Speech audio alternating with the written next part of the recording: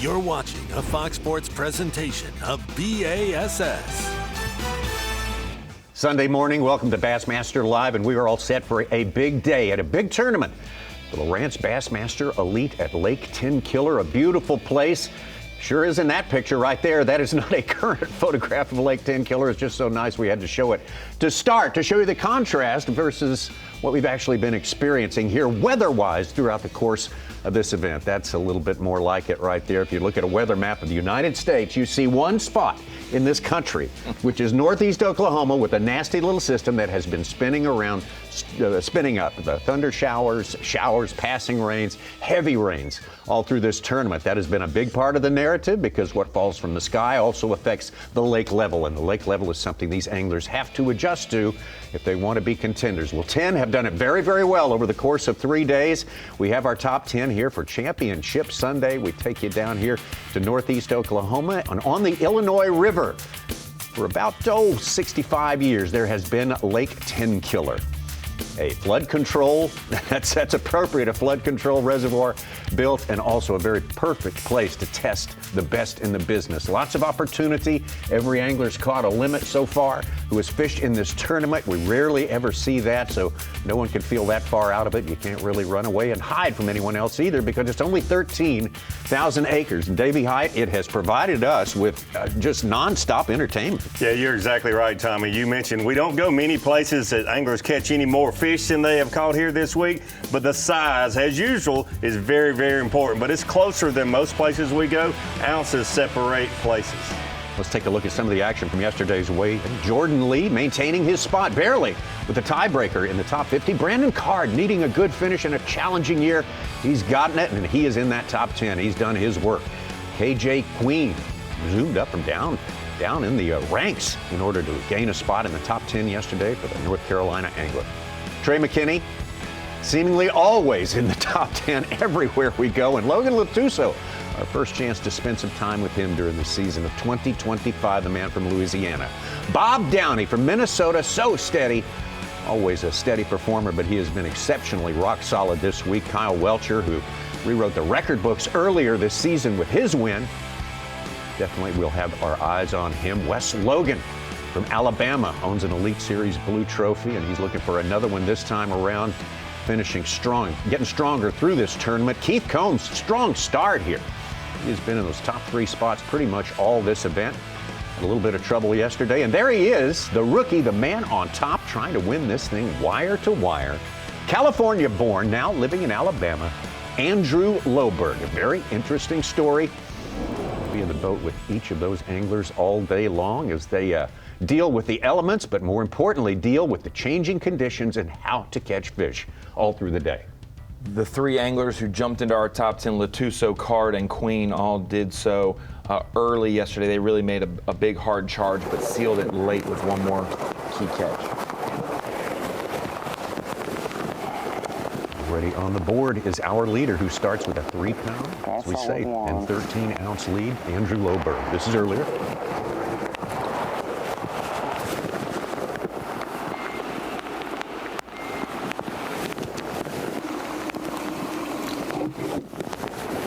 Right, just that, the backside of that slip. So started on this marina, had caught 2 keepers. You know, I caught 2 other ones, but they were less than a pound, and one of them was bleeding. I don't want to chance having those little ones die on me, you know. So I threw those 2 back, but I got 2 1.5s. Still some fish left in this marina, but just hoping to try to get a bonus big one in here while there's that shad spawn still going on before we start flipping bushes. So we're gonna hit the backside of this other slip here, and if it doesn't really produce much, we're gonna go flip. Seems like the flip bite's kind of the deal for the bigger bites right now. So, but yeah, we're just gonna keep our heads down and grind. We're gonna ride over there.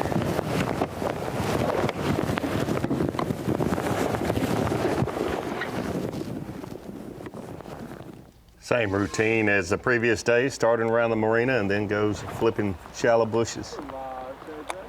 Alrighty. Stays on the move. We got us some small ones in the boat. Had an opportunity at a real big one, but we just didn't eat it good. I guess we didn't have the opportunity, but I seen a big one, so we know we're around them. And feeling froggy, a little wet. Like it nice and cool. Can't complain. Just throwing the switchblade, twin tackle switchblade, and covering lots of water, trying to. We should be feeding this morning, but it's a matter of just kind of locating them, I feel like. Hey, while I'm on live, my rain suit's a little big. A raincoat company or somebody needs to hook me up. I need me a sponsorship. I had to borrow Cole Sands' rain suit for this tournament. My rain suit, my B.A.S.S, my zipper broke on them. So any of y'all watching, hook a brother up, please.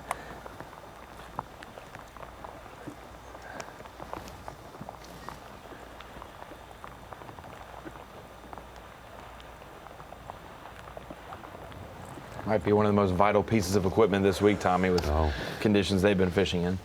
It's not something you worry about day in and day out. You really worry about it days like today.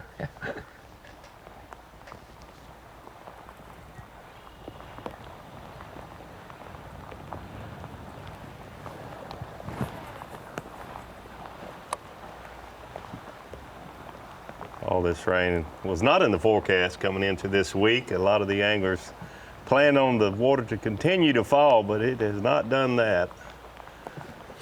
It did a little on the first day of the event, but since then it's been steady or coming up a little bit. I think the last 2 nights has come up about 3 or 4 inches each night. Huge deluges in the past 2 days. Waterfalls all around the lake. You know it was going to come up. Let's get out to Logan Latuso. Looks to be in another marina situation.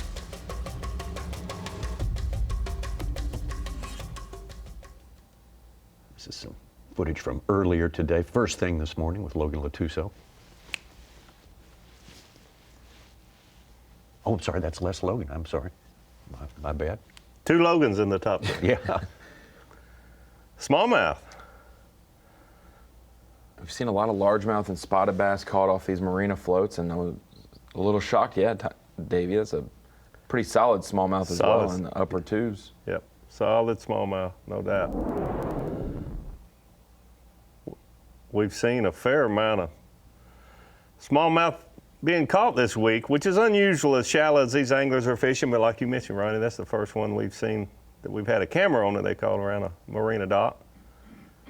Threadfin shad are spawning this week here on Lake Tenkiller, and the morning has been very crucial. A lot of white swim jigs, white vibrating jigs being used by these anglers early in the morning especially.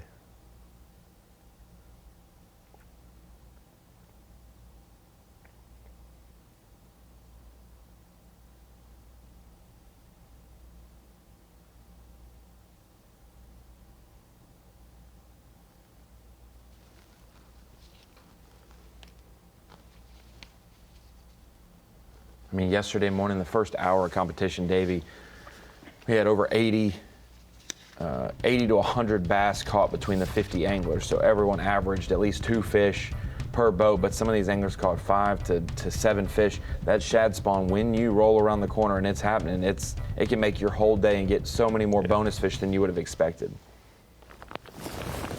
Get out to the veteran now, Brandon Card, 13th year as a Bassmaster Elite Series angler.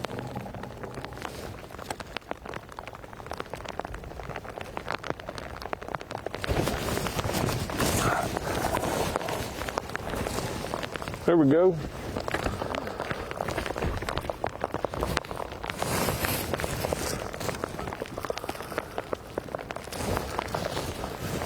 Two-pounder. Sorry, buddy. Slippery when they're wet. Golly, he wasn't coming off.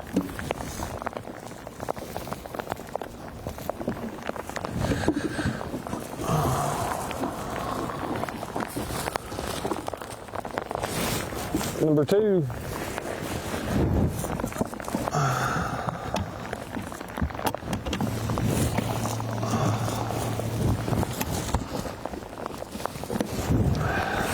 Number 2. We're gonna have to get rid of both of them. Brandon Card had a down day on day number 2, but came back strong yesterday with over 15.5 pounds to get his spot in the top 10. As we say, much needed for his season as it stands right now. We're down to the 7th out of 9 events this year. And Card really wants to make the Classic if it's a possibility, because it's right where he grew up in East Tennessee. Just earlier with Kyle Welcher. Taking on a little risk here with this approach, but we'll see how it works out. There you got it. I threw in that every day, haven't caught one yet.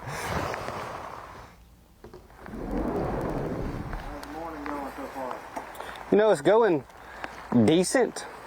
I don't have anything that I really need to weigh in yet, but you know, one of the weirdest changes that I've seen on this lake is I'll fish through an area one day and catch all largemouth, and then fish through an area the next day and catch mostly spots and maybe one largemouth or so.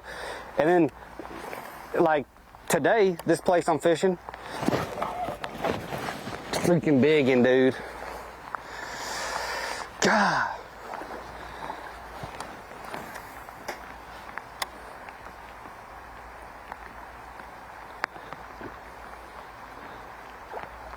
But today it's like they're all largemouth right here.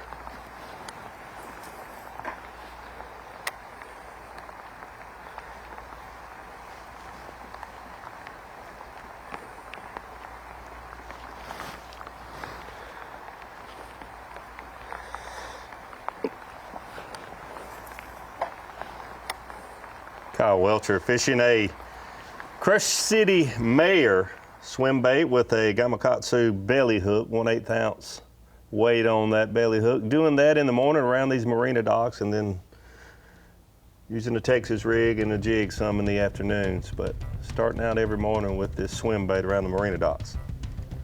Kyle Welcher, the 6th-year elite, notched his first victory on the Elite Series earlier this year in North Carolina. Over to Bob Downey, he's had a terrific tournament. Super steady.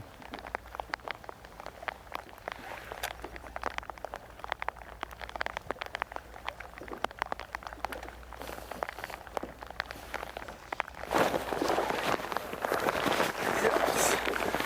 There we go. I think those were bass back there. Just popped them off for some reason. Number 1. Swim jig.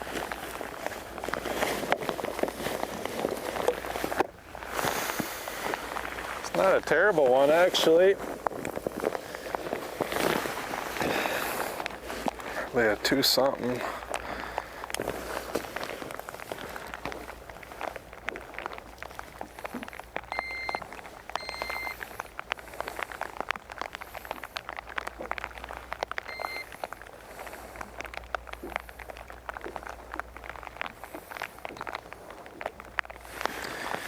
Say 2 pounds, 4 ounces. Get our day started. All right, we got one in the boat. No reason to think Bob Downey won't grind out a good limit today. He has done it just like clockwork throughout the course of this tournament here. One of those guys challenging for the win here. Still got Andrew Loberg on top. Take a look at some of the weather we have seen. Oh my gosh, it has been a soaker, a super soaker here. That's what the shoreline looks like here. And we've got some more on the way. There's your TH Marine Weather Watch, which says exactly that. The 2025 Lowrance Bassmaster Elite at Lake Tenkiller is sponsored by Toyota, by Nitro Boats, by Dakota Lithium, and by Humminbird. Good Sunday morning to you. Welcome to Bassmaster Live. We got a full day of coverage on the way here from eastern Oklahoma, where the nastiest weather in North America seems to be centered. I think it actually is centered here on this particular day, but we're going to work our way through it. The rookie Andrew Loberg has set the stage. He has put himself in a great position in a tournament where, as you said before we started today, every ounce counts, Ronnie Moore. And he has put himself with a over 3.5 pound lead to start this day. He has got the advantage in a big, big way. One of his strong challengers, I think everyone would agree who's watched the previous 3 days, is going to be this man, Bob Downey.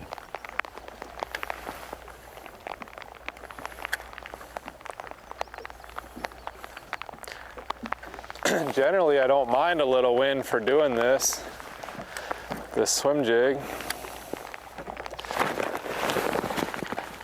Come up out of there.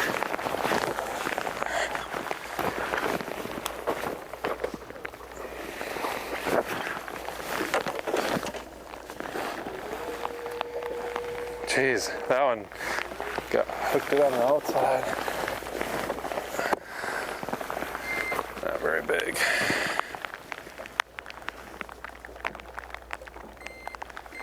Pound and a half. Those were definitely bass back there, I'm pretty sure of it.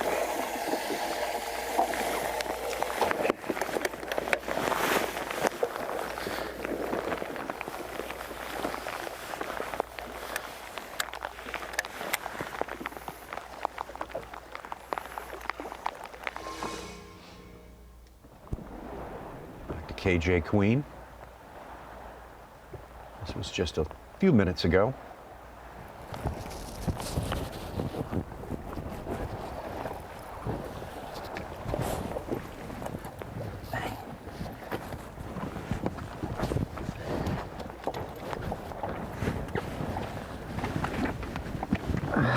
Come here.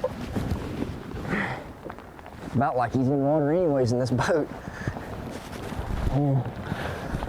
We need your mama.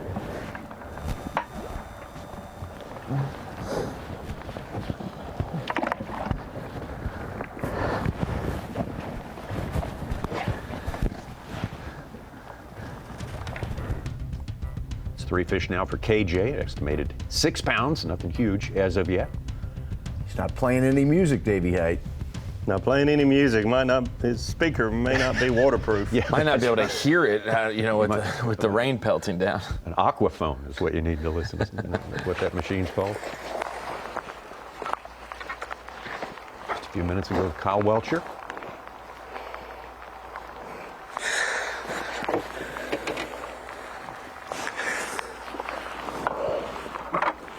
That's exactly where I caught that big one yesterday.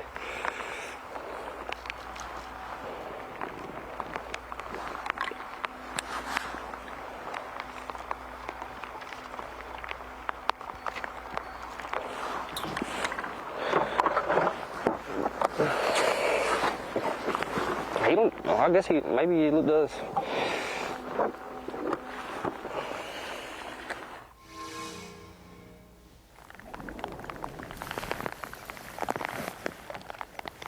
Back now, Bob Downey live.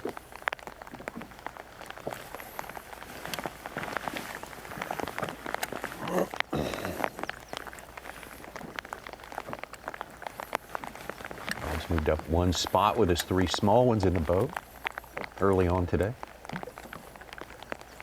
Real good look at what he's doing here early in the mornings with his white swim jig, keeping it close to the surface.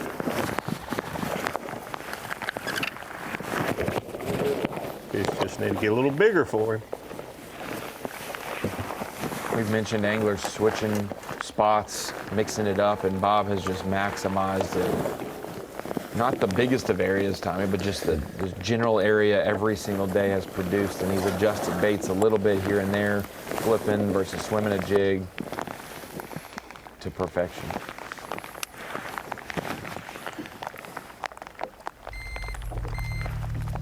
Been catching mostly solid fish, but he's had 4-pounders on day 1 and 3. So Yeah. you need 1 or 2 of those, maybe 3. Back up to Brandon Card. Brandon on the board, 2 small ones already. There we go.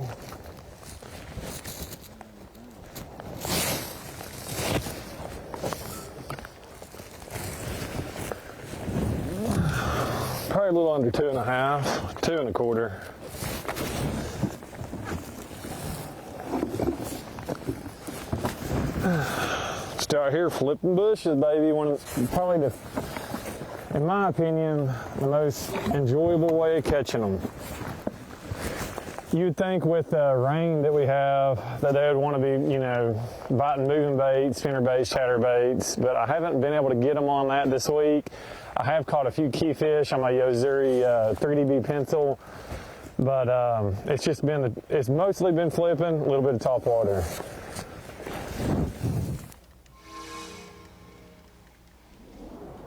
Let's get back live with Wes Logan.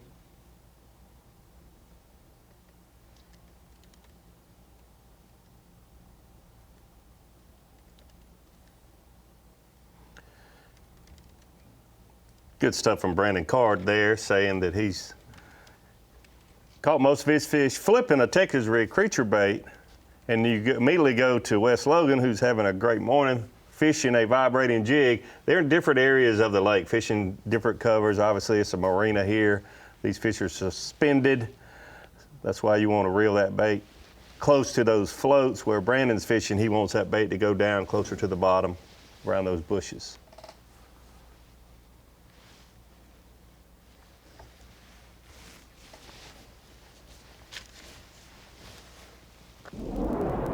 Well, welcome to you on this Sunday morning. So happy to be here with you, bringing you the live coverage from Championship Sunday here on Lake Tenkiller. Second time ever for the elites to be here. Welcome to the Bassmaster Studio, sponsored by Marathon. I'm joined by Ronnie Moore, of course, the Hall of Famer Davey Hunt, Mike Sucon. And guys, before the tournament, everyone was saying, well, the people we think are the people in the know said, who's going to win this thing? Doesn't know that he is going to be the winner. Okay, that's one thing. And the rest of them said, and it's going to be somebody who can figure out different ways to catch them because it's going to require something different of you every day. Yeah, absolutely. We knew coming into this tournament, the water level here on Lake Tenkiller has been up and down, up and down. But as an Elite Series tournament angler, you want to have a plan going into each event. The forecast showed that wasn't going to be as rainy as it had been in the past. The water levels were coming down. Well, it flip-flopped. It's been exactly the opposite from that. It's made it difficult on these anglers. It's actually helped Andrew Loberg and some other anglers be able to stay shallow and catch these fish each and every day. The shad spawn has certainly helped. All of the top anglers have capitalized on that also. Ronnie, the competition has been as tight as we've ever seen it, except for one spot on the leaderboard, and that is the top position. What Andrew Loberg has done here, giving himself that kind of advantage today, that's going to be hard to overcome. We talked about, the last time we were here in the fall, we had a bigger size limit, 16-inch size limit for fish, so limits were not plenty, and you only saw a couple really good bags show up that week. But this week we thought maybe more consistently, 16 pounds a day in that low 60s, 64, 65-pound range, mid-60s, might get it done, and you just don't expect it to be 16, 16, 16, 16. Well, for Andrew Loberg, 17 and a half, 18 plus pounds, and yesterday was going to be the day that he opened the door and allowed them to close it. Not the case. He went from 12 pounds to 15 in the last hour, and that is why he had a 3-pound lead. So I don't think this hasn't played out differently than we thought weight-wise, Tommy. We just didn't expect that one guy to not fall off, and he has it. 17, 18, and 15 is huge. 100%. No one thought that anyone other than maybe Jason Christie could actually go wire to wire here this week, and Andrew Loberg has been able to do that so far. But talking to some of the other anglers in the top 10, that's their little golden nugget, thinking he can't do it for 4th day in a row. No, well, despite all the troubles with weather and all the other challenges here, the fishing has held up really, really well, and you got the numbers to prove it, I would imagine.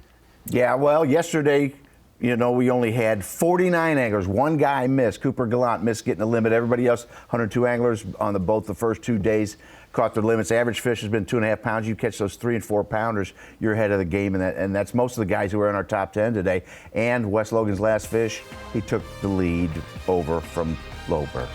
Wow, big developments. Early on, of course, early on is when they tend to happen, especially when someone's got a good lead and catches them a little bit slow to start with. We'll see how it evens out, balances out through the course of the day, or maybe it doesn't. We got a lot to look forward to today in Alabama's Wes Logan, the man on top, slim margin ahead of Andrew Lowberg, and plenty more to come. The road to 2026 kicks off now with the CONCACAF Gold Cup. Team USA takes on the best in North America, ready to prove they belong on the world's biggest stage. The journey starts with a matchup against Trinidad and Tobago today at 5:30 Eastern, only on Fox. Getting that big event kicked off, and this is the big finale, the big wrap-up of this big event in Oklahoma. The last stop before the Bassmaster Elite Series heads north for their final 2 events, the Northern Swing. Very, very important. Only 9 championships available, and someone's going to grab one of them today, as 10 anglers are left from the original 101. And Andrew Lowberg hewn out a great lead, a very substantial lead to start this day, but early in the day, things happen. You don't get quite as good a start as your competitors, and there he is, Wes Logan, already having topped that leaderboard ahead of Lowberg. Let's see how that develops as we go through the morning here. Get back out to Minnesota's Bob Downey.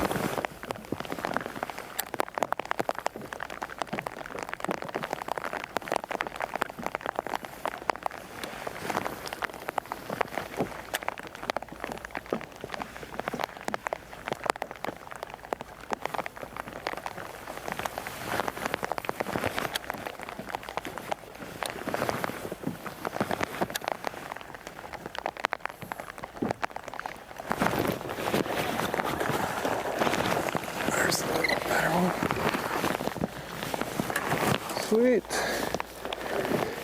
Gosh, that looked really big at first. Probably a 2 something.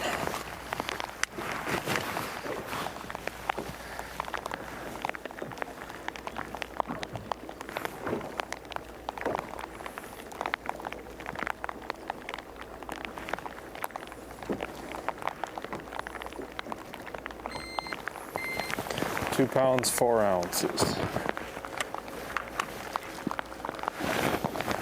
Number 4.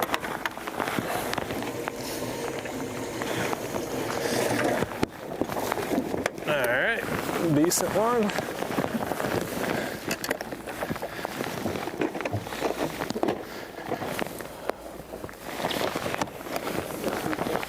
Yep.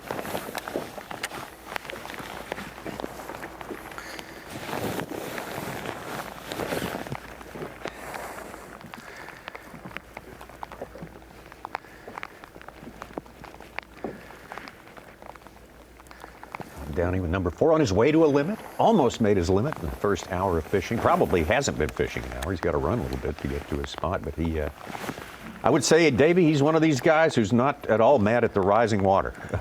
that water getting back there and him having to go with it. You're exactly right. And he's talked to us, especially yesterday. He really laid it out for us, what he's doing. Staying in the same general area.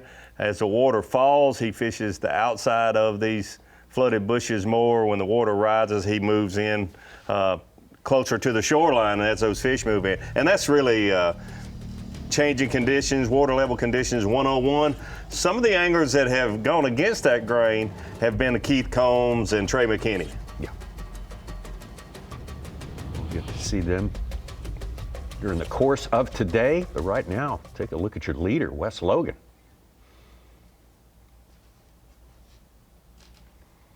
Wes has gotten on top. This sort of situation right here, why would he move away from that?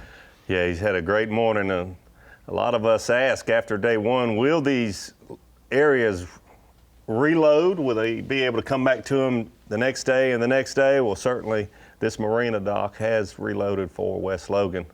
This is the 4th morning in a row he started here, and today has been just as good as the first day. So these fish have reloaded. A lot of fish here in this lake. We don't go many places that you see all the anglers catch limits. David, while some guys have been catching 10, 20, 30, even 50 fish, he seems to be in the lower numbers, but all his fish are like the 2 and above. Is he doing something different to target? the larger bass. I talked to him about that yesterday, as a matter of fact, Such, and he really feels like the afternoon has been the best time for these bigger fish to bite after the flurry in the morning, and he's just been very mindful to be in a couple key areas where he thinks there's some bigger fish located in the afternoon. We saw that fire up yesterday afternoon when a lot of guys were catching 3-pounders. Oh, yeah. Let's take it out to Keith Combs. Had a good fast start, especially the first 2 days of this tournament. Fell off the pace just a little bit yesterday. Keith had a slow start yesterday morning, but caught all the fish he weighed in the last hour also. And it's not like he found new water. He said he went back and fished what he thought was his best areas that he had no bites on earlier in the day, and would catch 4 or 5 fish on one little rock pile.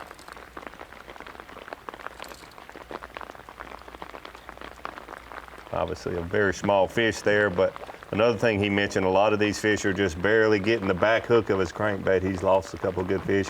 We saw him lose a 4-pounder yesterday morning. Mm-hmm. Yeah, and he mentioned yesterday that is just fishing. You can call it luck, you can call it unfortunate, but first 2 days fish so clean, even with fish hooked with one hook.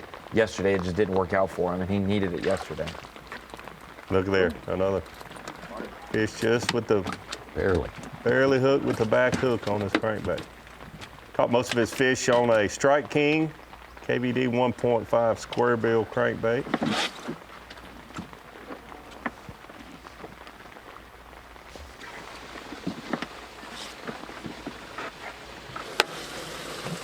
All right, we're on the board.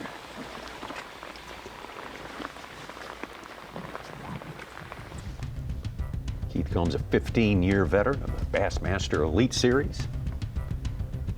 Former champion, and absolutely Century Club member.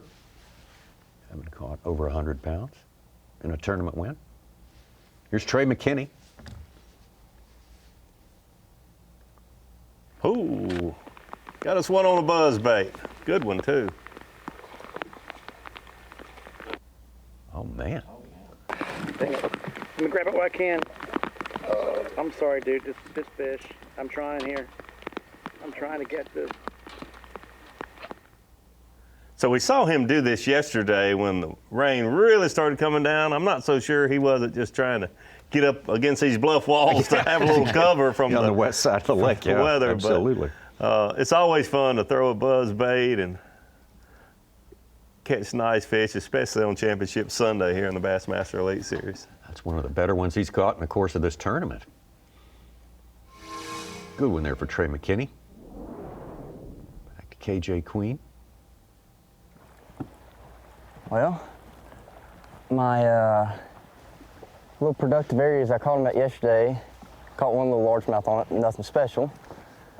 So we're just gonna kind of keep moving around. I think they're somewhere on this island, and it's just a matter of figuring out what part of it they're on, and then once you figure out the part, you know, you just kind of focus that on that area. We're gonna have to go back where we had some bites earlier. I'm sure there's some fish on that, but just gonna keep grinding. Want one of them big smallies to pull up. Come on.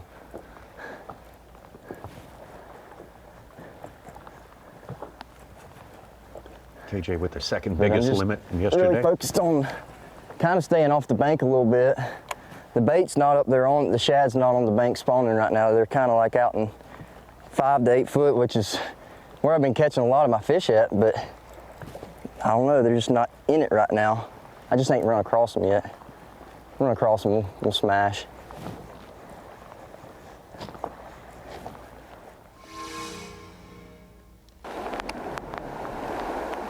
Let's catch up with Andrew Lowberg, having lost his lead earlier today.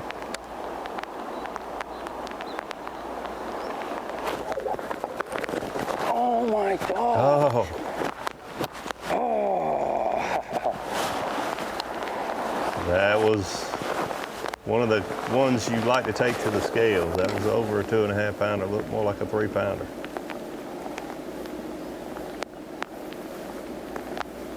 Thing just barely ate it, nothing you can do about it.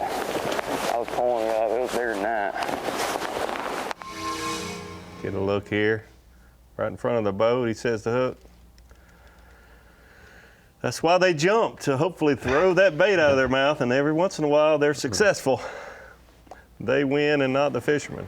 He's lost a few fish like that. And actually, talking to him last night, I complimented him. His rookie season, a lot of pressure leading the Bassmaster Elite Series tournament, and he's not let a few key losses shake him up at all. Kind of my fault. I mean, I picked up, and I was just about to reel in, and as soon as I started moving it, come up and ate it, and I swung, and I just don't think it didn't have a good hook at all. It was just one of them bad luck deals. It just didn't have it.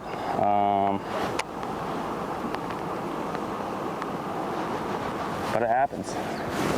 We're gonna keep grinding away at these fish. We still got 2 in the box, and got to catch some toads. These guys are gonna whack them today.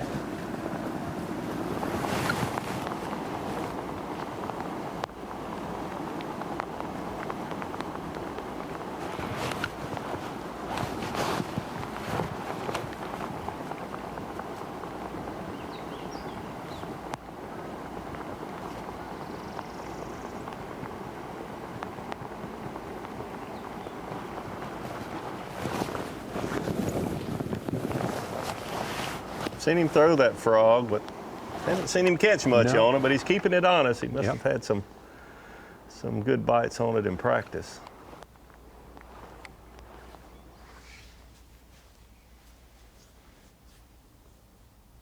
Well, it's a tough one losing a good, solid one like that. They're not everywhere. Let's show you the kind we're looking for today with our Skeeter Boats BFA, Big Fish Alert, this time in the form of a graphic. Shows where those fish 3 pounds and above have been caught.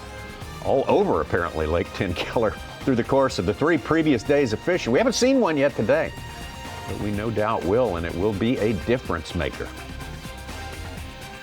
Good stuff. Who's going to be the first one to bring in one of those 3-pounders? It really, really moves the needle. We'll be back to try to find out. Lake Tenkiller in Oklahoma, the Lowrance Bassmaster Elite at Lake Tenkiller, 7th stop of the year.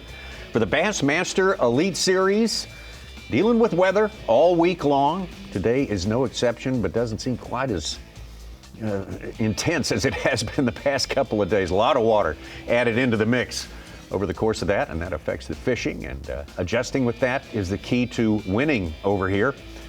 Anxious to see who's going to take the blue trophy. Andrew Lowbird put himself in a great position, just under 4-pound lead to start the day. In a place where ounces really count, but he started a little slow today, and 6-year Elite Series angler Wes Logan has taken over that spot, leading by a pound at ounces now. Our first look at Logan Latuso, Louisiana angler.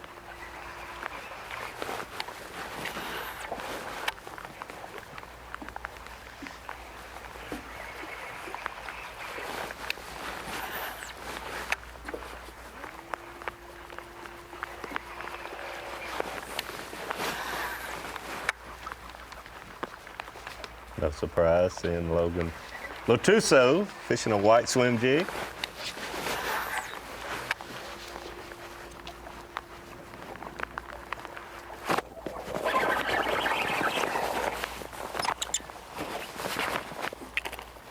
Captured one. And a lucid one.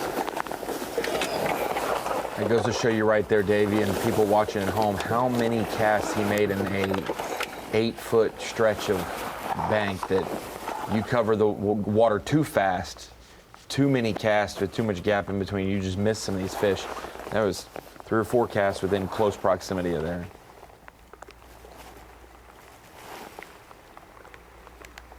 Yeah, the big key is to move quickly through areas that are not productive and slow down in the good areas. And that just comes from experience on the water and experience each day under these conditions, knowing where to make multiple casts in a small area. There's our leader, Wes Logan.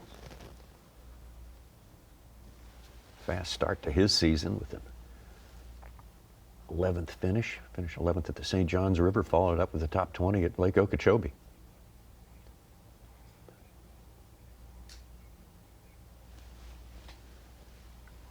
Solid fish there for Wes Logan.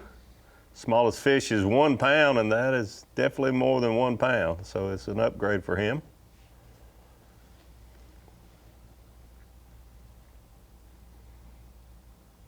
Our first angler culling today. None of our anglers know the leaderboard, know what anyone else is doing, but this is not the start that Andrew Loberg wanted for any of his closest. You can do that if you're 7th, 8th, 9th place. Sure, have a great morning. But for 2nd, 3rd, 4th, Wes Logan's the one making quite advantage of being close to Loberg. Absolutely. It's never too early to put a whole bunch of good fish in the boat, especially when you got to climb a mountain like he's got to climb here during the course of today. Let's turn now to our feature called Yamaha on the line, and that means someone on the ground there, albeit wet ground, at Lake Tenkiller. Kyle Jesse is there, and Kyle, you know, it's been a soggy, stormy week so far. Does it feel a little bit better today? Is it not quite as oppressively humid, or are we in for a bit of a break today? What do you think?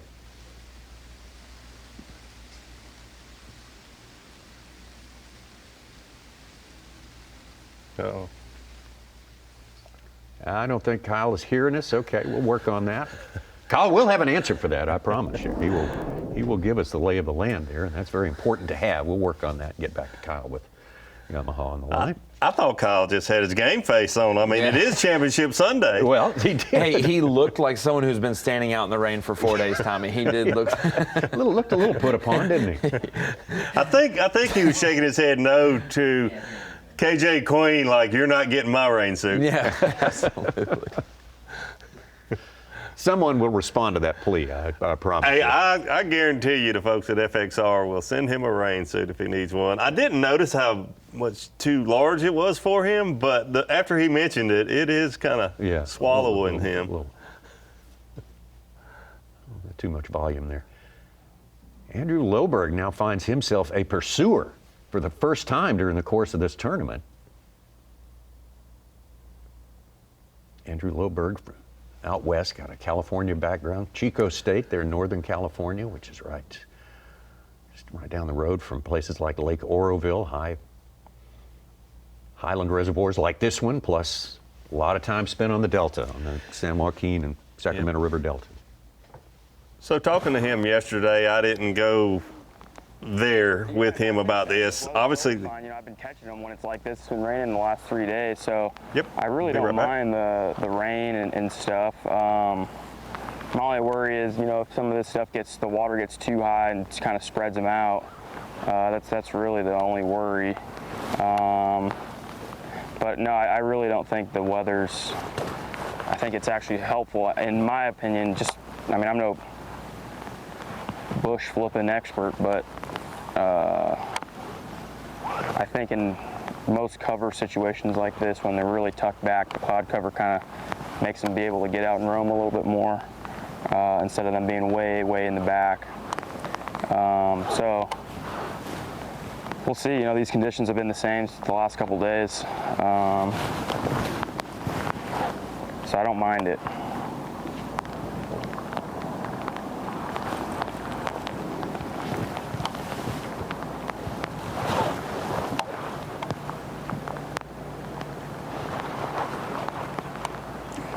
Yeah, so real quick, I think a big key to his success has been fishing new water, new stretches of bank every day. We've not seen the other anglers do that as much as he has. The other thing you also have to think is you're playing with fire, just going and fishing new water every day. You might hit a stretch when those fish are biting that you're not in a good area. But so it's really been a big asset to him, but you also think, wow, what if he, you know, fishes new water and it's unproductive for him on this final day? But hopefully not. And sometimes he's gone to that new water with 4 or 5 fish in the live well already, which is a lot more. You don't need that area to show up and produce because you've got 5, but today with just 2 this morning and they're not the size you want, like, I need these areas to actually give me some help today. Yep. He took the lead on day 1 about 11 a.m. He lost it on day 2, and around 8:30-ish in the morning, he caught a nice one both days, days 2 and 3, to regain the lead. So he hadn't been a fast starter compared to other guys. And this has been a thing, Tommy. It wasn't the hugest lead, just under 4 pounds, but every tournament we've had this year, other than Kyle Welcher's historically, dominant winning margin. The final day leader, who has looked unbeatable, has had a bigger lead, and it has gone away in the first 4 or 5 hours of the morning.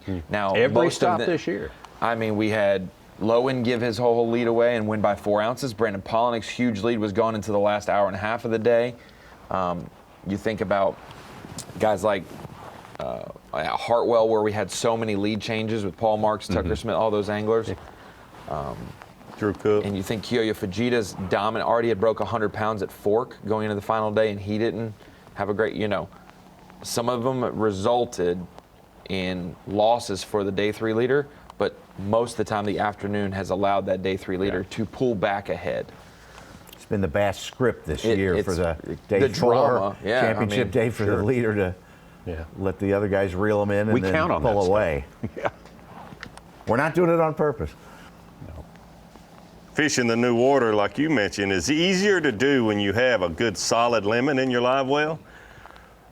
And he's been doing that. But today, when things tighten up, tendencies, you want to go back to where you've had success, and that's not what he's done, and that could be a fault for him today to want to go back and refish some stuff, because he hasn't done that the first 3 days. One good thing is there was an angler or two that have been fishing on camera the last few days that have been trickling into his area. They did not make the cut today, so he should have at least his main areas to himself. That's definitely a plus on a body of water this size. Let's take a look at the Progressive Elite Series Angler of the Year points right now. Jay Shakurit, who at one point, sort of in real time during the course of this tournament, had lost his lead of about 40 points coming in here, has regained it, but not by much. A 3-point advantage over Chris Johnston. Neither one of those anglers fishing today. The Progressive Bassmaster Elite Series 7th stop of the year, the Lowrance Elite from Lake Tenkiller. In about 6.5 hours. Time for fishing left in this day. TH Marine sponsors our live coverage today. Championship Sunday. We started with the full field who fished for 2 days. We cut it to 50 for Saturday, and Saturday's result is the 10 we are in the boats with all day today. It's going to be a very interesting one. We had a really big lead in the context of the size, average size of the fish here. Big lead by Andrew Loberg to start the day, almost 4 pounds, just under that. But Wes Loberg has got a fast start. Wes Logan has a fast start. Andrew Loberg has had a slow start. And thus things have turned around early on. We have seen that scenario play out many times before, as we talked about. Ronnie mentioned that. We definitely have. I didn't think it would happen this early. Maybe somebody would take the lead late in the day for a short time, possibly, but not this early. Wes Logan has done that, though. This might be a guy to watch for shaking things up as well. Kyle Welcher.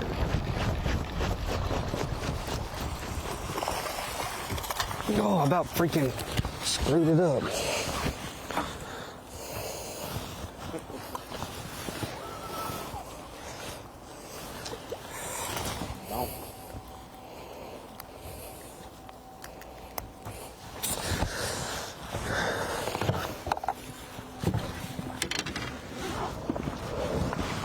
That's gotta be a 2.5.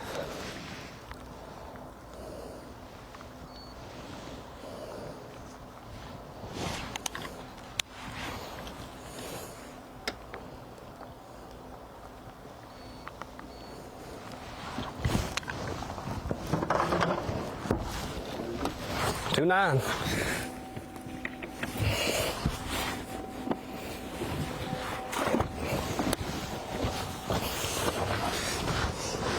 Second angler to a limit. Moves him up a spot from 4th to 3rd place there. 2.9 is welcome in a live well this week.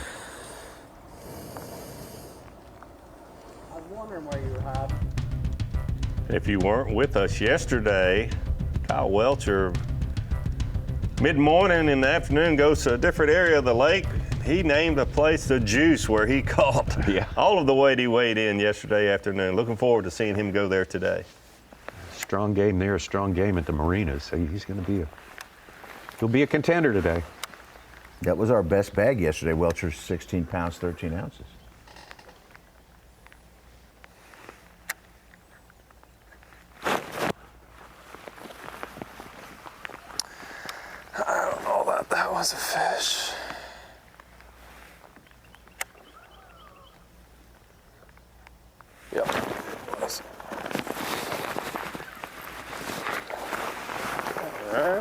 number 5. Guess it was a fish. There's our limit. Keep the limit streak alive.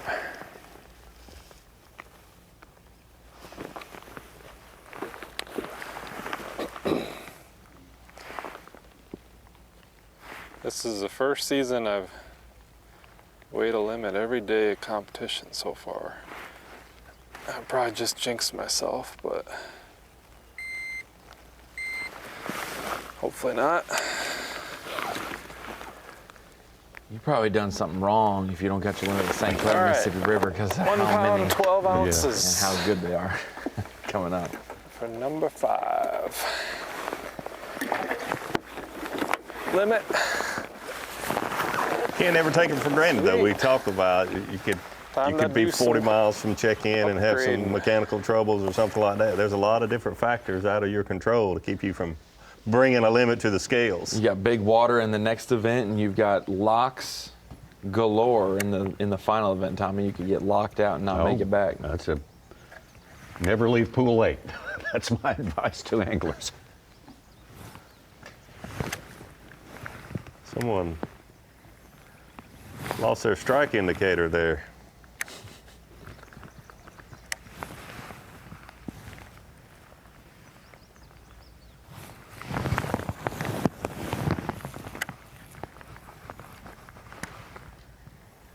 People may be looking at Lake Tenkiller like, look at all of this floating wood in the water. Well, they seem to bite in the rain, so maybe I want some rain. Just a week ago, that was all up on shore, up in the rocks and the trees and the bluffs. Well, not for myself, but in terms of, I mean, I'm just pretty much just my hands are wet, but if the fish are biting, I guess let it rain. Just no lightning.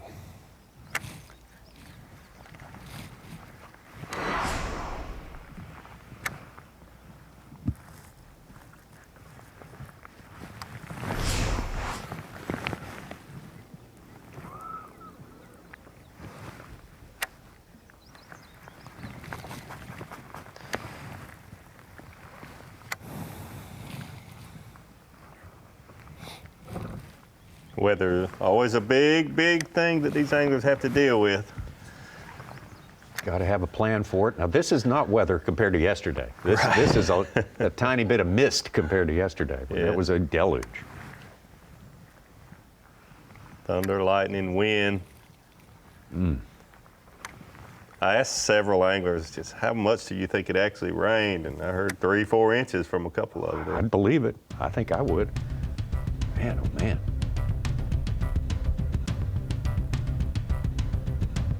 Let's get back down to Brandon Card. Brandon's still shy of a limit. We're well into our second hour of fishing.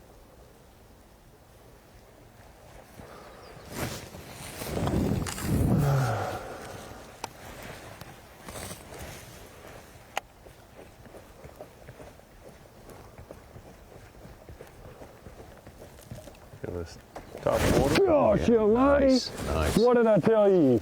Dude, that was sick. That was so sick. A 3DB pencil, baby. Holy bejeebies. Come here to me. Yes! Look at that. Choked it. I told you. Dude, my favorite topwater bait of all time. Ooh, it's the biggest fish I've caught all week. Oh. So what I was saying is it was perfect topwater conditions. It was cloudy. We got this slight breeze. What you want for big fish like this. Holy cow. Get me some skin. my gosh. Please tell me you got that blow up. You're zoomed in on it? Dude, that is so sick. Oh my gosh. Nothing better. I mean, just inhaled it. Oh my gosh.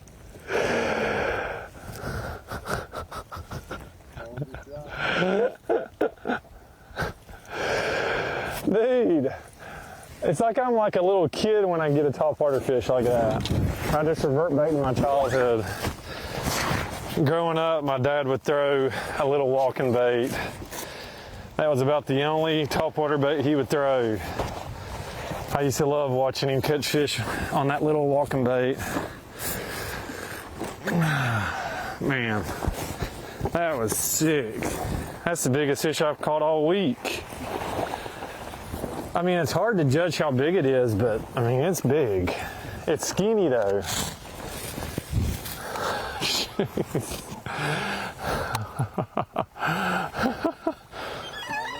Huh? Let me just see. It won't take but a second.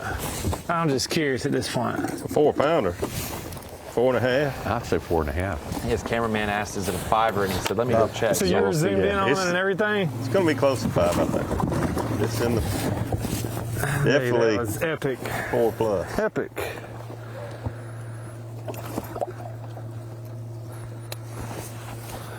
$4.13. Yep, right at 5. 5 even.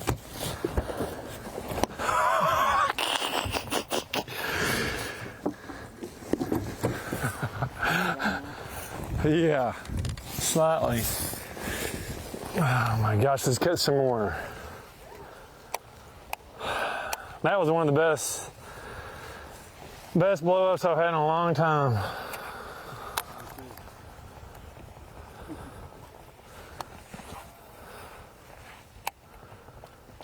That was just unbelievable.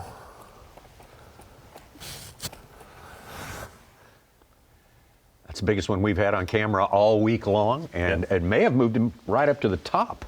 I want to take you back, guys, 9 years, about 240 miles south of here, Durant, Oklahoma, June 12th of 2016.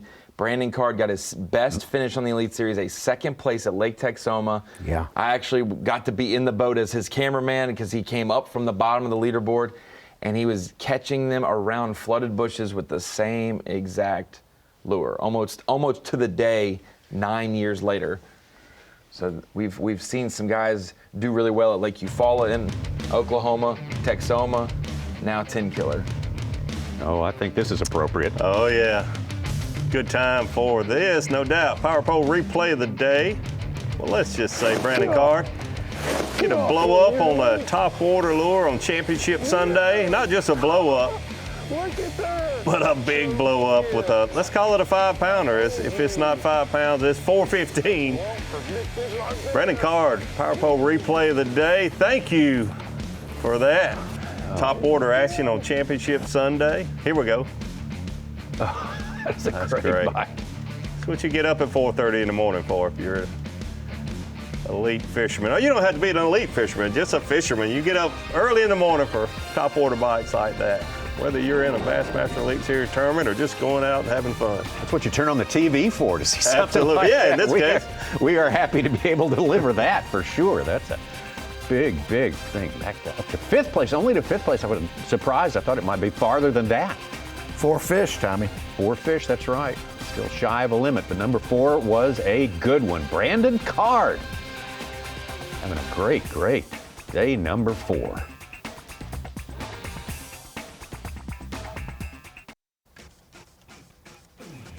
That's your Lowrance bird's eye view here at the Lowrance Bassmaster Elite at Lake Tenkiller, and that is the man who started the day with the lead, the rookie, Andrew Loberg.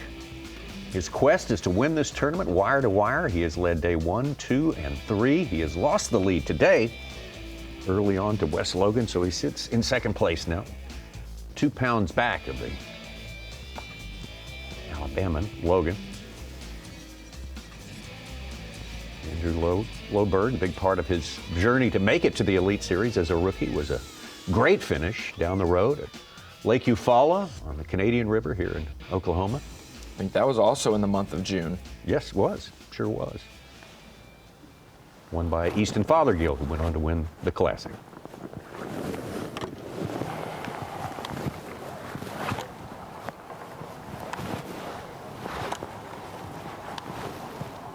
You gotta be kidding me. Come on, Andrew.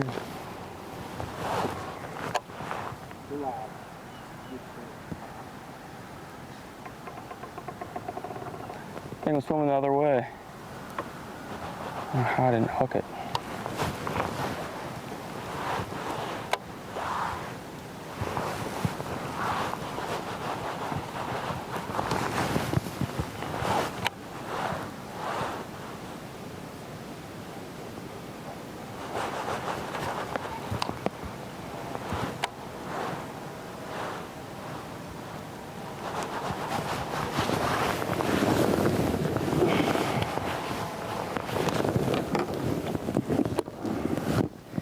These fish gotta start acting up here.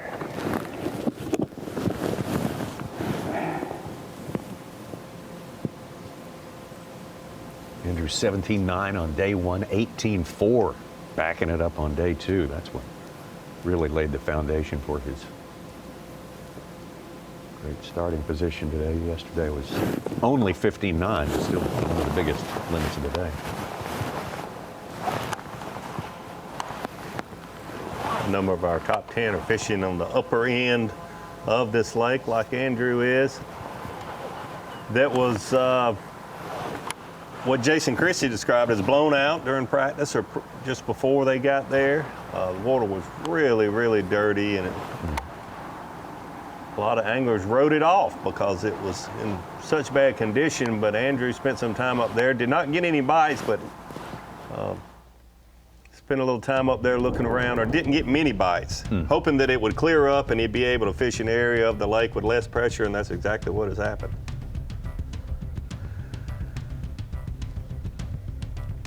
Let's get out to one of the 4 anglers to ever win back-to-back world championships, Bass Pro Shops Bassmaster Classic. Jordan Lee.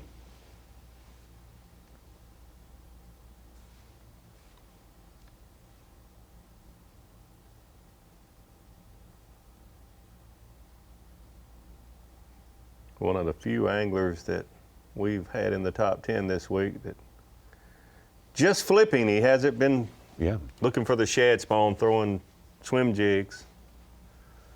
Lost that one.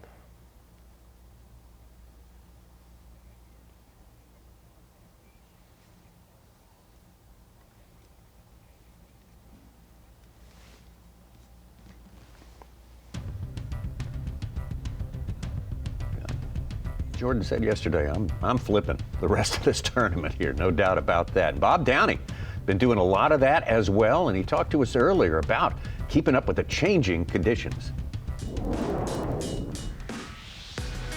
I mean, for me, all week I just committed shallow. You know, in practice, I fished offshore the first day, mid-range, and then shallow the last day of practice. And I just had my best day the last day of practice up shallow. That's my strength. I feel comfortable doing it. So I just told myself, commit to it.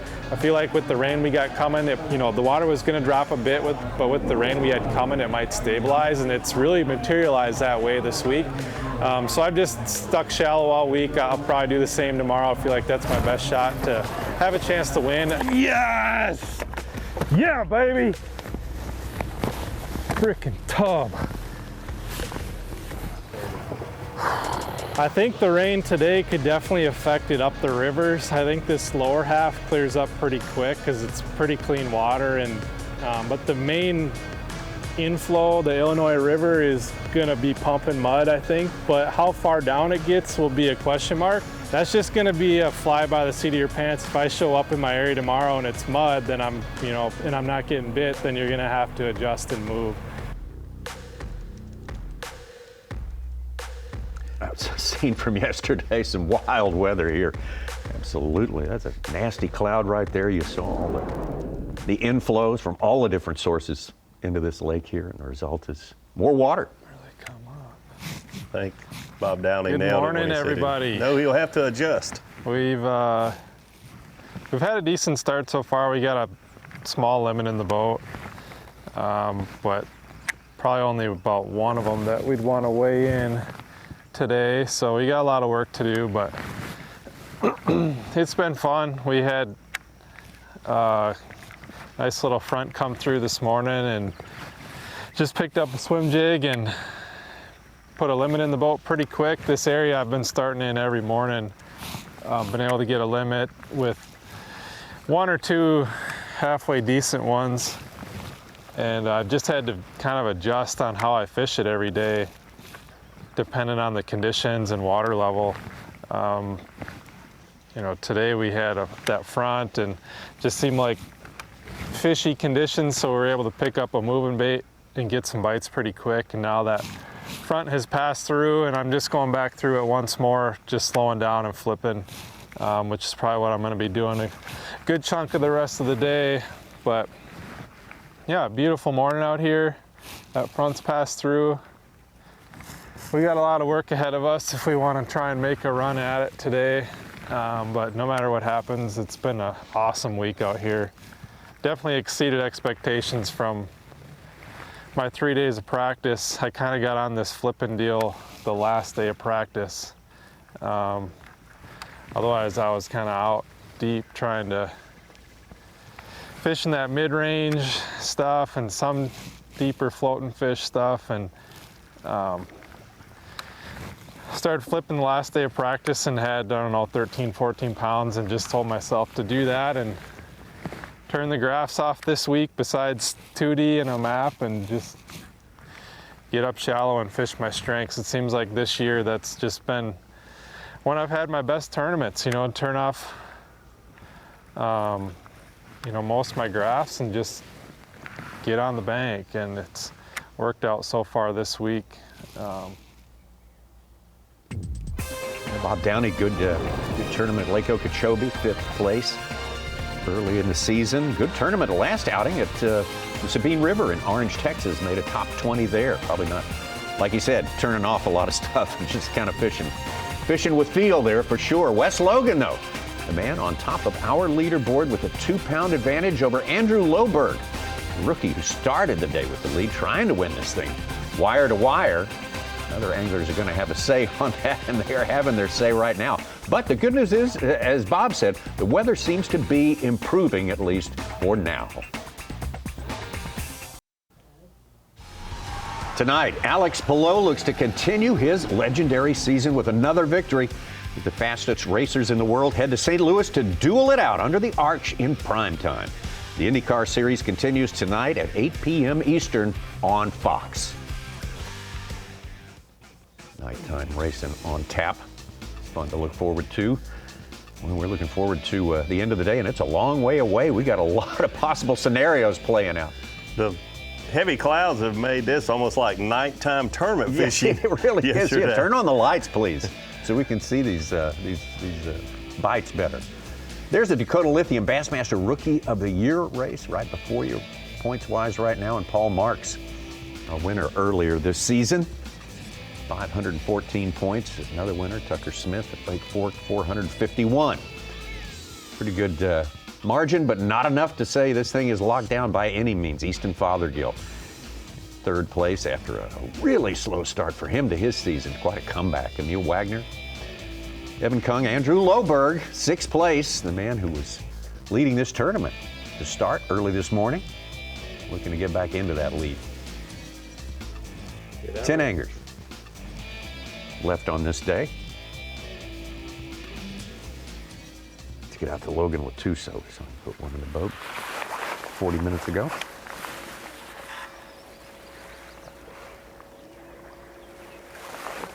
But that's all he's got, is just the one. Slow start for him. There's number 2. I think I caught a fish in that bush every day.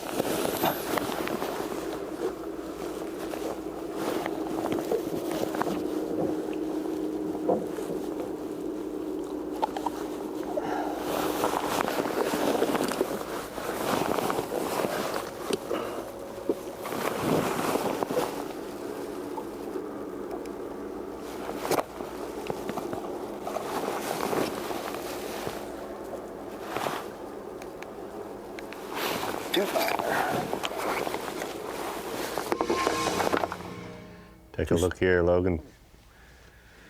Flipping a Texas rig creature bait. Heard him say he's caught a fish in that same bush every single day. 4 days in a row, the same little small willow bush. That's unusual. And I don't think we have to ask if this place got enough fish to reload anymore. I mean, when they catch a fish out of the same bush 4 days in a row, there's a lot of bass in Lake Tenkiller. Their bass per acre count is off the charts for sure. It's only 13,000 acres, smallest place would be all year, and he picked up again.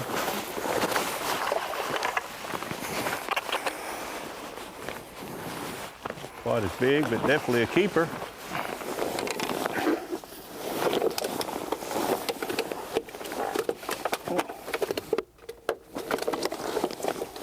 We had the biggest bass of day 3 of 410. He was 33rd place, jumped him up to 6th with a 16-pound, 7-ounce bag.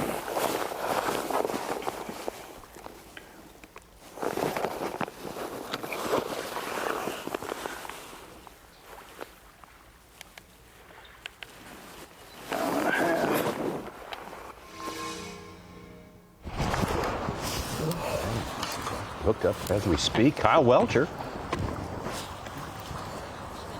Had his limit for a while. You see he's moved to plan B. He's away from the marina docks, it looks like.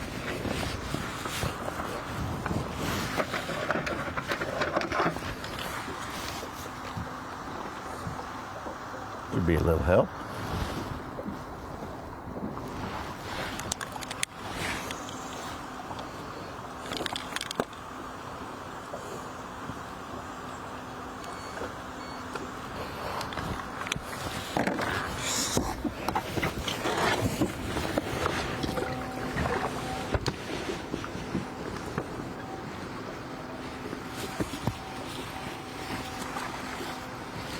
Gaining a few ounces there.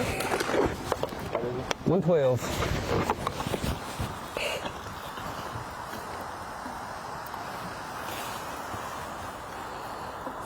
He switches up from the fish in the marina dock with the swim bait. He is pitching a Texas rig Crush City Bronco bug. We've seen that play before this year. Yes, we have, with that same great fisherman. Uh-huh. Brandon Card with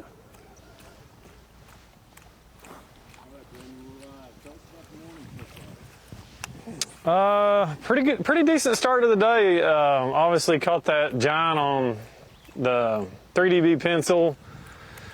He just absolutely destroyed it. It was epic. One of the best bites I've had in a long time. And now we're just, the sun's trying to pop out, so I'm trying to make this topwater bite happen while we have the cloud cover left. There's still that gentle breeze, just prime topwater conditions.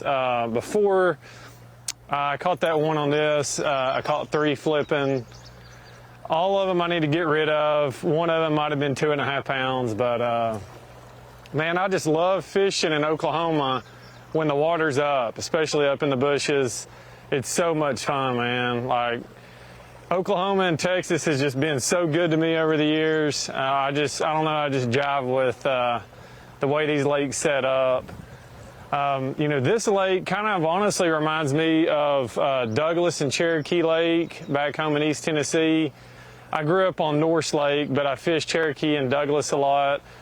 And when the water gets in the bushes on those 2 lakes, it reminds me a lot of this lake. And so I just feel at home here and just having a blast flipping and throwing a topwater bait. Just bone color, Yozuri 3DB pencil. I'm throwing that on 30-pound Yozuri braid. And just doing what I love to do. It's Ronnie Moore hopped in the boat with me 9 years ago at we were at Cookson on the final day when I was blasting him on this topwater bait. So kind of a full circle experience 9 years ago, almost today. And also want to give a shout out to my dad. He taught me how to walk the dog as a little boy. Happy Father's Day, Dad. That 5-pounder I caught was for you. Let's try to catch some more. Love to see him do it again. Let's watch what he already did one more time. There we go. Bite. Can't get enough of that. Yes! Look at that! Choked it. I told you. About a 5-pounder there on big fish like this. open top water bait. Get me some skin. Third 5-pounder Here we go. we've seen this week. There we go. Slow motion. It's awesome. It's really incredible the way those fish get that whole bait when they really want it, and that bait's real erratic, back and forth. But when they really want to get a bait, they can certainly get the whole bait in their mouth. Yeah, they can wrap themselves around it. Brandon, the first college angler we ever had from out of a college bass fishing program to come out and fish on the Bassmaster Elite Series. University of Kentucky. Yeah. Native of, as you mentioned, Tennessee, and of course the Classic coming up.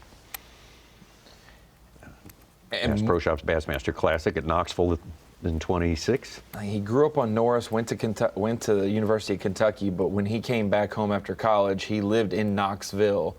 And I mean, you could, if there wasn't a few tall buildings in Knoxville between him and the river, you could see the river. So he is definitely one of the favorites of that fishery in that tournament, if he can make it.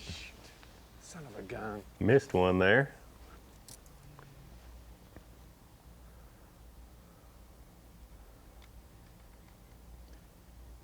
Pitch a Cinco in there after he missed the one on the top water.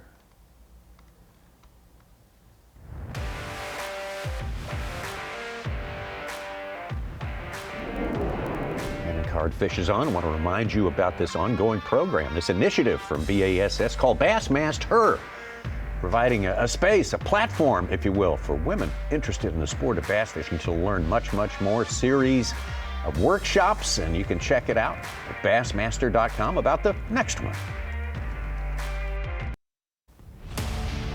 This is the 2025 Lowrance Bassmaster Elite at Lake Tenkiller, sponsored by Mercury, by Power Pole, and by Progressive Insurance. Great to have you with us as our anglers get ready to move into, well, they are into their third hour of fishing right now. It's the final day action. We started with 101. We competed hard for 2 days. 50 made it to yesterday, and now we are down to 10 today. One of them is going to take home the blue trophy, signifying a championship, a hard-won championship here. Also signifying a lot of fish caught. Been some great fish catching all week long. Wes Logan of Alabama has taken over the lead.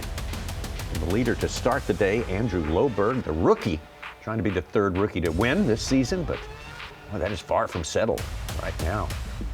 Biggest fish of the day we watched it caught by this man, Brandon Card, a 5-pounder, which is huge I missed here. him, dang it. Ah, shoot. Son of a gun. Missed one on the same top water. Pitching in a follow-up bait.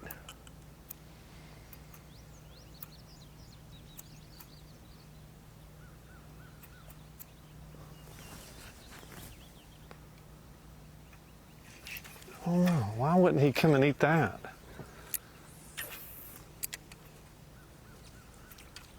All right, we're clear from live. Great stuff. Yeah, man, thanks. They were replaying that 5-pounder and everything. Pretty cool. There he is. Got him. He ain't nearly as big as I thought. Is that the same one? Well, maybe it was. I don't know. I didn't think he was that little. I mean, dang.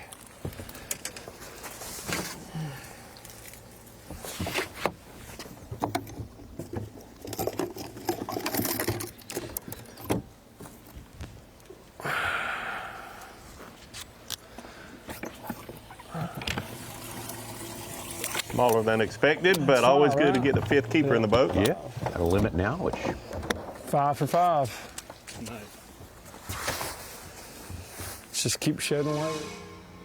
limit includes a 14-ouncer. He'll need to get rid of, for sure. Did he say 5 for 5? Or 1 5-pounder, another full weigh 5, maybe. Yeah, I think, yeah. Because he's got one that is bigger 5. than a pound, yeah. Jordan Lee flipping his way down. What do you call those bushes? Do you call it buckbrush? You call it Buckbrush. willow? Oh, yeah. There is some willow mixed in, but a lot of buckbrush. That stuff Great is, habitat. It's great habitat for all fish. A little sunshine. I thought you were going to say, what do you call that? Hey, yeah, that's right. I still don't know what that is. I don't believe you. Beautiful smallmouth.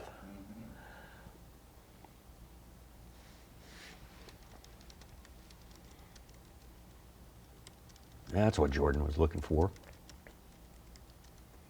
If you're just joining us, we've seen a lot of that this week, and that's very unusual to see these anglers up flipping baits in these flooded willow trees and buckbrush, catching smallmouth, largemouth, and spotted bass, all three.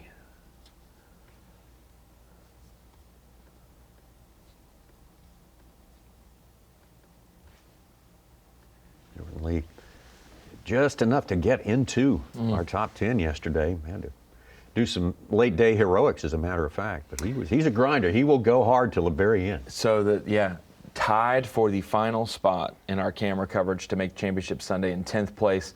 And the other twist to that, one of his good buddies, Gerald Swindle, 2-pound penalty yesterday.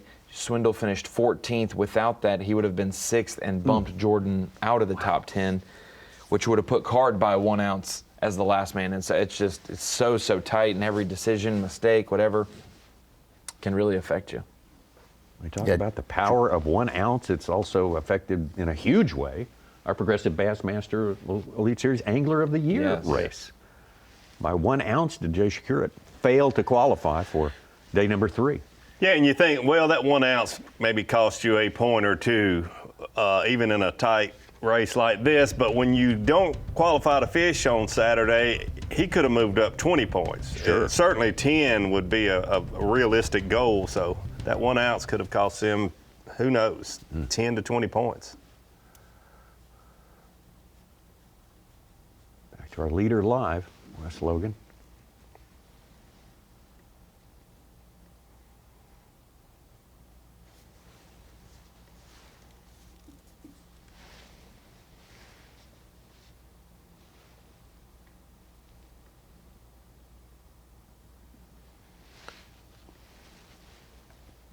Wes is now off the chatterbait game from the marinas in the mornings, and then makes that transition. And yesterday, Davey, there was quite a bit of wind with those storms that came in, and it actually had him a little concerned that it was harder to fish these areas. But then he started really getting those better bites once he got closer to that cover.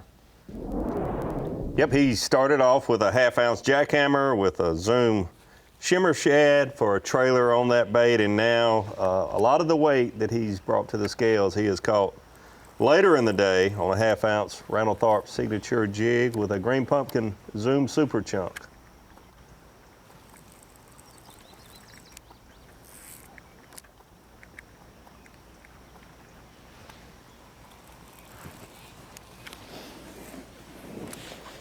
He's fishing the upper end of the lake also, and he said he didn't realize how many of the other anglers that are in the top 10 or 15 are fishing the same general area up there. He did not realize that until yesterday. You see other boats run around, but when it narrows down to the 50-man field, then you can tell who's really catching them and where they are on the lake. And a lot of the anglers that we have had cameras on this week are fishing the upper portion of this lake that many said was blown out and wouldn't be fishable during the tournament. Right, yeah. Which makes some guys run straight for it. Yes. Rightfully so. Half full, half empty. I'm going to go somewhere where other people think it's not going to be a player if you want to distance yourself from other fishermen. And you think when you fish these areas, you could fish at the wrong 2-hour stretch of practice, Tommy, and lose all confidence that I went up there and the river did not look good, the bushes weren't great. Somebody goes back that afternoon or the next morning, and it's like, I'm not going anywhere but here just because that's It was even, changes. for Andrew Loberg, it was even more than that, he didn't get like any bites. He just was saying, hey, I want to go up here and look around in case it does clear up, then I'll come up here during the tournament. So it didn't even play for him in practice at all.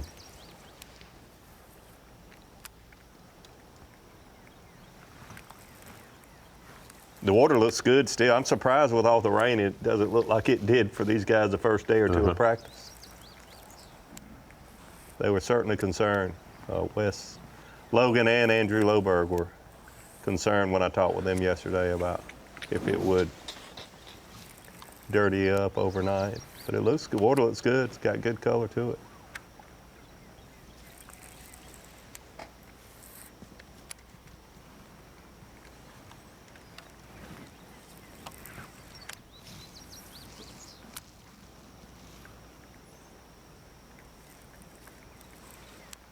Kyle Welcher in third place, sitting about a little over 2.5 pounds out of the lead, has gone to his spot yesterday where we saw him catch some good ones. There's no mat right there.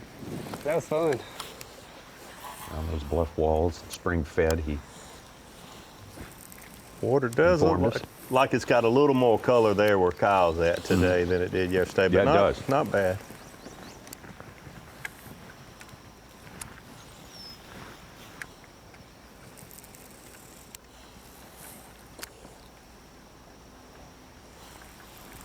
Said the first day of the tournament he caught a nice smallmouth off the bed in this same area where the spring's at. Yeah.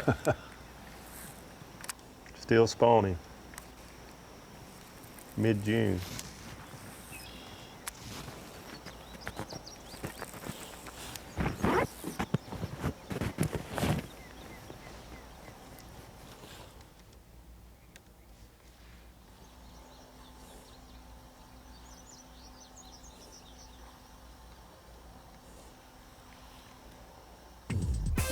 Yeah, this is a smallmouth mecca for people who live in Oklahoma and Arkansas, even North Texas. I mean, this is where you go if you want to get your smallmouth fix on. They're not widespread in this part of the country, but here at Lake Tenkiller, they're around for sure. Rapala Bassmaster Fantasy Fishing. Your way to get involved in it in a fun way. You can pick your team for each and every event. Bucket E, we both picked Brandon Card That's this right. week. Yeah, we made a good move. What happened? Only one good move. Only one good move. That's right. Yeah, hit the QR code and build your fantasy team today. Rapala Bassmaster Fantasy Fishing.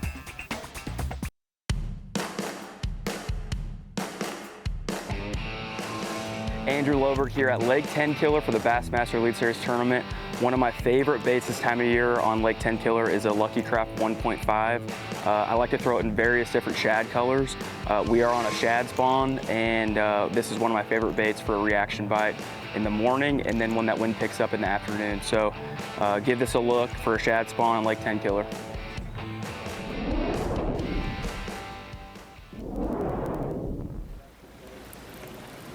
Yeah. Just pull up to a new stretch. Trying to keep some stuff honest here. You know, that post frontal, or that front that came through, I think they're kind of in a little bit of a funk right now. So I'm throwing a Lucky Craft 1.5 on some rip wrap right now. There's some bait up here. Just kind of keeping everything honest and checking some stuff out. But between this and then you know, I'm throwing the Lucky Craft BDS2 as well, depending on how dirty the water is. You know, cranking some of this rock, and you know, my flip bite hopefully will progress as the day goes on. I think it should get better as the day goes on, I'm hoping. But I'm just throwing just a regular bug on that thing, and that's about it. Kind of picking apart some stuff with a chatterbait and a Beast Coast swim jig. So we're gonna kind of put all those to work the rest of the day and see what we can come up with. So basically I've been starting every day in a marina. Andrew Loberg with his slowest start of all 3 previous days. Of course, he's led after days 1, 2, and 3. Quite getting things going fast. You can almost predict that. That's just seems to be the way things work out for someone who's trying to win a thing wire to wire. Yeah. Doesn't mean he can't get it going big time. He's shown some greatness. Look at that. Yeah. Thought he was hooked up there for a second. It's never easy. It's never easy to win one of these blue trophies, it seems. And honestly, here you had to know that it's going to be so difficult to lead wire to wire, win. I mean, I don't we're gonna roll. There's think too anyone much trash expected on that. this.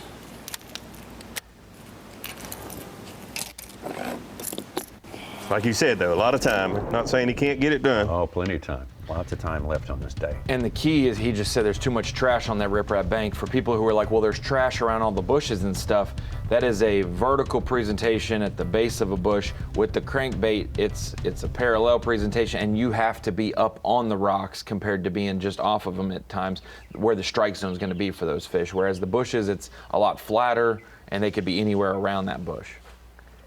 Having trouble with Trey McKinney's camera, but he had a nice 3-fish flurry to get up to 9 pounds, 2 ounces, a 3-pounder a little while ago. He's in 6th place on his 4th top 10 of the year.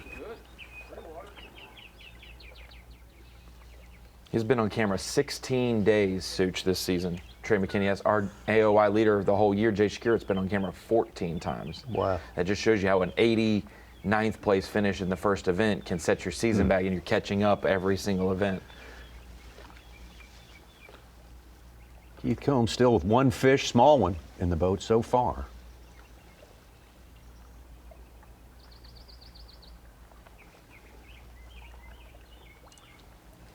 He switched his. Had a slow start yesterday. Was able to salvage the day later in the day. Day 3, the biggest stringer of the tournament, 19-2. Yeah.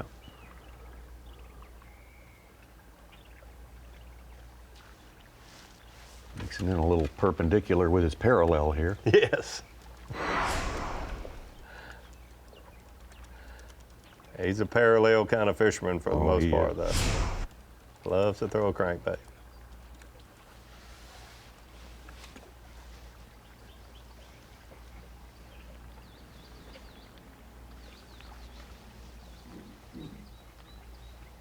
Loberg was saying the front that passed through has the fish in a little bit of a funk. Another chance, there's another one coming through here in the next hour or so. Be careful what you wish for.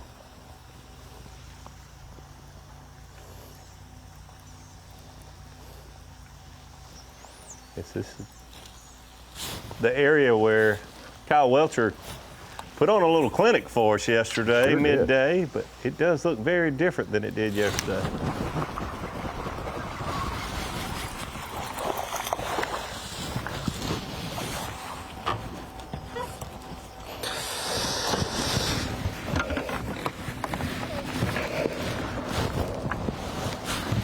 One might help. Maybe not. Close. Smallest fish, pound 7.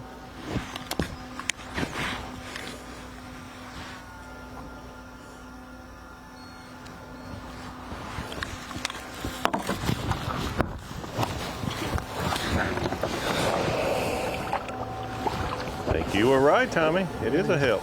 Barely. Ounces count here. Ounces make big differences. Like 1.7. Yeah. Place like this.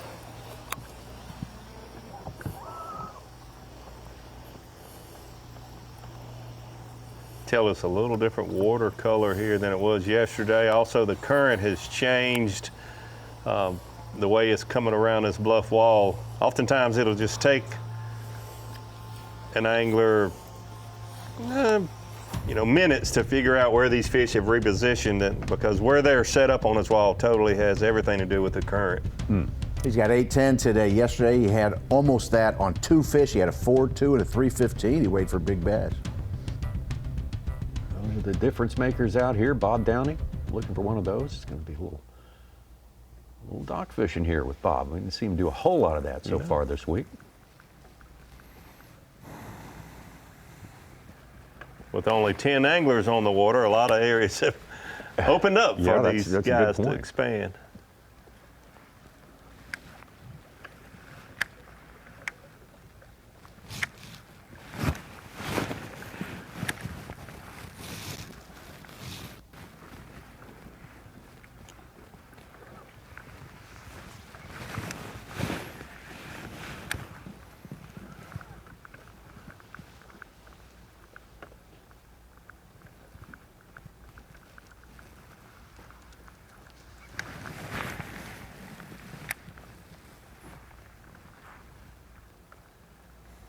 Up down, he was in the mid-30s in his points position here, which is good, but certainly not locked into Classic qualification when he arrived here. But over the course of 3 days, he's looking a lot better.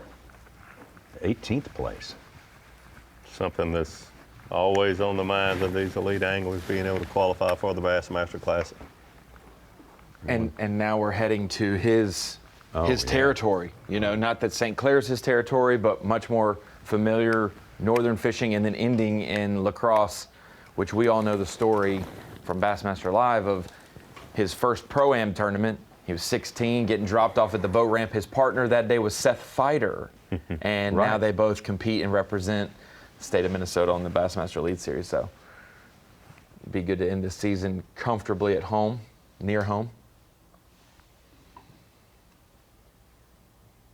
He has definitely had a great week here at Lake Tenkiller in Oklahoma. He's got a Bassmaster Opens win at Grand Lake just a little bit north of here. And as we're bringing it into the Bassmaster Studios, I'm at the Humminbird Screen of Knowledge, and I wanted to break down. We look at some great fisheries throughout the year. Lake Fork, legendary, high weights. You see what the Pasquotank River did with Kyle Welcher's widest winning margin in the history of Bassmaster.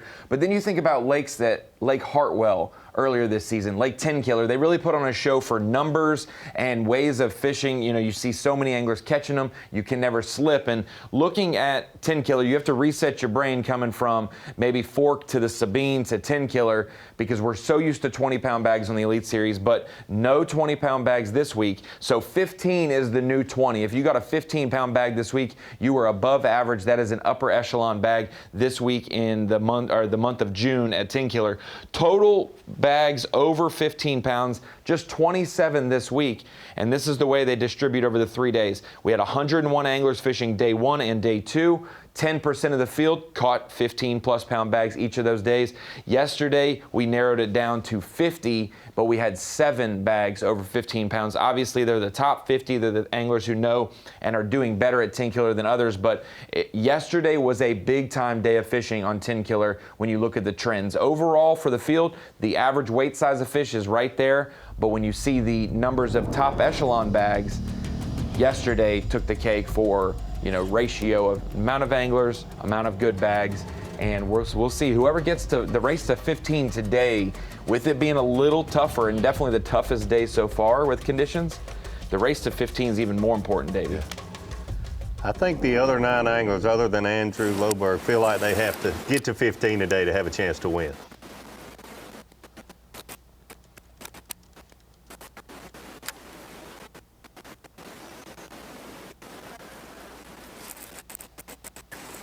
What's the closest comparison? 15, 20, probably Hartwell in this place, 20 for Hartwell, 15 for here, as far as number of each. I mean, Hartwell's just a numbers lake-wise with largemouth and spotted bass, so many fish. Andrew Loberg with one. Might measure. There's one. Not the size he wants, but man, without a limit, every one of them helpful. Not big at all, but we need them.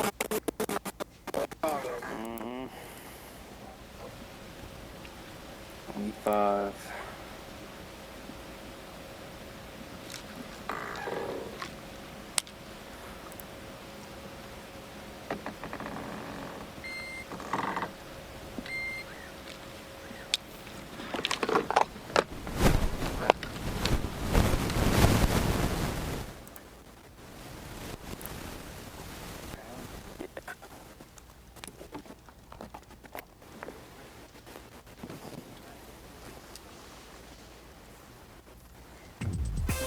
Oh, what a difference a few hours make. He was throwing those back that size this morning. Oh, absolutely, yeah. Small keepers.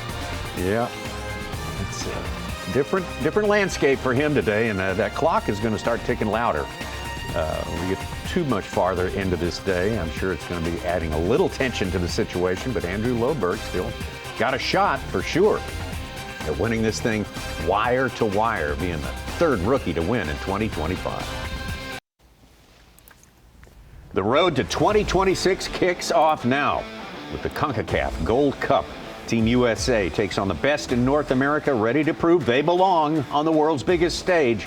The journey starts with a matchup against Trinidad and Tobago today, 5:30 Eastern. only on Fox.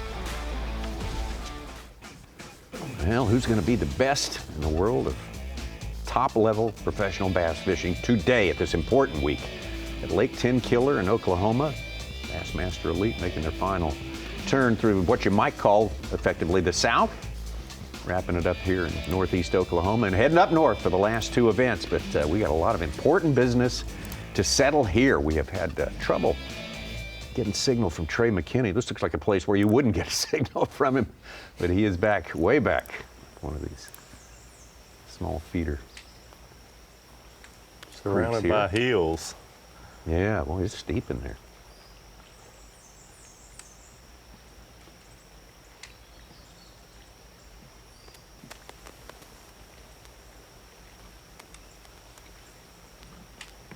He's done a good job adjusting to the conditions. First 2 days he fished offshore.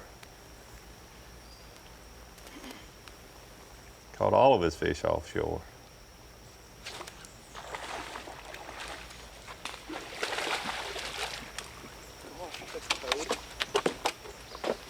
So fat.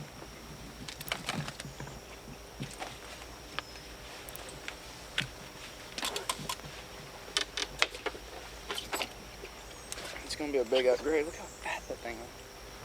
First one all week. Oh yeah. Yeah. Now we're working on a bag, son. Pound upgrade right there. What's that one? 2.5.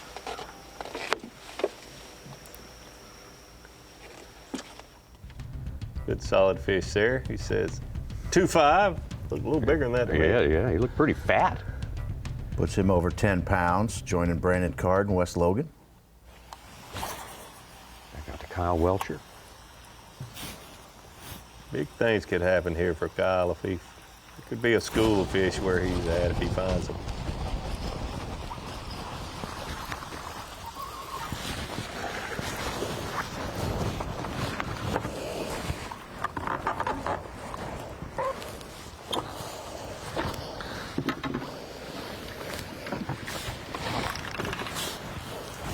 Look at this butterball, dude.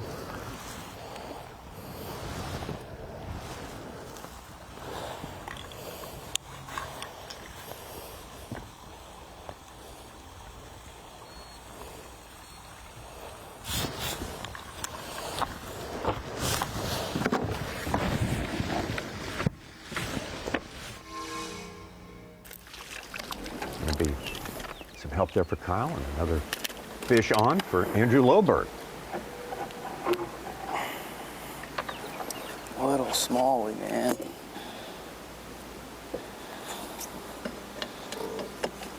Gotta have 5. Gotta have 5.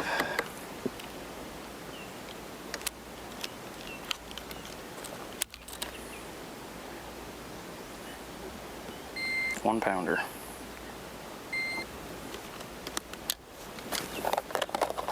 We are tied atop the leaderboard.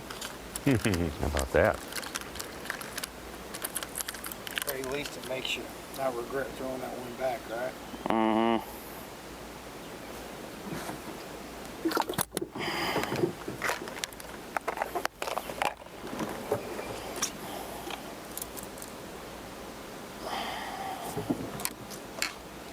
We're tied and he's still one short of the limit. Out here, man. Yes.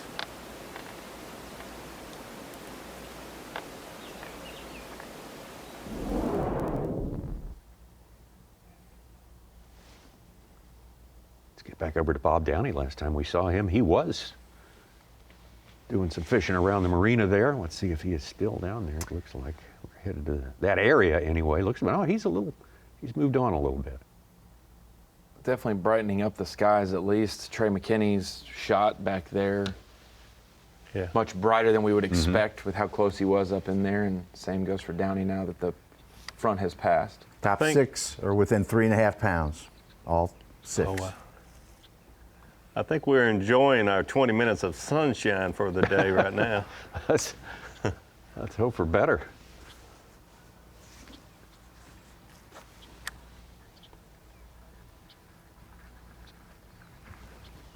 Can't ask for much better than top 6 being within 3.5 pounds of one another. Boy, that's final day. Setting up for fireworks, isn't it?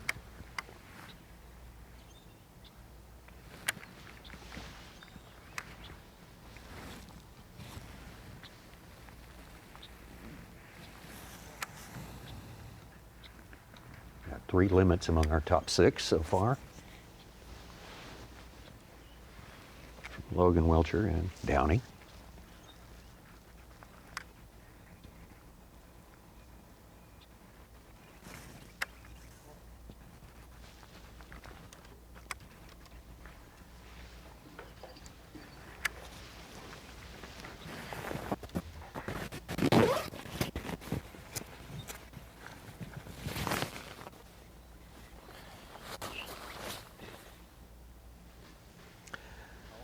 Some new water today, but it's hard for me. I gotta spend a little time in here after catching that one yesterday. The water seems like it might have a little more color to it.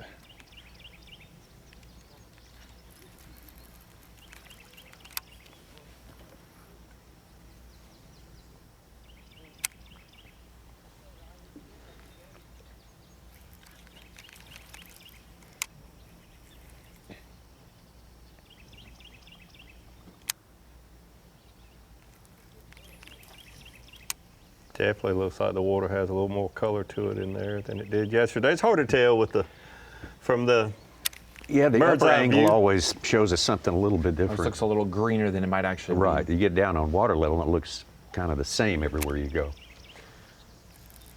6 of the guys who were in the top 10 after day 1 have made it to Championship Sunday. But the 4 other anglers, Wes Logan was 11th, Brandon Card was 13th, Kyle Welcher, he was in our top 10. I'm thinking of Latuso was 47th. Wow. And KJ Queen, 79th on day 1. Wow. So Latuso and Queen making it from 47th and 79th into our top 10 is massive. Well, it doesn't get any closer than that at the top of your leaderboard. Wes Logan and Andrew Lowberg. Andrew, long time without getting any sort of action going here, but starting to pick up a tiny bit.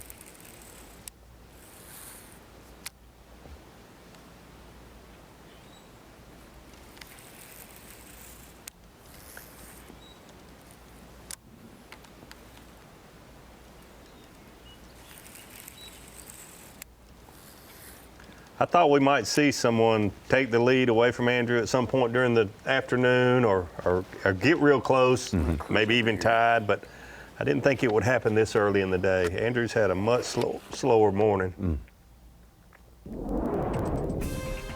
Yesterday wasn't on fire. He just got a quick limit of 8 to 9 pounds. Right. Everyone else had big mornings of double-digit weights, and then he was able to claw back. But today, you'd rather have an 8 to 9 pound limit than less than a limit of bites, and that's what he's dealt with so far.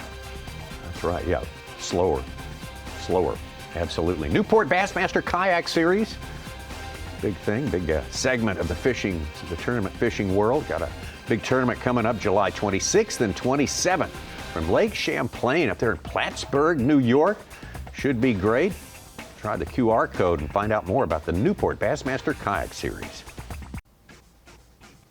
Bassmaster Live and our full live coverage of the Lowrance Bassmaster Elite at Lake Tenkiller into its final day, Championship Sunday here. 10 anglers out there, and it just gets closer and closer. It's getting tenser and more tense for these guys, especially at the top, tied for the lead, Andrew Lowberg and Wes Logan. Kyle Welcher not that far behind. Bob Downey just going to stay the course and do what he does, and might be enough. In 10th place right now where he started today is Jordan Lee. Oh, but we've got Mercury Move of the Day, Brandon Card. Brandon Card mixing it up, flipping a jig quite a bit, creature bait some, and then 4th fish of the day at 8:10 a.m. Brandon Card broke out the Yozuri topwater bait, the walking topwater bait that he said he used 9 years ago and run when Ronnie Moore, young Yeah. Ronnie Moore, Right, was yeah. with him on the water. Pre-pubescent. The exact same bait. I've never been able to keep a bait for 9 years, but good thing for Brandon Carr. Mercury move of the day, that 5-pounder certainly helped, but today's total weight, 11 pounds, 2 ounces. Brandon Carr, Mercury move of the day from 9th to 5th place. We talk about the opportunity, the race to 15 pounds, and I was looking at the break, being in 5th place, close to the lead, and you have a 5-pounder, Tommy. You have that golden ticket to having the biggest bag of the tournament, just having one of the biggest fish of the tournament. Fill in with 2s, and you are looking good, for sure. This was moments ago with Logan Latuso. Logan with 2 fish in the boat.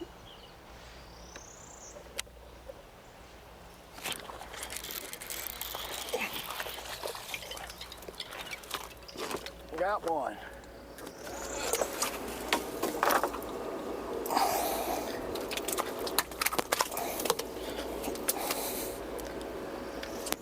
Looks like it's the best fish of the day.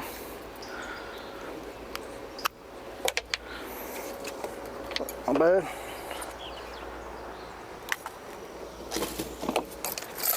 I seen him ball in that thing. I was like, thought he was bigger.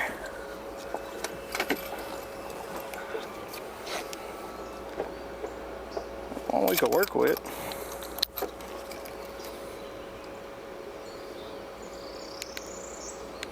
Two and a half. 2.5, 264.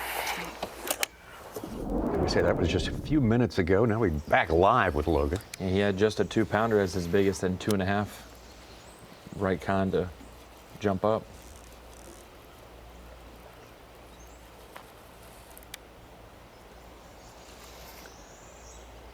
Good look at the conditions with all the floating debris. Now that's the real sawdust there. That is the real sawdust. That's not a walking frog that he's reeling across the sawdust. That's a Texas rig with probably a 3/8 ounce sinker on it that will not go through it.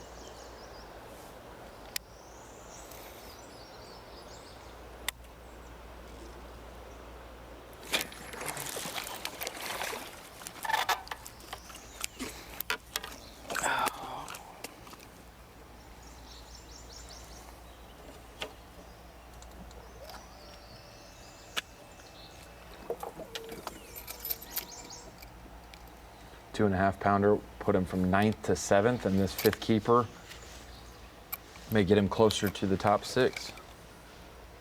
A little bit of a gap forming from 1st to 6th down to 7th to 10th. We got 5. 1.5 pounds. Hey, it ate some alive fish.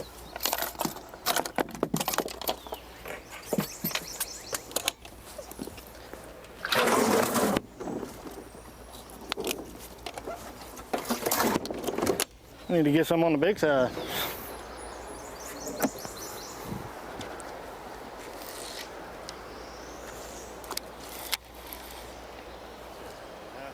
Yeah.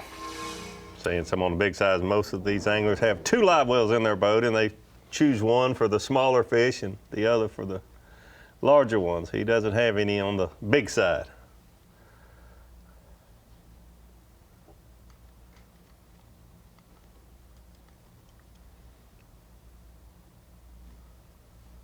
Logan's got 3 over 2 pounds. Sure, he's ready for one on the big side. Yeah, he'd like to get one double that. I think 3 or 4 of his 5 fish limit came from the marina. He made that adjustment at 7:30 time frame.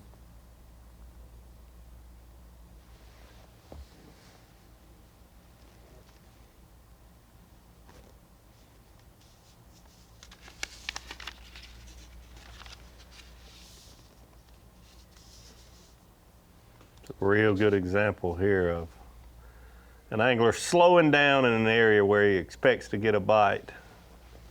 Sometimes you'll see them moving down the shoreline at 3.5 miles an hour with their electric trolling motors fishing, but when you see them slow down and pitch every few feet along an area, they've got reasons to have a lot of confidence.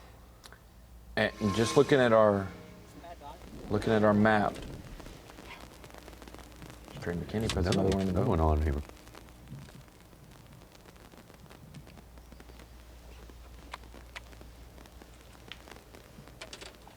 It's another good one.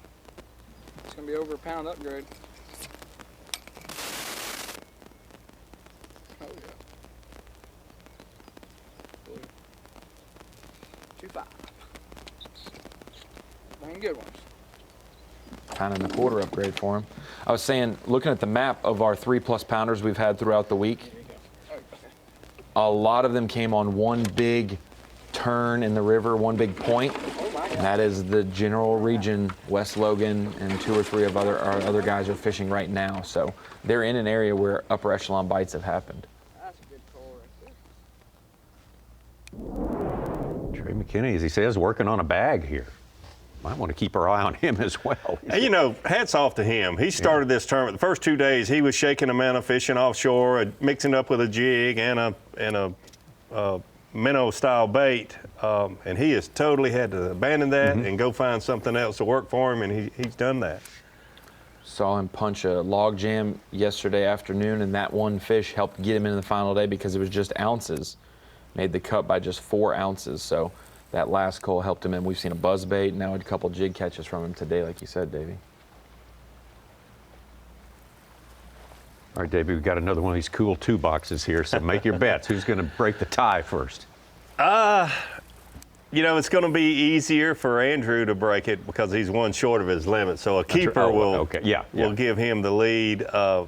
You're pulling math on me now. Yeah.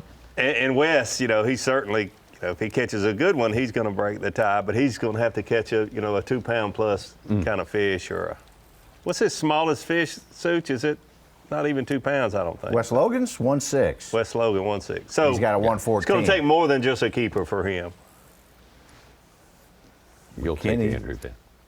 Yes. A long story short, Andrew. I'm sorry I made that so complicated. You know I'm short on math. You know I'm weak in that department. No, you're not weak in any department, Tommy. You're not weak in any department. Mercer calls West Logan the little ball of hate. I'm the little ball of weak. Oh, come on. Wes's victory, 2021, doesn't seem like 5 years ago that he notched an Elite Series victory on Neely Henry. And that one was less rain during the tournament, but so much rain during practice and leading up that it had that river, the Cookson River, swollen, and there were full-size docks floating down the river from, tearing apart of wherever they were going. If you think about the similarities, West Logan, there and here, smaller fisheries, flooding conditions, very, very similar.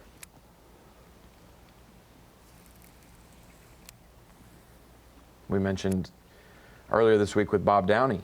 Bob was a part of that top 10 and so was Gerald Swindle, who was in our top 10 yesterday, just fell out because of that penalty. And so it's when you start to, you can make those different ties, and you think of the month of June, who does well. Brandon Card's done well in Oklahoma in June, so very interesting. There's the mud coming in. Upper Lake here, I'm assuming. Yeah, probably is, and that's a great shot for many reasons, give you a look at it, but then you also see where it's just like sitting there because the lake levels are steady. When they start pulling water, then that mud will come out of there and spread out into these creeks that some of these anglers are fishing in. That's why that upper end where we see West Logan and Andrew Loberg fishing hasn't really dirtied up because they haven't been pulling that water down. It's just been slowly coming up in those areas. Davey, I think Kyle Welcher said something interesting on stage yesterday. He said they're not going to be in the mud, so they're going to be in that clear water, so it's like partitioning off an area where he knows to fish. Yep, it does. It's a good way to look at it. Especially upstream like he is. You can see the lines just like that picture we saw there. There's a distinct line.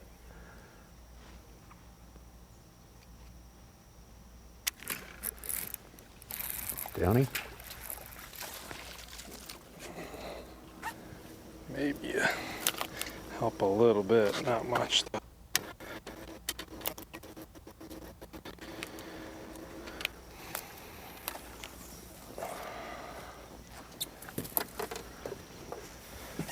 Not much.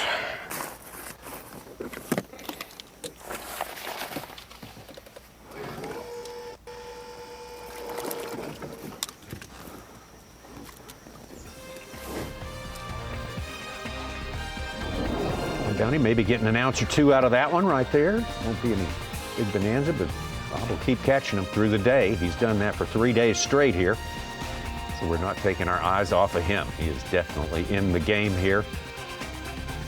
Everything's gotten tighter and tighter through the course of this morning, so it's getting very, very exciting watching what's going on, and every little move makes a big difference. We'll be back to Tenkiller. Tonight, Alex Palou looks to continue his legendary season with another victory. The fastest racers in the world head to St. Louis to duel it out under the arch in prime time. The IndyCar Series continues tonight, 8 p.m. Eastern on Fox. Big event happening up there on the Mississippi River. We got a big event on the Illinois River, another state-named river here, which is Tenkiller was impounded back in 1958 as a flood control. The tributaries of the Arkansas River. Boy, they've been doing some containment of floods here this week. That is for sure. For its design purpose has been utilized.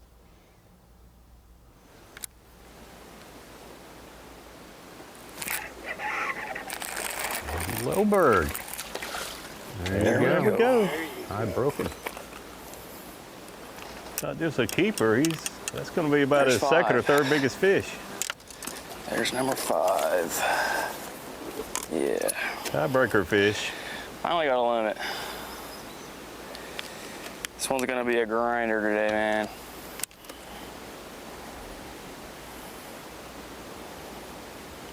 Yeah, a little over 2. Oh, just. Oh, nice. Boy. Oh, wow. fatty. Yeah. It might be another tiebreaker right there. Bang, bang. Sweet. Oh. I didn't get a weight on that one from Lowbird. I think he said just over 2. Just over 2. 2 1/4, something like that. Boy, that one's over 2. Mm-hmm. Yeah, that's a 3-pounder. Maybe even more. A little bit more. See how thick he is. 3 1/2? Closer to 5. Look at the head. We have a little trouble with the microphone. Yeah, those takeoff storms. Oh, yeah, he's, you're right, Such. He's definitely bigger than 3 1/2. He's got a little belly to go along with that head.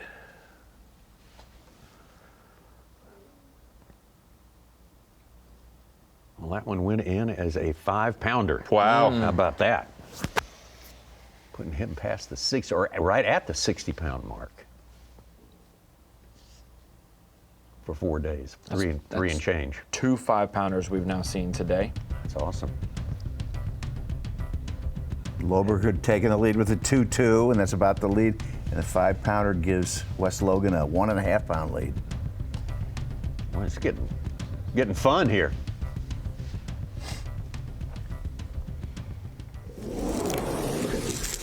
There we go. A Welcher hooked up.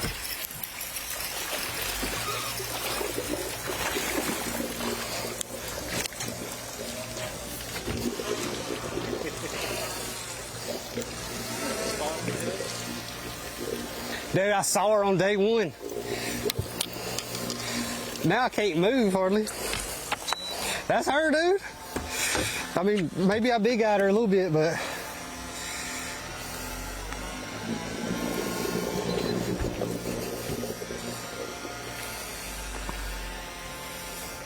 So what he's talking about there, this water was crystal clear first day or 2 of the tournament.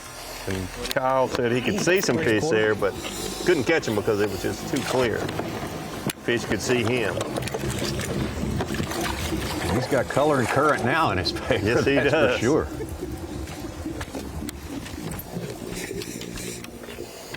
Can't wait to get back in there. Yeah, there could be a whole school of fish right there on that current scene.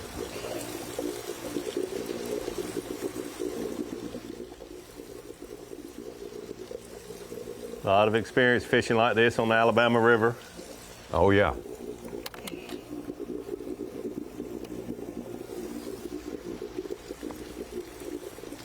said it before this week. A lot of these places look like spots on the Alabama and the Coosa River. Both. I see a lot of corners here that look like Jordan. Yes, yes. Totally agree.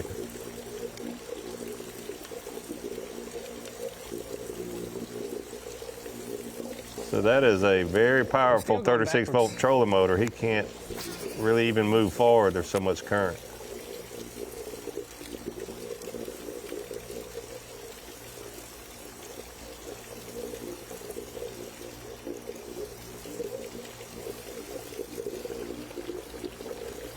Go, trolling motor.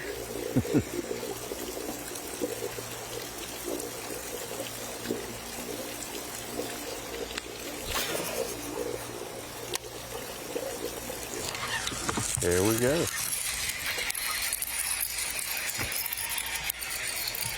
I think it's a smallmouth.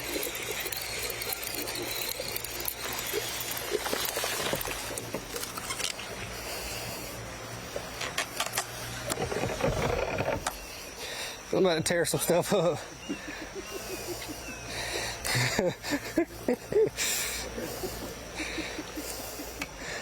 I don't know what to do.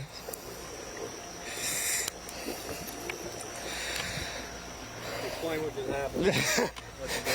There's a school of them right there and I can't get to them. I'm trying. The current is like 5 miles an hour.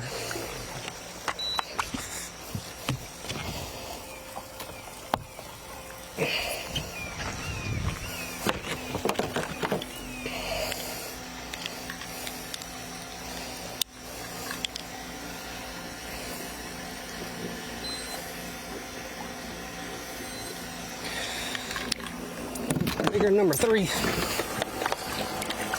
So many advancements in our sport. He's able to put that trolling motor on spot lock, and it's holding him really close to where he wants to be. 2. Years ago, you'd be downstream 100 yards. He'd be next county, yeah. Look, that's fun though.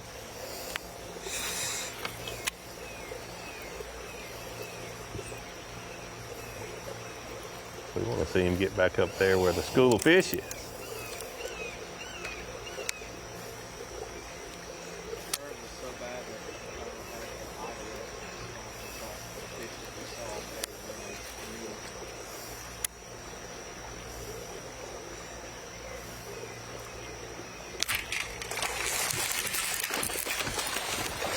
God, get over there, get over there. Big smallie. Oh, this could be interesting. All this current. Ooh. I can't freaking get to it.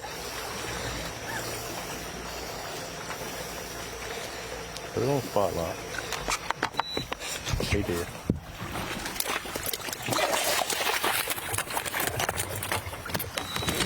Wow. Wow, what a job.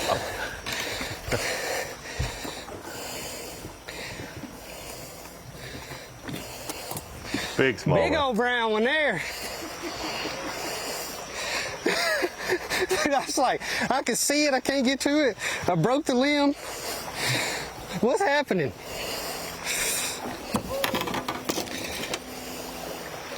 Oh, hurt my back. Oh, that's pretty. I'm right here beside it. Let's flip it. Pure chaos, ain't it? Pure chaos, look. All up in the street.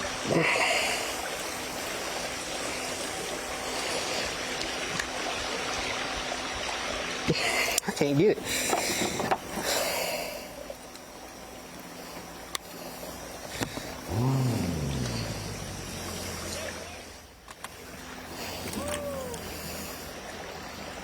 It's a beautiful smallmouth. That's the biggest smallmouth we've seen. We've seen the biggest large and smallmouth of the week today.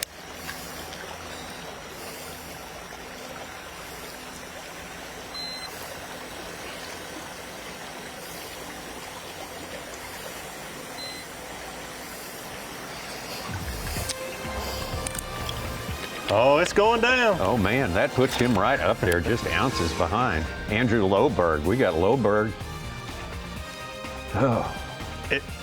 He's adding like maybe there's $100,000 and a blue trophy on the line or something. Yeah, you'd think he was all hyped up about that. Wes Logan, Andrew Loberg, and Kyle Welcher. Look at them all right there together. Man, oh man, just gets tighter and tighter. Trey McKinney, a ways back, but man, he has gained some ground, and you expect if he's on a trend, he's going to exploit it to the fullest. We have got a good one, a good one. This one is far from over here in the state of Oklahoma. Getting deeper and deeper into Championship Sunday here at the Lowrance Bassmaster Elite at Lake Tenkiller. Thanks for being with us for Bassmaster Live today. This live coverage is getting more and more exciting, it would seem. As the hours pass through the day, things have tightened up at the top. Kyle Welcher has definitely joined the fray. We had Logan and Loberg. Loberg started the day with the lead. Logan took over, going back and forth, trading licks there, and Kyle Welcher hit a couple of big licks just a few moments ago in a very special place. You can see he's off the main river in the northern part.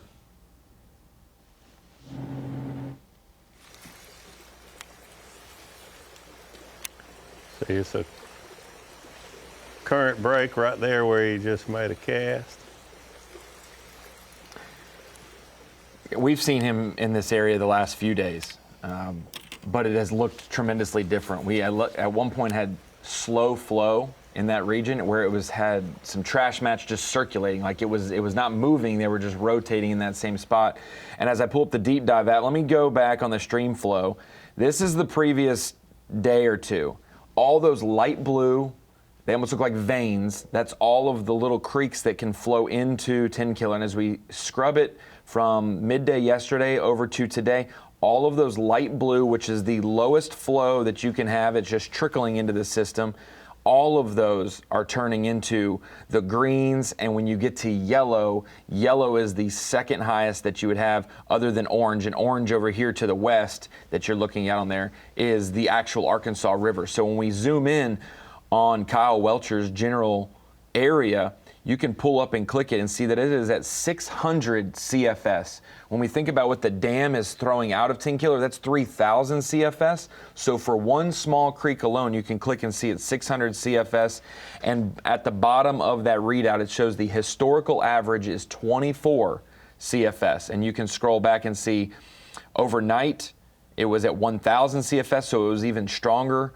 Last night, it was through there. And then yesterday, it's it was in the 100 range. So it being at 600 right now during the fishing day is the highest CFS water flow coming out of this, and one of the most impacted tributaries flowing into Tenkiller. So Welcher's definitely on a unique area, and look at it rushing. I mean, for it to be half of what the dam's output is overnight, oh yeah, that is like a, what is it, rapids, level White 4, water. level 4 or whatever they want to call white water class rafting. 4.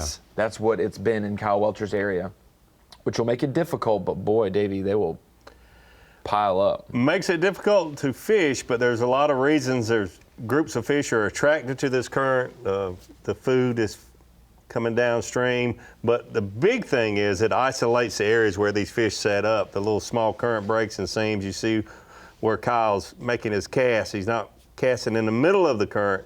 He's casting right at the edge and even in the eddy areas. Sometimes you'll see these anglers like this make a cast what looks like in the middle because there'll be a rock or something there that's blocking the current. But those fish aren't able to just sit in this current for a very long period of time. They're not going to sit there and basically have to sprint. They're going to get over to the side where they can relax. There are 2 tributaries like this that are at 600, 700, and 1,200 CFS. But to give you perspective, every single day on the Deep Dive app, it's been 3,000 coming into Tenkiller and 3,000 going out. That's why it hasn't really fluctuated a ton. It is 6,500 coming into Tenkiller right now. So it may not affect the water level today, but I guarantee you tomorrow's water level will be not just 4 inches higher, it will be much higher tomorrow compared to what it is currently, because there's double coming in as what's going out. We had 3 days of this entire watershed, this Illinois River, getting pounded. I mean, this is the results of all of that are reaching the riverbed level. Teaches you quite a bit. It's been cool to look at throughout the week as rains we expect to change things didn't change that area, it changed another area. I don't know if Kyle has a deep dive app or not, but Kyle is fishing both of those areas you're talking about. Yes. He figured it out one way or the other. Yes. I'm talking to him on the phone in the evenings. He is all dialed in on both of them. In normal conditions, can he even get close to that region? No, he's farther up than, obviously the higher the water, the more water, the farther up you can go. And those fish migrate up there with it. Skies look a little sunnier now. That may be short-lived. There's some other activity in the area, but we'll just kind of hope for the best as we move on into the day. And it's Wes Logan who started the day in second place and quickly moved to the top, ahead of Andrew Loberg, who's led for the 3 previous days.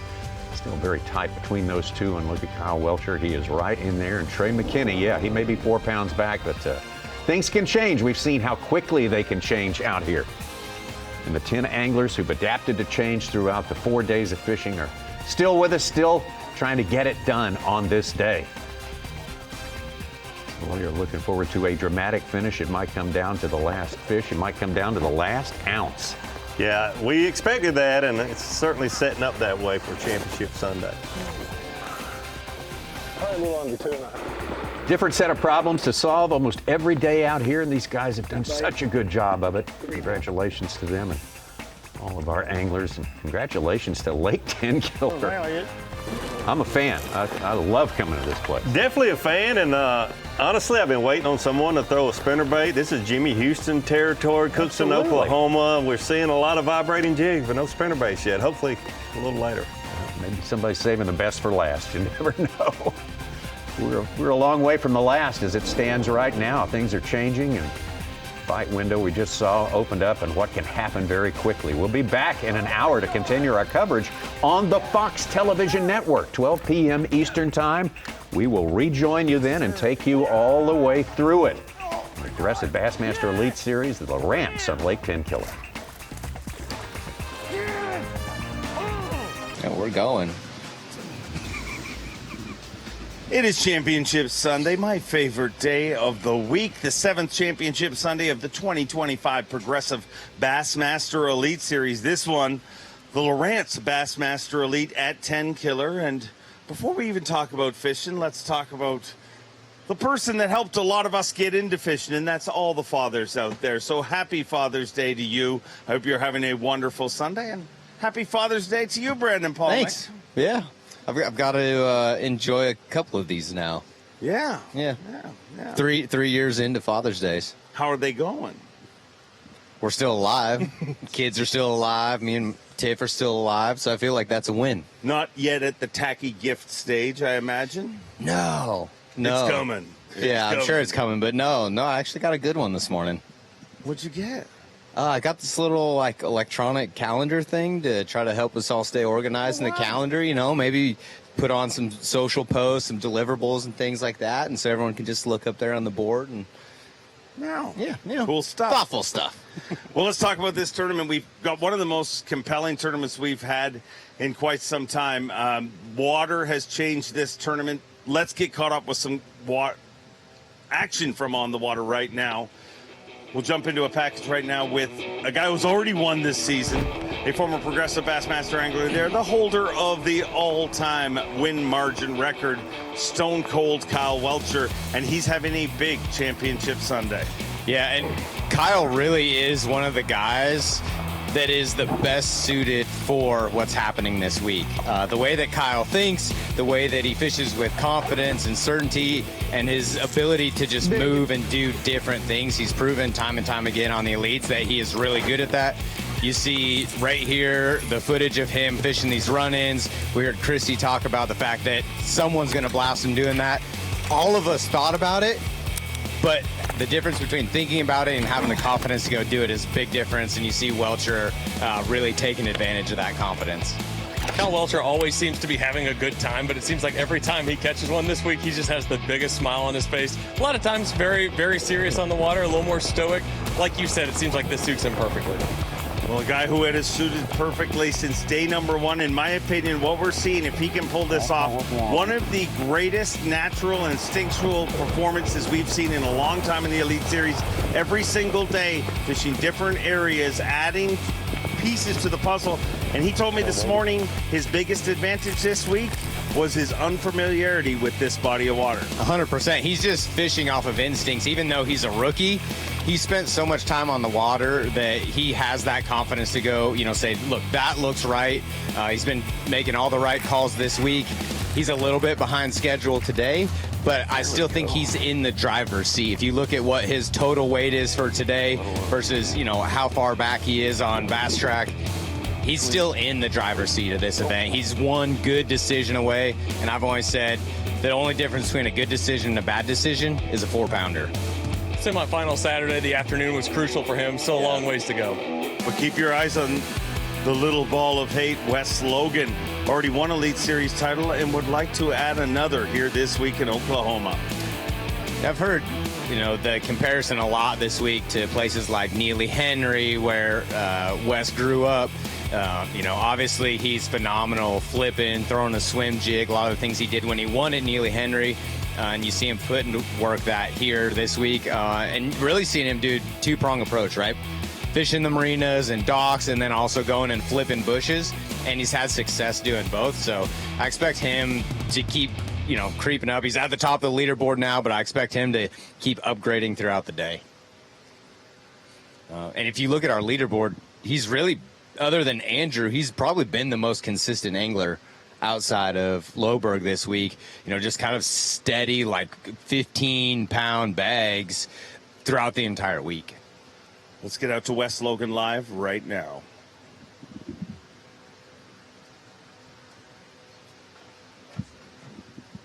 And I also think, as you see the weather changing, right, we're kind of getting a break in that weather. The guys that are able to pick up a flipping stick with that water coming up, the sunshine coming up, I think it's going to position a lot of those fish. Maybe, this morning they were out chasing bait, saw that amazing fish catch. A lot of the fans probably did. Brandon Card this morning catch him on top water. A lot of those fish are going to start making that transition into those bushes. They're going to follow that water coming back up. They've been doing that for the last month here, following the water up and down. So at this point, they're used to it. But that sun's really, I think, going to help position a lot of these fish. Quick note, dealing with some pretty extreme conditions here this week. Electricity and water does not do well together, and dealing with some audio issues. Wes Logan's mic not working right now, so that's why we are not hearing from him. But he's probably saying something like, just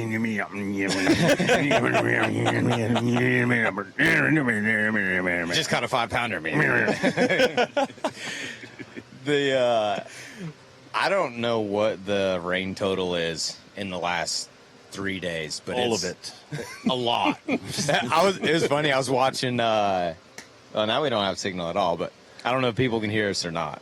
But this morning, you talking to Lohberg, and him saying that rain is born in Oklahoma and then dispersed throughout the rest of the United States. I'm like, that's actually, pretty true. It seems to just build, because you look at the radar, you'd be like, oh, yeah, it's going to be great for the next, 3 hours. And then 15 minutes later, it's like, boom, like nothing but rain. You just literally watch it build over top of Tenkiller.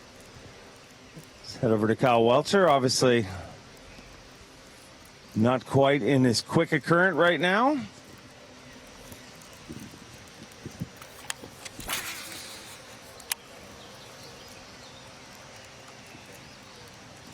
And he could just be giving those fish, where he just was, giving them a little bit of break. Today he's going a lot fishing different a small than current seam, the give them a chance to kind of. It's just weird how every day you catch them out of a little different area, in my same zones, and then like today, I caught 2 smallmouth in here. I've only caught 1 smallmouth in here, and it was actually on the bed.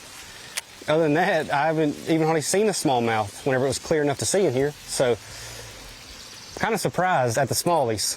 But, that's been the tail of the thing. Like, one day I'll hit that marina and catch mostly spots, and then came in here one day, caught mostly spots, and then today it's like I don't think I've caught a spot all day, which is obviously a very good thing. But it's just weird how it works out like that. But I'll take it. We've had some madness ensue for the past like 45 minutes, but that's what it's all about, man. It's fun. Get up in some current, around a bunch of heavy cover, and go bass fishing, you know?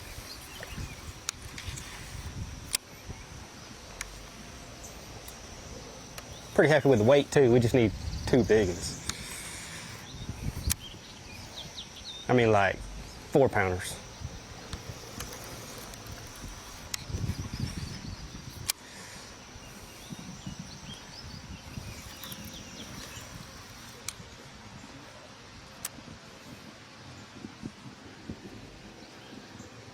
Current a major player this week and the recipient of some good stuff in the current today. Kyle Welcher, obviously a little slacker there, but you can see even the water moving. The current seems as he's moving through that area. These fish are used to moving water. Yeah, especially this year. From the sounds of everything, the water's just been up and down, and every time you get that, you get the amount of rain that has come through this place. You're going to have constant current, as it comes into the system, and then you get the current as it's pulling out of the system as well throughout the main lake. So it's kind of constant. And you heard Welcher say one of the craziest things. I don't know if people caught it. He caught a smallmouth off the bed this week. Wow. In this creek, he caught a smallmouth off the bed. There was a pair of them that he caught one. He found them, I can't remember if it was day 1 or 2, and they went back the next day and caught one of them. At home, the smallmouth spawned first before anything. But I think that's just proof that, bass just live based on whatever their conditions are. The water's been so unstable.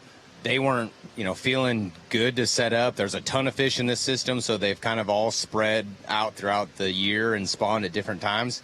And the water temps have remained way cooler than what they normally would this time of year. Earlier, I didn't see any in there. What were the water temps you saw this week? I haven't any. heard anybody actually say. I mean, really, still in the 70s, and then, it crept up a lot as practice went on because we got those really warm temps, and now it just kind of dropped back down. Mm-hmm. And so it was kind of hovering around those mid-70s, which to me is still really warm for there to be fish spawning still, especially smallmouth. But the fact that it is gone this long with fish still spawning is pretty incredible to me. And they're spread out throughout this entire system. I wonder how much of that has to do with the amount. Number one, the water has kept it cool because of the amount of water that's come in. It keeps knocking it back temperature-wise. But I wonder how much of that has to do with you'll have fish that move up and then it'll move back off because of current flow and stuff like that. I wonder. So I actually know exactly where Welcher is. I started my 3rd day of practice here, and it's funny to listen to him talk about the fact that he caught all spotted bass 2 of the days, and then today he's caught mostly smallmouth. And when I went through there in practice on the 3rd day of practice, I caught nothing but largemouth. And the thing with this is that this is one of the major creeks, but it is also one of the cleanest running. So even when the main river was dirty, this creek remained cleaner than the main river. So I think that is, even though the water has gone up and down, the water clarity has remained fairly stable in this creek. Well, Stone Cold Kyle Welcher, a player here in Championship Sunday. What's his unofficial weight right now, Kyle Jesse? Kyle Welcher has 12.9, currently in 3rd place, 58.2, just a few ounces behind Andrew Loberg in 2nd, and then Wes Logan in 1st still with 60 pounds even. 5-pounder goes a long ways in this deal. A long, long way. And a tournament that started off with a 4-pound lead is tightening up. It's going to be a lot of fun to follow the action all day long. We'll be right back from the Bassmaster Halftime Show presented by Bass Cat Boats.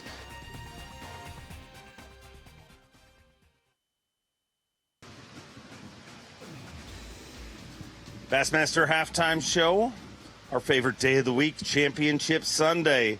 This is the 7th Championship Sunday of the 2025 Progressive Bassmaster Elite Series. And this time we've been hanging out in Oklahoma, and many pre-tournament predictions of what this body of water would fish like, look like, a lot of them have proved just to not be true. No, that's what you get when you try to predict what's going to happen on the Bassmaster Elite Series. Some curveball is going to get thrown into it. Seems like weather has been a big curveball this year, and especially this week, the amount of rain that has come through this system. Before we got here, just looking at some of the different apps like Deep Dive, where you just goes way up in the water, here it comes back down, and then doop, here it comes back up. So it's been awesome to see the guys that have been consistent with inconsistent conditions. And the guy who has done that best, Andrew Loberg, California rookie, trying to go wire to wire in one of the most inconsistent tournaments we've seen. Oh my gosh. That was one right there. They're just biting real funny today, man. They're just not really getting it very good. But just trying to hit semi-fresh water, that I haven't hit yesterday. A couple banks I went through yesterday, I never got a bite, so it's like you got to kind of hit some new stuff. That's what we're going to do. I think, after that storm that passed, it kind of got that post-frontal vibe. You can kind of just feel it in the air, just not a lot of bait activity on the surface, that type of deal. So I know it's going to be tough. So you kind of just got to pick through everything and see what's going on. And it seems like a lot of guys are kind of migrating north to the lake, which is fine, but there's just not many banks up there that I've been fishing.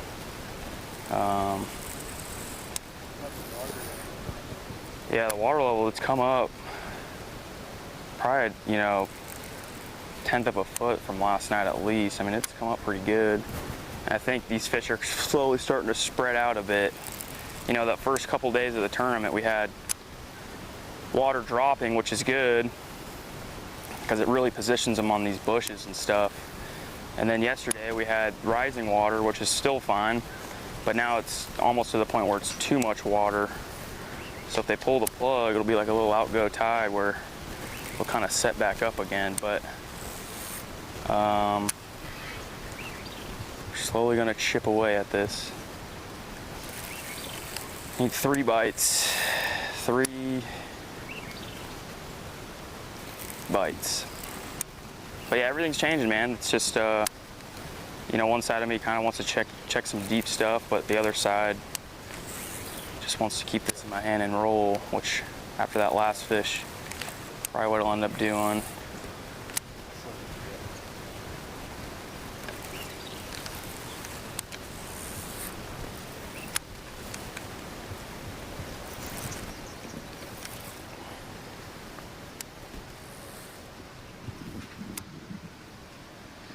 Watching your tournament leader since day number 1, California rookie Andrew Loberg, and you said something off camera there, Brandon. Watching him, why don't you share it with our viewers? Yeah, you watch him, and everyone assumes now that the rookies coming in are only good offshore using their electronics. But all week, all the footage I've watched of Andrew flipping, he's so fluid and so smooth, and you can tell that it is not his first week just throwing a flipping stick. And growing up in California, the Clear Lake, Delta, like those are major flipping types of body of the water. And when you watch him flip, it reminds me of the fluidness of like watching Hackney flip a jig or Christie throw a spinner bait. Like no movement is wasted, and it just seems so effortless. And you can tell like he's comfortable with that. He's always in a good position, just naturally. All those things are just second nature because he's spent so much time doing it.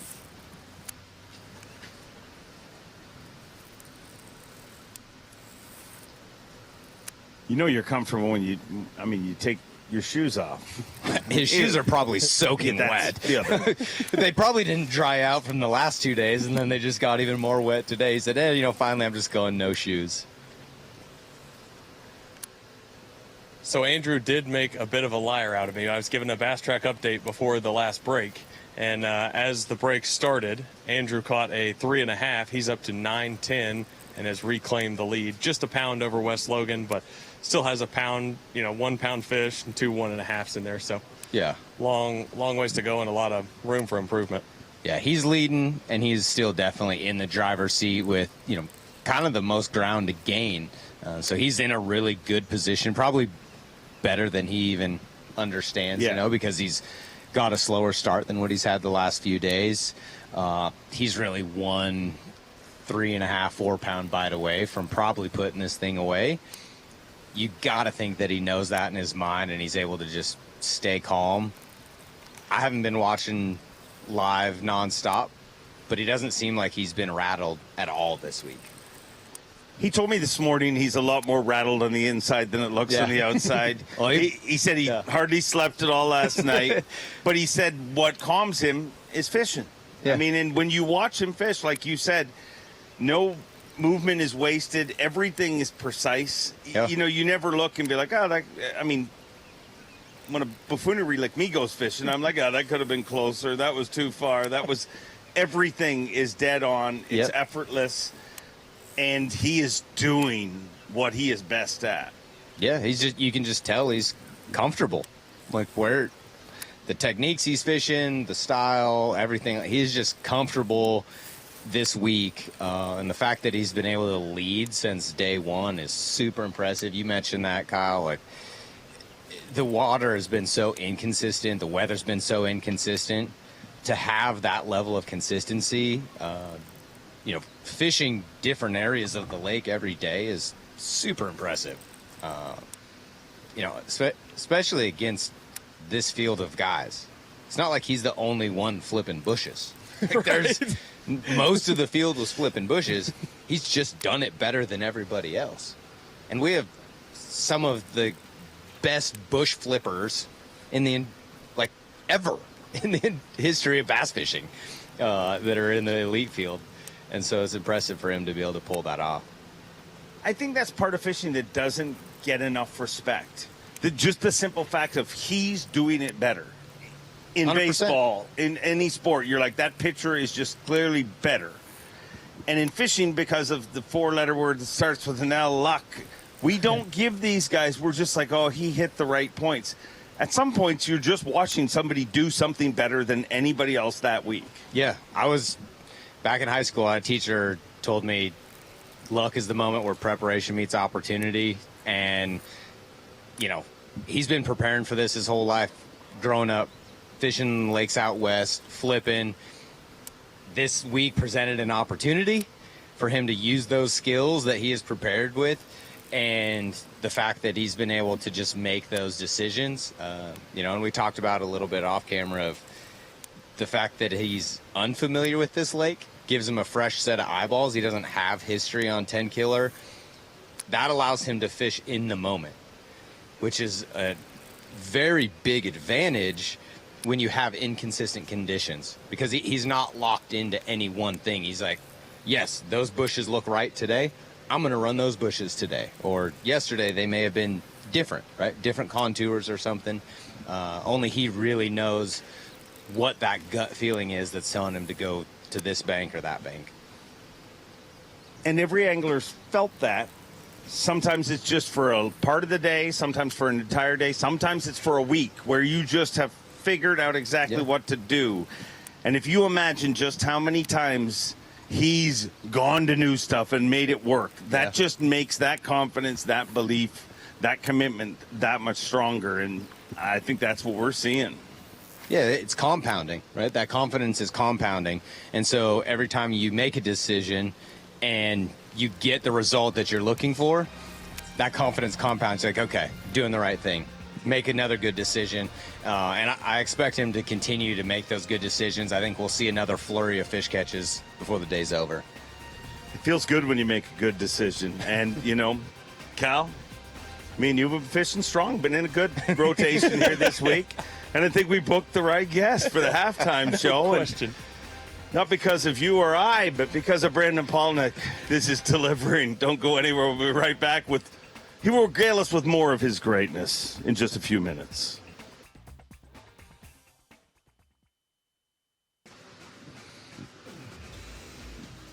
I always love Championship Sunday, but this one an extra special Championship Sunday. Of course, it is Father's Day, so happy Father's Day to all the great fathers out there. I want to welcome you all in here to the halftime show presented by Bass Cat Boats, and this has been a fun one. We're joined by Brandon Palnick, and some great stuff we're seeing going on here. And you were talking about bite windows, how important that has been here this week. Yeah, it's crazy if you pay attention on Bass Track and things. You look at the timestamps of when guys get fish catches. I've yet to be able to pin down what causes it, but there is 100% multiple times throughout the day that there are bite windows that happen where you'll see, you may go 45 minutes, maybe one or two guys catch a fish, but then there'll be a 15-minute window or a 30-minute window where almost the entire top 10 gets a bite. And it happens day in and day out. Every lake we go to, I don't know what causes it, but it's not like guys are fishing the same school and they get fired up. It happens throughout an entire system. And so I expect we'll see more of those again. We've seen a few of them if you look through Bass Track already today. Out on the water live now with Bob Downey.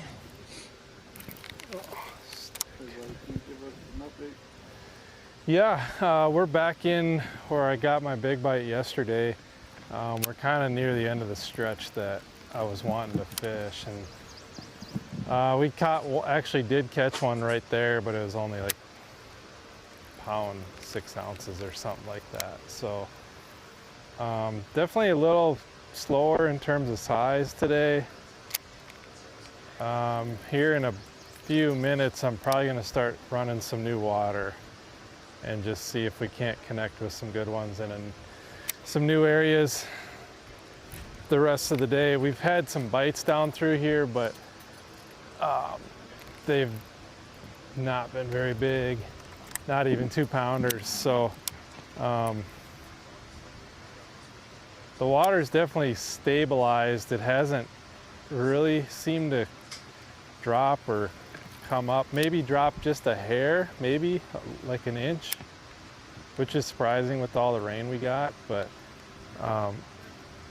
yeah, there seems to be some fish back here, just we haven't run into the size we need. But we still got a good chunk of the day left, so anything can happen. You get on the right stretch and we can still put a good bag together. It's been fun. We've been catching some fish, just a little less on size today so far. But this is my, 4th day in this area. It's lasted quite a bit longer than I figured it would. So I guess I can't complain. It's got me this far. Besides one other little zone down the lake that didn't really pan out yesterday, but yeah, just about to leave here in a few minutes and then go check some new stuff, get some fresh eyes on some new water. Oh, that was a little bass actually. Must have had a bad spot in my line. I don't think he would have helped anyways. Huh, yeah. Must have had a bad spot. But anyways, that's the plan for the rest of the day. Go look at some fresh stuff and see if it pans out. Wonder if that thing had me around a branch or something.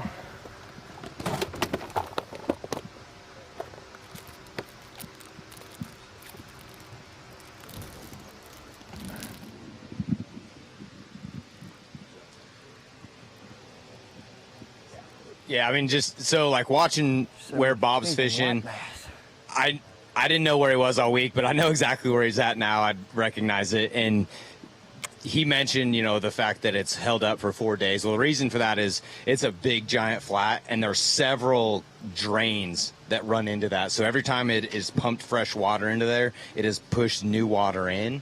And I think that's why it's held out. It's amazing that he's been able to make that smaller area pay off that long. KJ Queen right here. You look at the leaderboard. He may be the only guy that's caught him better every day, right? His weights have went up. He was down there with me the first day with 10 something on day one, and then to catch 15 and 16. Obviously he either figured something out a little bit or his areas just started producing better.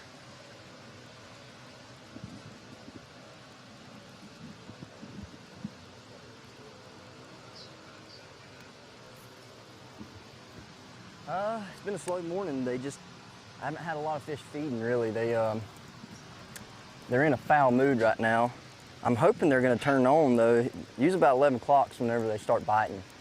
So fish are getting active finally. I'm starting to see a lot of whites bust, a lot of fish hit the top of the water, so it shouldn't be too long and they should start firing off.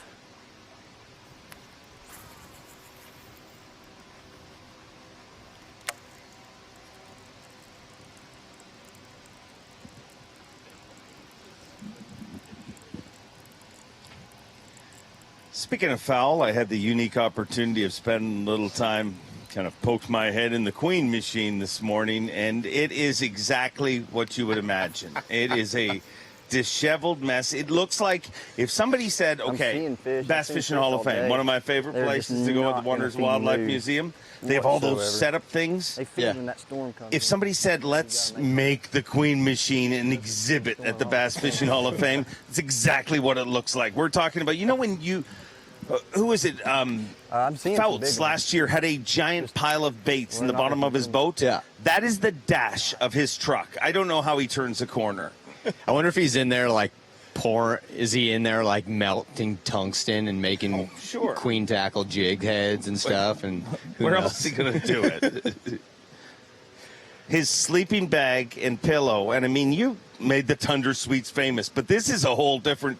He's on another level. It's surrounded by boxes just full of, when you see the discount bin at a tackle store, and it's just some of the packages are open, some of the worms are hanging out, some of the, hooks are exposed.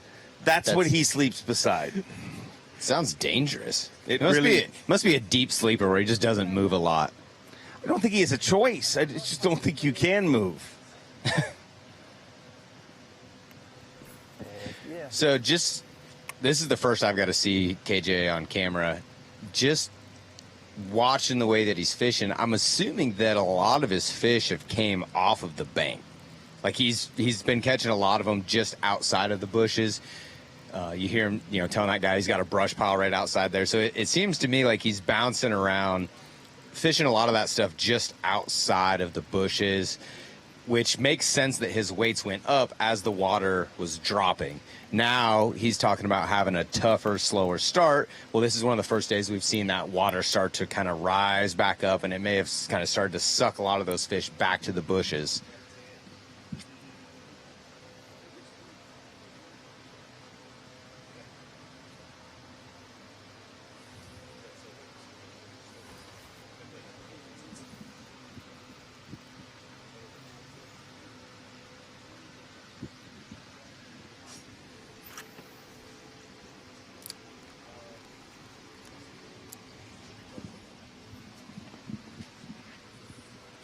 Seen KJ on camera a few times this year, and it's kind of good to see him get things back together because his first few years in the Elite Series, I mean, he made a big impact quick, a major player in a lot of sight fishing events, prides himself on his ability at that. But he's a very well-rounded angler. When you talk to collegiate anglers, don't sleep on KJ Queen. Absolutely. I mean, you look at all the guys that have came from Bethel University, and I think maybe one of the guys that got overlooked whenever he made the elites was KJ Queen, because you had guys like John Garrett, Tristan McCormick, so many big names that were coming through at the time. And then, like you said, when KJ Queen made it to the elites, he made an impact immediately.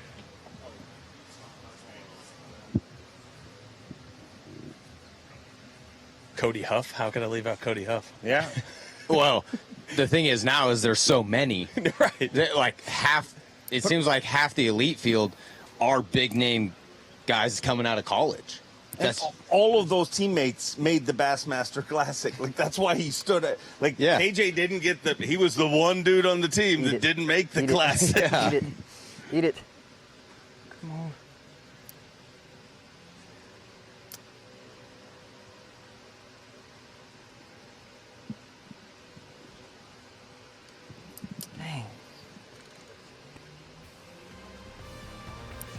And his angling knowledge started long before college, too. I mean, the Queen family is synonymous. His part of the world, I mean, they're a player. They have taken money out of the pockets of a lot of people in just about every tournament in that part of the world. And KJ Queen having a great week here this week, and that's always a good time when we get to hang out with Brandon Polnick. Are you going to stick around with us for a little while longer? I don't really know. I'm just kind of doing what I'm told, so I'm just hanging out, until I'm told to leave, so we'll see. All right, well, my thing is don't let them leave, Kyle. We got a bookended, and you're not getting out of here. We'll be right back.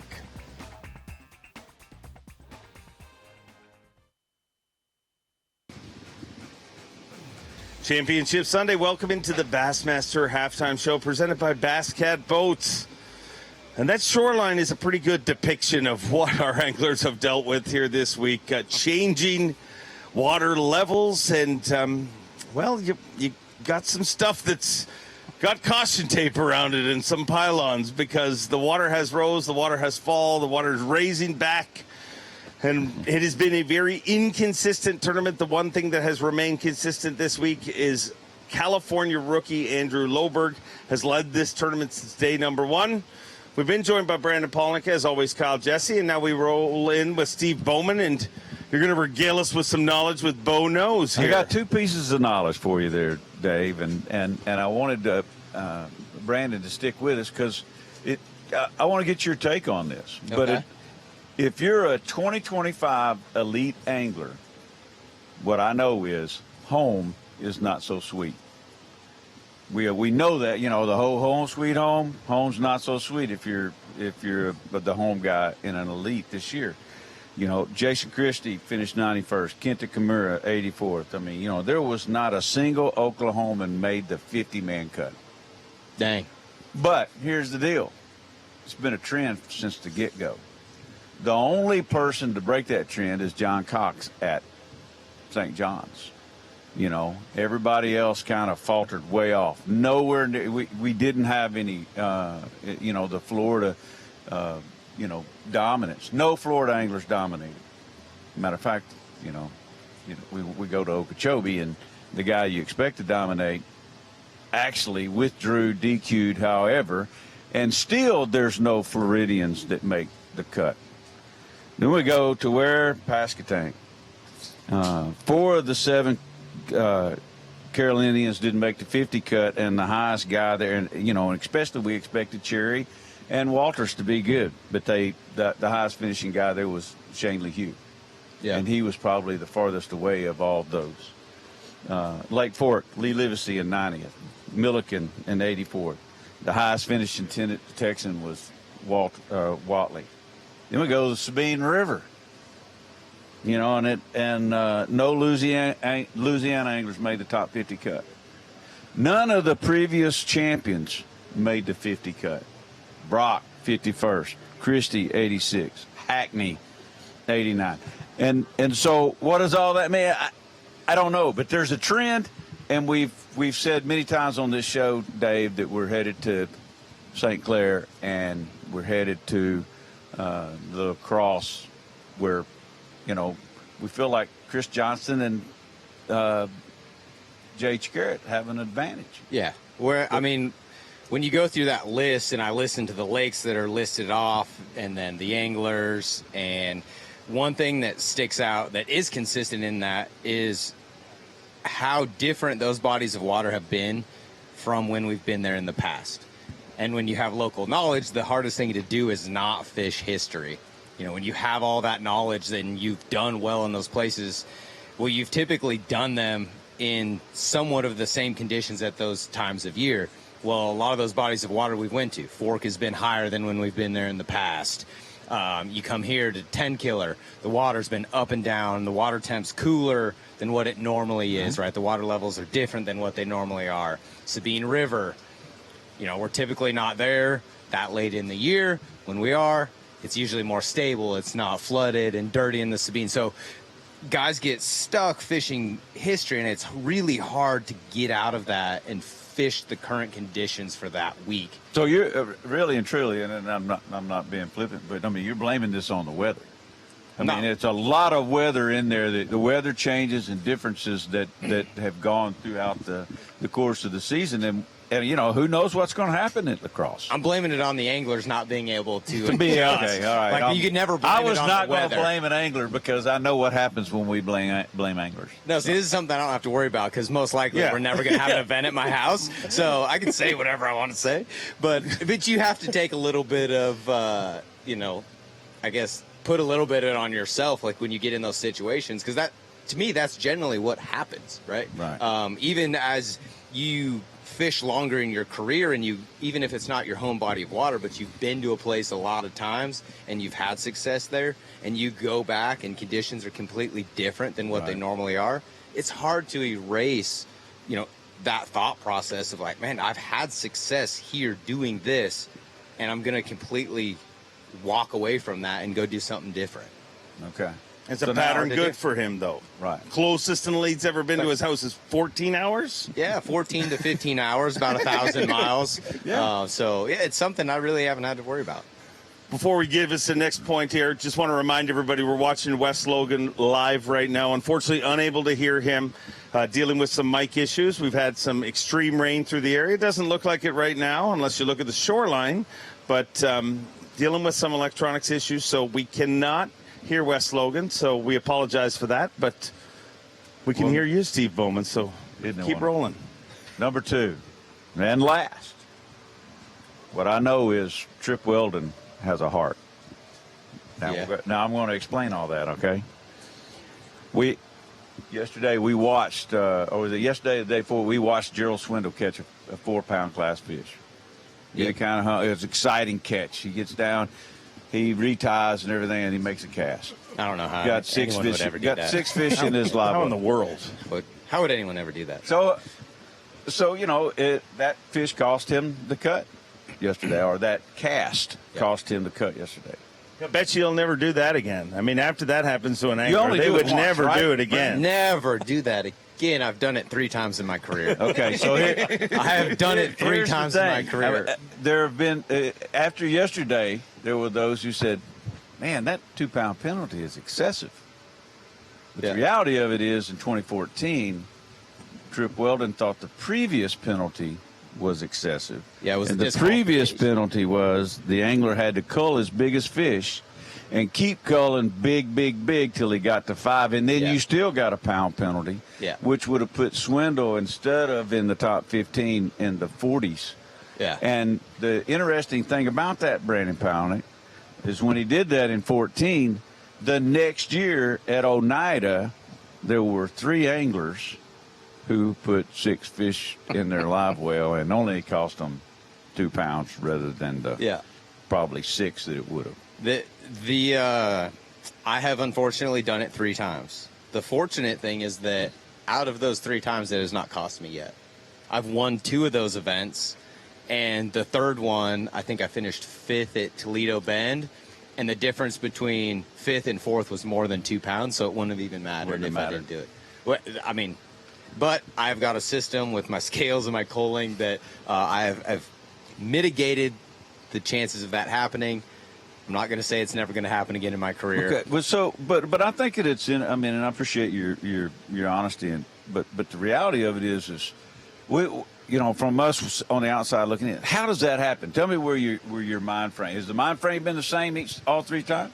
It's always when I'm catching them. It's never when you're just like slowly picking one here, one there. Okay. It's always when you get in a flurry. When it happened to me at Santee Cooper, I caught 2 on 1 cast on a jerkbait. You know, it's always happened in like big flurries. When I did it at the St. Lawrence River, when I ran out to the lake the first time, I was having a terrible day 2, and I finally found the school, and I dropped down and I catch a 6-pounder. Well, I forget to cull, because the next thing you want to do is when you get a big bite or you get that flurry going, you want to capitalize on it, and you get caught up in that moment, the excitement, the passion of it, and that's how it happens. And it's so easy to happen. And you see Jordan Lee coming on here. You know, we were talking to Jason last night at his house. He said he was watching on camera, and Jordan almost did it yesterday by accident. So Jordan had caught one, went to Cole, and went to throw the fish out. Well, he thought that it had went outside the boat, but it actually got stuck behind his seat. And he was a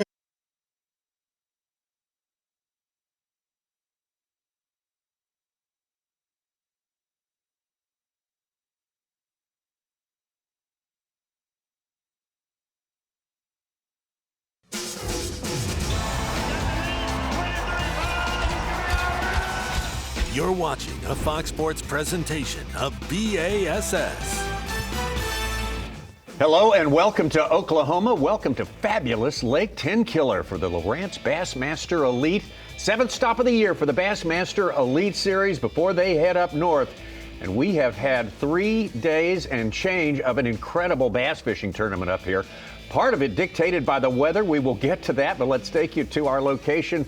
Impounded on the Illinois River back in 1958, this water flood control facility called Lake Tenkiller has also turned out to be a great place to test the best in the world for a very, very important tournament. 101 anglers fished the first 2 days, got it down to 50 for yesterday, and now we have 10 anglers left on this final day. The final hours of fishing are right before us, right here. Getting a little bit of a break in the weather.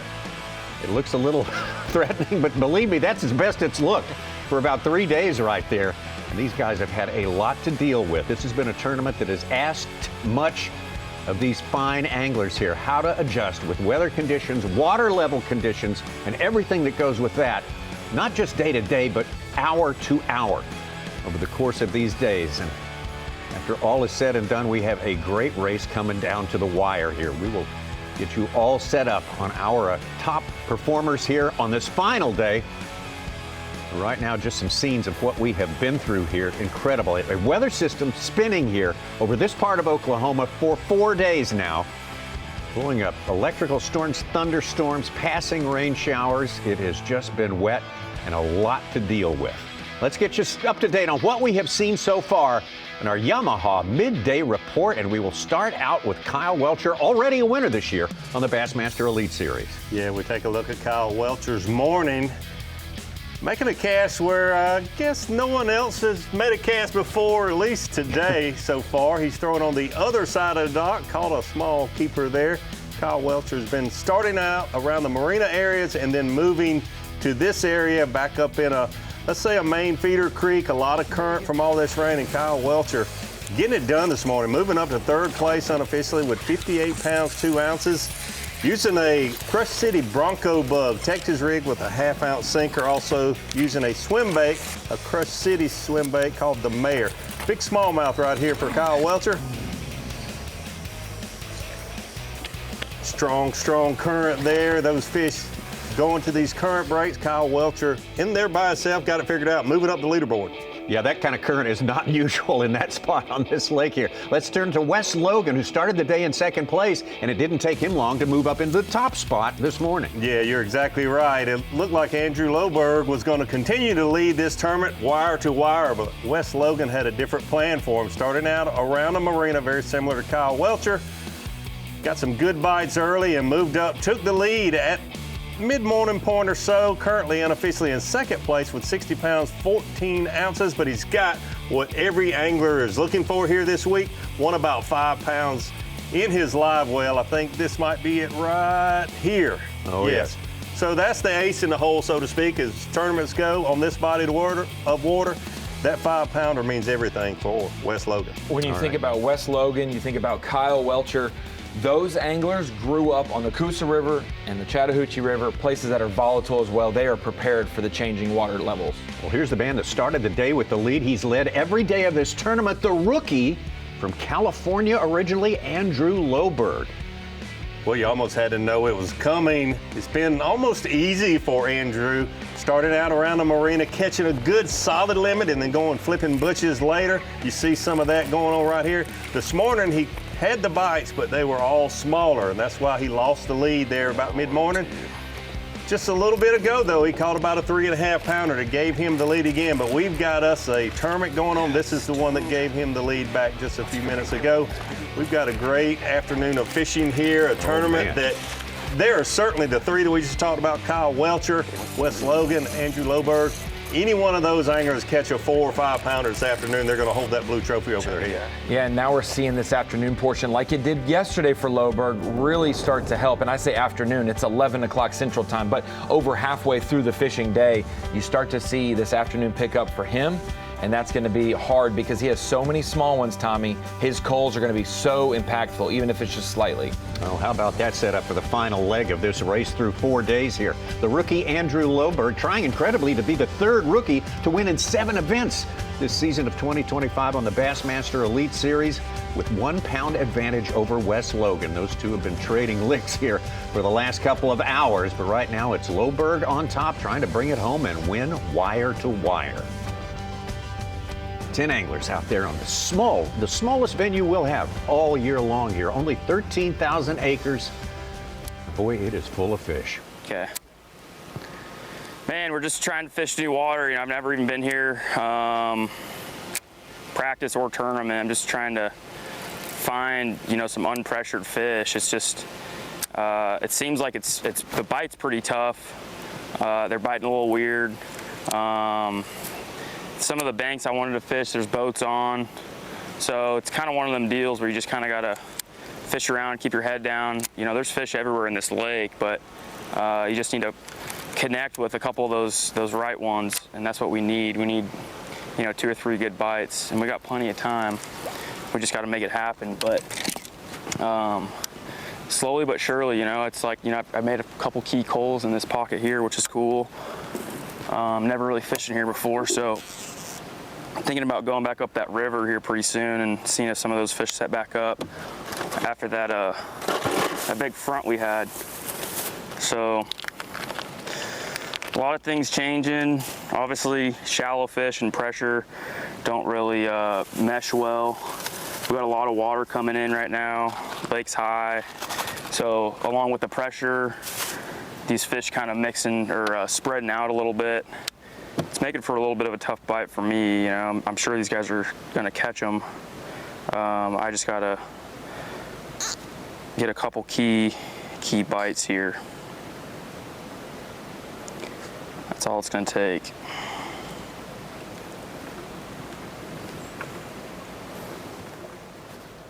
Rookie Loberg had a terrific college career at Chico State out in California. Fishing a lot of different environments, very well-rounded angler that makes you a more well-rounded angler. He is at 31, not a callow youth, but he's been around, but this is his first year to compete at this level. Yes, yeah, and making that a big move. Davey, you know that. We know the West Coast is full of great fishermen, full of great fisheries. Very hard to travel for the Bassmaster Elite Series that far and commit to many tournaments. So if you have a serious desire to become a professional, you probably have to leave California at some point and come more east. He has done that. In the last few years, you've got to see him on the national stage, various tournament organizations, and last year in the Opens, we knew exactly what we were getting.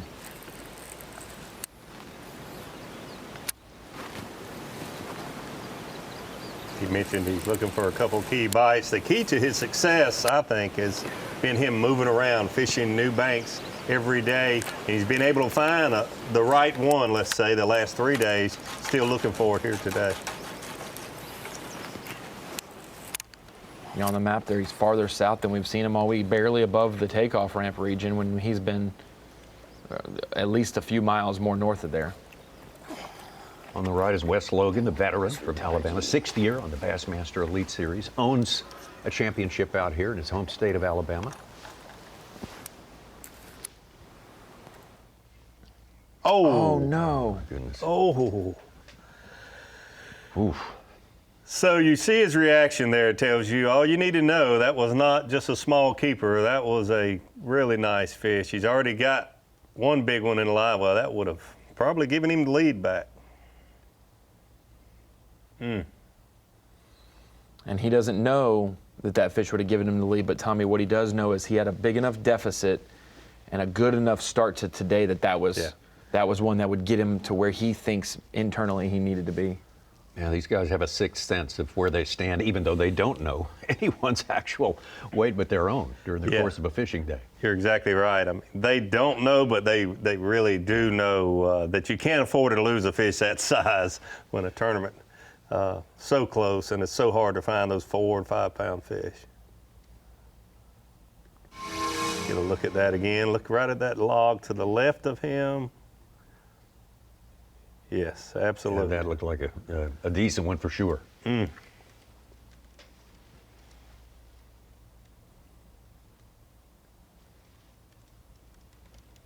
4 days of fishing, so hard to win, and he knows he's got that opportunity here this week. Oh, those opportunities are rare. It's so hard to win out here. We only have 9 of them in the course of the year.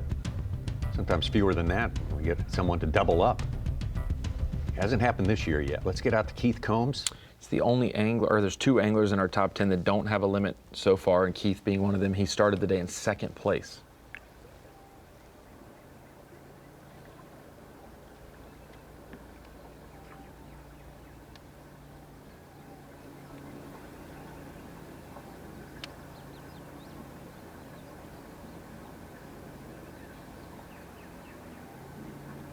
See Keith flipping a rage bug here. There we go. Most of his fish this week have come off of a 1.5 bigger Strike King square bill crankbait.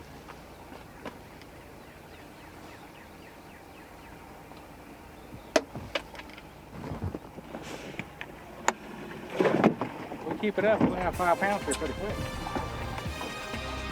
One more to a limit for Keith Combs. As we say, as yet, none of our anglers, even with the full field fish in the first 2 days, has failed to bring in a 5-fish limit, which is rather remarkable. And I'm sure have full confidence that Keith's going to bring him in. He's just got a big hill to climb to get up there where Andrew Loberg and Wes Logan are situated. A big-time battle at the top of the leaderboard. And the clock is ticking the 4th day, Championship Sunday. The 2025 Lowrance Bassmaster Elite at Lake Tenkiller is sponsored by Minn Kota, by Bass Pro Shops, and by Skeeter Boats. Tenkiller is actually really a cool lake. You know, it's got super deep water. It's got a little bit of everything, really. It's kind of a highland reservoir. Typically it's pretty clear. And it's littered with bushes. There's bushes all up and down this lake. You can kind of pick your poison of fishing shallow, what you want to do. As well, along with, you know, the bushes and the rock, there's a decent amount of docks to fish as well. It's a real pretty lake. It's got beautiful water unless it floods, and then it turns into, I don't even think chocolate milk would describe it. It's more of a red clay. You're throwing different stuff at different stuff you run into. Like, you may see one out on a rock pile off a point, you know, suspended over some bait. You know, you gotta have your Mentor and a Nico rig, stuff like that. I don't really plan out the adjustments I'm gonna make. I just try to kind of let my history and kind of instincts tell me where I need to go and when I need to do it. So subconscious is more powerful than conscious whenever you're trying to make adjustments bass fishing. So I think in general, the high water's kept the fish relatively shallow this week. A lot of rock piles and a ton of brush piles. You really fish their strengths. You can run up toward the river, get dirty water, you know, flip, throw spinner baits, that type of things. Or you go down by the dam in the clean water and fish offshore and drop shot, chase smallmouth, spotted bass around. It's a very unique lake in Oklahoma. It's a great lake, a lot of fishing, and we're gonna have fun this week. Every angler's looking for that situation. Fish the way you want to. I think this place, more than most, offers that sort of opportunity for these guys. Yeah, absolutely, especially the first day or two of the tournament. Now the water has been rising for 2 days. You've seen the shallow water guys that chose to do that take over. But early on, you could fish 30 feet deep or 3 inches deep.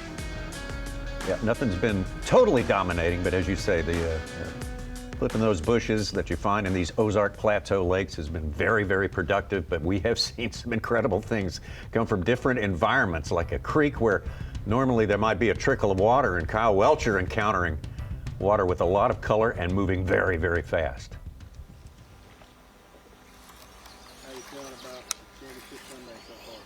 You know, it's good to be fishing no matter what on a Sunday, but we've got the makings of a good bag. We just need 2 more good bites, and then we can have a really good bag. That's hard to do, though. There's a reason it's a good bag, because it's hard to do. I haven't had a really big bite today. You know, I need to probably get 2 of them if I'm gonna have a shot to win, but you know. Glad to know that the weather didn't completely make me bomb. That's a good thing, because you never know coming into it. All that kind of rain, you never know if it's gonna get too muddy, too high. You really just never know. So I'm glad I got that one place. It's been pretty special this week. I'm in another one now that sets up similar, but I just hadn't caught any good ones out of this. I've got bites in here every time I've came in here, but I just hadn't weighed in any out of here. We'll let that other one rest. We'll go back over there and check on it in a little bit.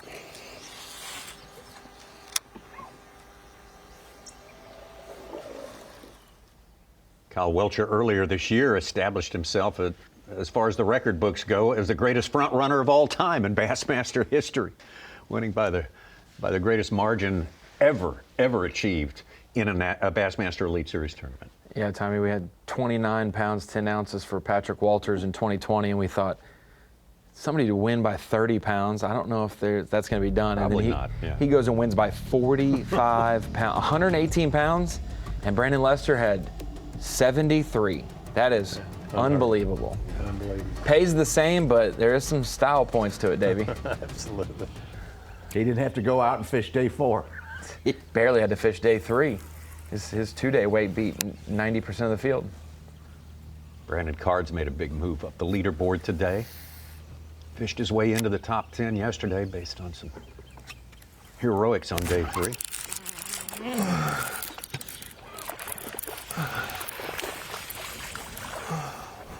don't think he'll help, but we'll check him. We said earlier in the day it was a race to 15 pounds, Davey, with Brandon Card's 5-pounder. He broke 15 pounds with Wes Logan's 5-pounder. He's right there at 15, and Kyle Welcher's right behind them. So the 3 closest pursuers to Loberg have done their job. He is just starting to gain some steam and hold them off slightly.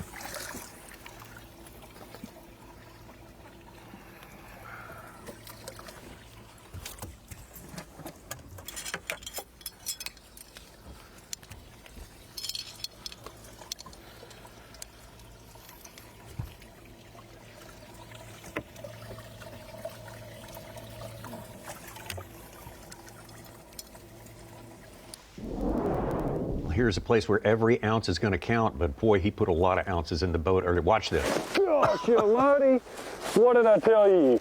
Dude, that was sick. That was so sick.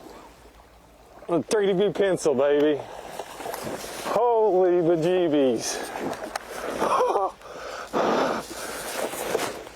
Come here to me. Yes! Look at that! Choked it. I told you. Dude, my favorite topwater bait of all time. It's the biggest fish I've caught all week. Oh. So what I was saying is it was perfect topwater conditions. It was cloudy. We got this slight breeze. What you want for big fish like this. There you go. That's what you want. Went in as a 5-pounder, biggest one we've seen on camera all You week. said ounces, Tommy. That was 80 ounces worth. That's right. 5-pounder, which we've had Such what? This is our third 2 one, or I 3. think. Yeah, Two for the whole, today. 2 and today. before, Brian yeah. New and Keith Combs. Crazy. 4 total in 4 days. Here's Bob Downey. Well, we just worked through kind of our main stretch there. I thought I was going to be out of here about a half hour ago, but I actually caught a decent smallie and a 2.5-pound largemouth in the back of that thing. There's some good current coming in, and they were just sitting in a trash mat in an eddy. That smallmouth must have moved in there last week or so with all this rain. There's a lot of current coming back in there. but I'm about to pick up the trolling motor and now finally start to run some new stuff. I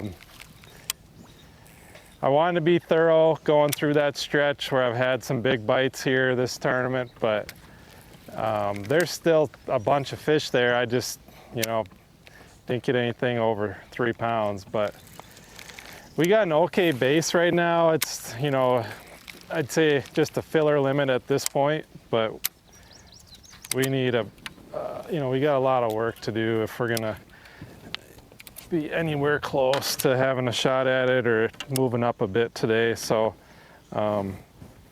retie here quick and then we'll be out of here and kind of into a new zone that I haven't been to yet and just see how it goes. Bob, one of our most consistent throughout the week here, averaging right about 15 pounds each and every day. He's just nonstop. He puts his head down and doesn't quit till he gets a good limit. Yeah, most of the other anglers in our top 10 today have had a real good day, above average, well above average, but he's just steady, a little above average every single day, and he's on that same path today. But you could also say he's due for a 5-pounder like we've already seen 2 of so far today. So maybe today will be Bob's day to get that 5-pounder and have that 16, 18, maybe even 19-pound 5-fish limit. It'd certainly make a difference for him, a 5-pounder for sure. All the 10 who have survived this far in this tournament are what you'd call in the horse racing game mudders. Competitors who can really do well when the conditions are not good. How did Bob Downey get to be such a good mudder? Well, he's going to explain some of what he's done this week. I mean, for me, all week, I just committed shallow. In practice, I fished offshore the first day, mid-range, and then shallow the last day of practice. And I just had my best day the last day of practice up shallow. That's my strength. I feel comfortable doing it. So I just told myself, commit to it. I feel like with the rain we got coming, the water was going to drop a bit, but with the rain we had coming, it might stabilize. And it's really materialized that way this week. So I've just stuck shallow all week. I'll probably do the same tomorrow. I feel like that's my best shot to have a chance to win. Yes! Yeah, baby! Freaking tub.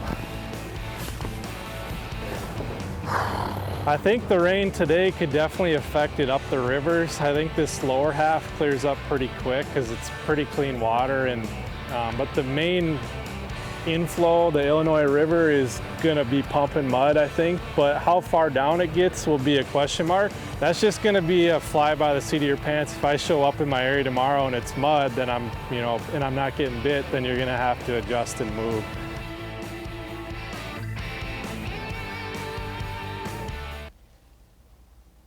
The road to 2026 kicks off now with the CONCACAF Gold Cup. Team USA takes on the best in North America, ready to prove they belong on the world's biggest stage. The journey starts with a matchup against Trinidad and Tobago. It's today, 5:30 Eastern, only on Fox. We got 10 anglers out there working very, very hard to get one of these valuable trophies from the year 2025 with Bassmaster Elite Series here at the Lowrance Bassmaster Elite at Lake Tenkiller, a beautiful place, and obviously only our second time to ever been here with the Elite Series, obviously full of bass. Having a lot of fun in this tournament. I mean, every angler has felt like they've had a chance. I mean, more so than anywhere we go. Everybody's, thinks, in the back of their mind, I can get lost here. I can just take a wrong turn. You're going to be around somebody catching fish anywhere you went in this tournament, Davey Hyde. Yeah, one thing we've learned here about Lake Tenkiller is it is loaded with fish. Unfortunately, a lot of them are the same size, and what we have today is the final 10 anglers that have figured out a way to catch those fish a little bit bigger, 3.5, 4 pounds. Even today, we've got 2 of our top 10 with fish about 5 pounds each. That is gold here. That is the Hall of Famer Davey Hyde right there. Also with Ronnie Moore. And Ronnie, these numbers here are terrific, but anyone of the top 5 can catch a couple of 4-pounders and change the whole complexion of this thing. Yeah, when Brandon Card caught that 5-pounder on top water earlier, and then when Wes Logan flipped that log jam and caught a 5-pounder, they automatically knew no matter what the scoreboard is today, Andrew Loberg could be having a great day, have a big lead. They knew, though, that's the golden ticket to having their most excellent day of the week, which is what they'd need to overcome any kind of deficit they had. And so to see you be able to catch a 5-pounder flipping bushes or throwing top water, maybe catching a big one going offshore like we saw earlier in the week when the water was lower. So many different ways to catch a big one, but when you catch that big one, you do not want to waste the opportunity to make that a 15 to 19-pound bag like we've seen this week. We've only seen 27 bags in that range for 4 days and over 300 opportunities. Mike Sukhan, from what you've seen observing for almost 4 days now, what are the chances of someone jumping a couple of big ones? Not like something we really haven't seen before in this tournament so far. Could it yet happen? Yeah, 3 of the guys on the top of the leaderboard have had some of their best fish come in the afternoon. Loberg had culled 3 times yesterday with his 2 best fish. So, and West Logan, he's been catching 3-4 pounders almost at will, almost on the hour. So you never know what's going to happen today. We're going to have a fantastic finish, that's for sure. But we're going to put our rain suits on one more time. From here at the Bassmaster Studios, sponsored by Marathon, we will go back out onto Lake Tenkiller. KJ Queen, a North Carolina angler, fished hard on day number 3 to make the top 10. Started out earlier today with a fish catch, a good one. Yeah, Tommy, from 79th on day 1, 79th, you don't think I'm going to make the final day with that finish, Davey. You think, I hope to maybe make the cut, and he has worked his way up every day to now have a shot, and he started strong this morning. He has. Every day he's gotten better, like you mentioned, Ronnie, and this morning he got going. We thought, wow, it could happen for him, but it's slowed down since then, catching most of his fish on a vibrating jig. It's going. I just can't get these suckers to bite. Just had 3 big ones go all over my stuff. They're just in a foul mood right now, and they're not wanting to eat. I don't know if we could just get a little cloud cover, not cloud cover, more so just a storm. If a storm would roll in, we'd smash them. They're eating them storms, but I ain't seen. Come on, come on, come on, come on, come on, come on, come on, come on. Golly, dude.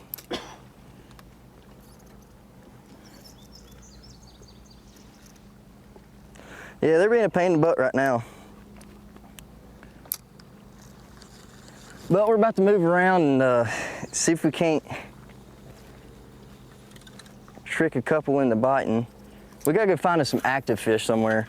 We find active fish, we can catch them. It's just, they're not feeding right now, but they can turn on any second. As soon as they turn on, you gotta be around those shallow fish. Come on, come on, come on, come on, come on, come on, come on. Ordinarily, we see a lot more anglers fishing offshore like that. Davey Hyde, has been the rising water that's sort of taken that approach out of play. Absolutely. Normally we see a lot of the, let's say half of the top 10 usually are doing exactly what he's trying to do there. Use his live sonar to watch these fish and get them to bite. Here. Ordinarily, we'd see this guy doing that. Yeah. Trey McKinney. The bite was good. Now it's kind of tapered off.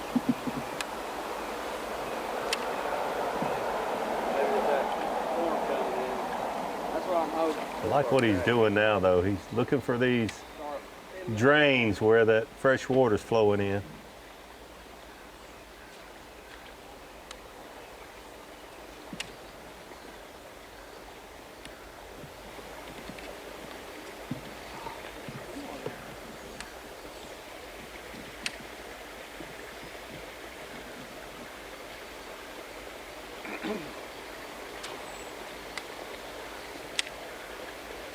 Heard local legend Jason Christie, overheard him at one of our halftime shows earlier in the week saying, there you go. Not all drains are created equal. You've got to have the right components to make it work. This one looks like it may be a candidate. I don't know if he'll help, but solid fish.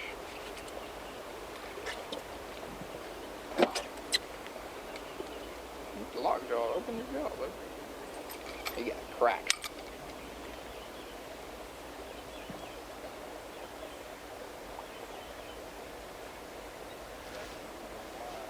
No help.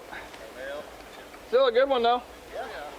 Shows how dialed in those anglers are. If you notice, just then when he pitched in, he pitched around, but when he pitched right in what he thought was the right spot, he made the motion like, come on, it's time to bite. You're supposed to be right there, and that's when he caught that fish.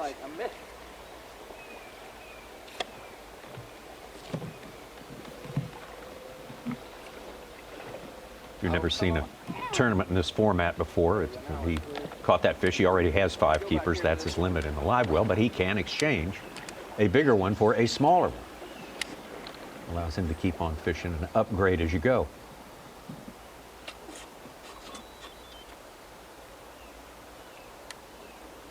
That one didn't make the cut.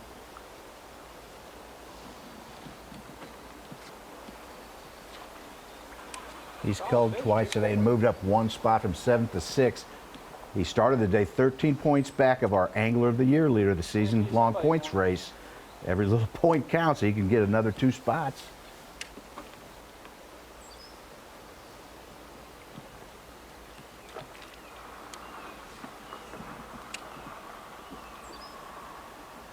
See him moving along quickly to get to these other 2 drains coming in the lake.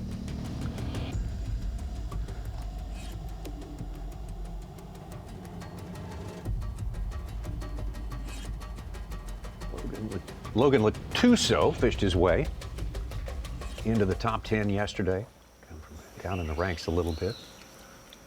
He's been in some sort of different places today. He's been on the edges and right in the middle of very, very This is the first time he's cast to open water, Tommy. Oh my gosh. He ain't big, but that was a cool bite. That thing crushed it as soon as it hit the water. Golly. That was fun. Top water frog. Oh, she was a 5-pounder. Man, as soon as that thing hit the water, he crushed it.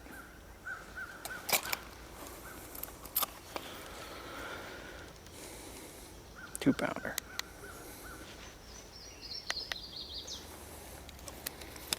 We'll call 3/4 of a pound.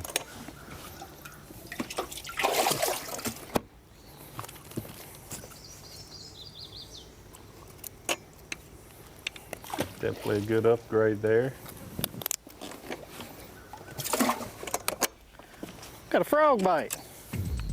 Ounces gained by Logan Latuso. That's how it works. And some froggy looking water, that is for sure. Yeah, absolutely. Couldn't quite see from the camera angle there that when the bait hit the water, the fish hit it immediately. That's a good sign right there.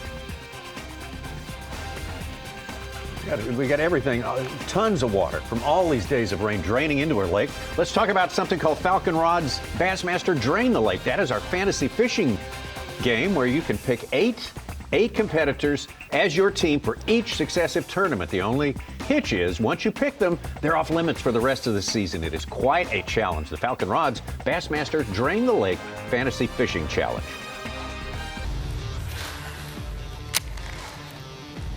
I think just me personally, before practice started, you kind of see what time of year it is and see where we're at in the country, and you're kind of thinking, man, it's going to be an offshore deal.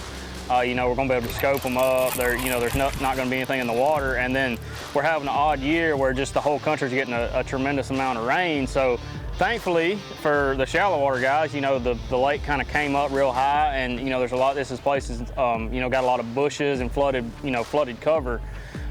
So we're kind of dealing with that in practice, and then all of a sudden the final day of practice around 12 o'clock they open the gates up for the dam, and this tournament we happen to have an off day, so we're off the water this whole time that the water's falling. So basically a lot of the, not a lot, but some of the places that I practice are actually like unfishable. Like there's like 4 or 5 inches of water on it, like you can see the bottom everywhere. So constantly having to move, but with us having to move means the fish are having to move. So it's just making it a real weird deal. You can do a lot of things, and I think, junk fishing is kind of it's working for me, which is kind of what I do anyway, but it's just kind of setting up for that kind of, tournament.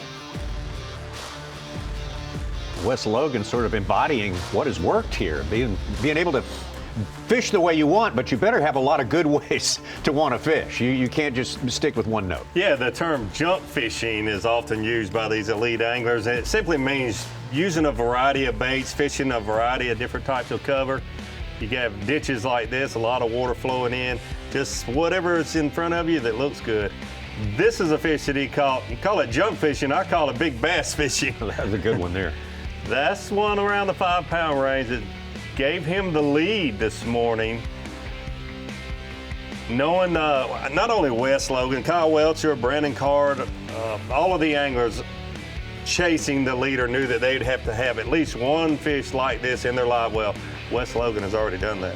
That one put him ahead of the man who started the day with the lead, Andrew Lowberg.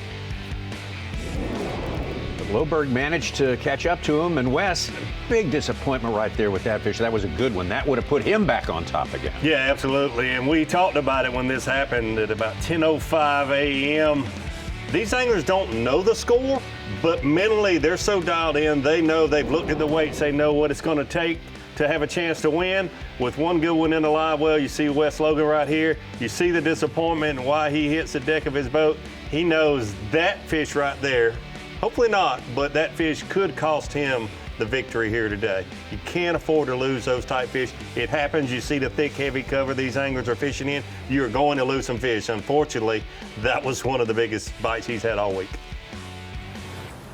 From the looks of it, our leader, Andrew Lowberg, has made another move. He was farther south than he has been all week. Now he's getting closer to his region, but still in a different area. Moving around this lake, this north part of the lake. I'm going to work my way back up, recheck some stuff I haven't fished in a while. It's kind of feeling like, we got some cloud cover, we got some activity going on up here, so I think there's definitely, going to be an afternoon bite in play. I just kind of got to be at the right time, at the right place at the right time. Bite's super tough, man. I need a couple bites for sure, a couple good bites. I know I'm in the right area to do it. I just got to connect with them and put them in the boat. But this place is just changing so much, and the pressure seems like, a handful of the top 10 guys are up here, which is totally fine, but there's only so many places where they kind of live right now, the key bite, so more boats kind of running through it kind of puts pressure on them. But we're going to keep after it, we're just going to flip, and anything in front of us that looks good, we're going to go to it, trying to just pick super high percentage spots to go to, and spots that I don't think have gotten a lot of pressure. So yeah, we still got a couple hours to go. Long time. Doesn't really feel like it for me, but it is a long time. But we're just gonna keep grinding away, man. This is pretty wild. Just got to execute well, not lose any.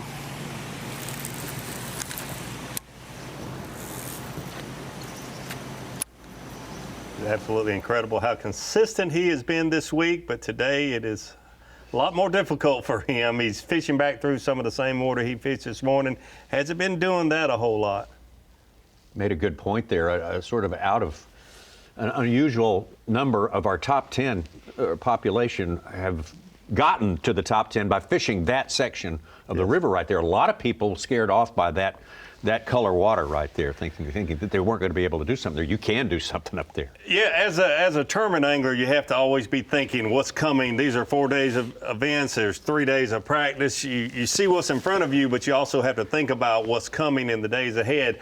I was actually there around the lake a couple days before the tournament started, and some of the anglers, when I was just talking to, not many of them, but just a handful of anglers, several of them were talking about, this is a small fishery, the smallest playing field we've had all year, and that upper end being dirty, blown out, is not going to be a player, so this lake is going to fish even smaller. Anglers like Andrew Lowberg were thinking, hey, it's not getting pressure. If it clears up, that's where I can win the tournament. That's just two different mentalities. When you see something that looks negative right now, you're thinking about, well, it could end up being the place to win, a positive.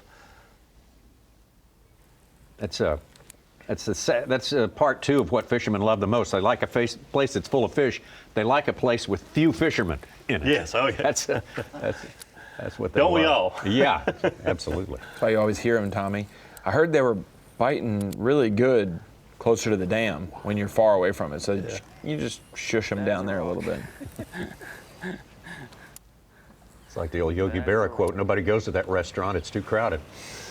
Yeah. That's perfect. That is perfect.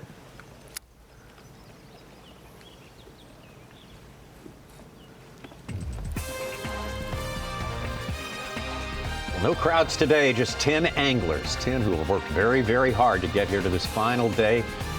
The only 10 who have an opportunity to clutch that treasured blue trophy at the end of the day.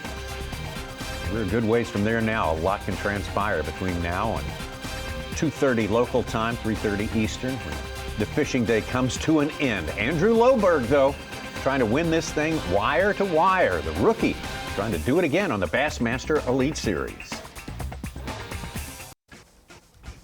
It is a big day on Bassmaster Live, the final day of the Lowrance Bassmaster Elite at Lake Tenkiller. The Elites came here back in 2019, the only other time they've been here, and then it was a Plan B lake because another venue had been taken out of service by, ironically, too much rain. Yes. Which has been certainly a big part of the story here is a ton of rain, ton of weather. It is not the most agreeable to fish in, but 10 anglers have done it better than anyone else. And Andrew Lowberg, the rookie from California, man on top, 61 pounds and 14 ounces. Still plenty of fishing time left on this day. Lowberg and West Logan have been trading blows since earlier in the morning, much earlier in the morning today, but it's right now Lowberg with the upper hand. But bite windows open and close here, and we have seen some impressive ones during the course of this day. Back out to Brandon Card. So as far as the number of bites, I'm not catching not nearly as many fish as I have been, but the quality is there. We made a move up here to another spot and got in here and caught a 3.5 and a 3, and those culled the 2 little dinks, and then went across the creek and caught like a 2 1/4, and that barely culled. So yeah, my smallest one's a little under 2 1/4, and then my biggest is 5. So working on a pretty good bag. I would still like to cull a couple more times. But all in all, just a fun day on Tenkiller. I think we got some rain coming in, maybe around 1. So that'll probably pick the bite up a little bit. Seems like this week they've been biting better in the rain. So that's the plan. We're just going to keep flipping, and then if we see something that looks right, we'll pick that topwater bait up again and throw it out there and try to catch us another 5-pounder.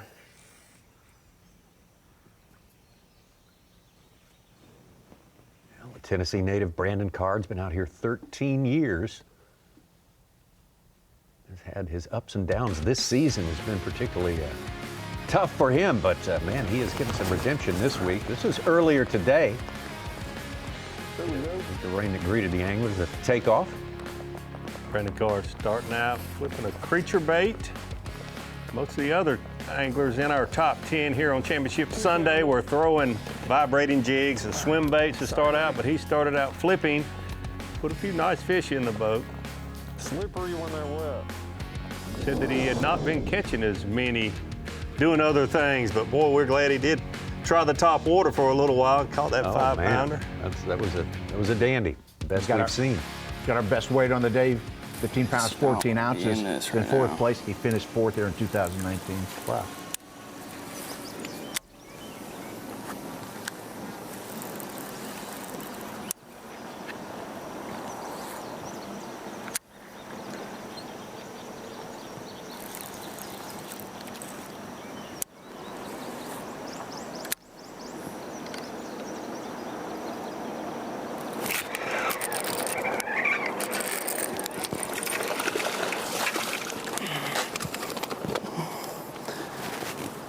Smalley. Know it's a smallmouth before you see it when the line starts singing. Fast swimmer. The smallest fish is 1.5 pounds. I don't know if that one's going to be bigger. It might be. Maybe a little, yeah. You got 2 of those. Skinny though, dude. Number 2. Be a 2-pounder, please. Yeah, 2-pounder. We got a coal.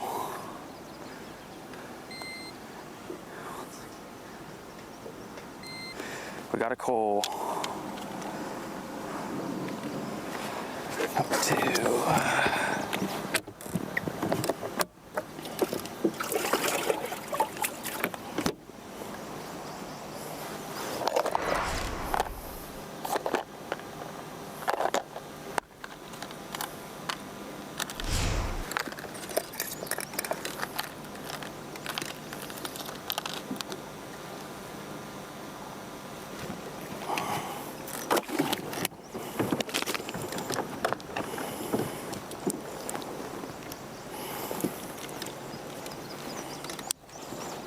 Recheck him.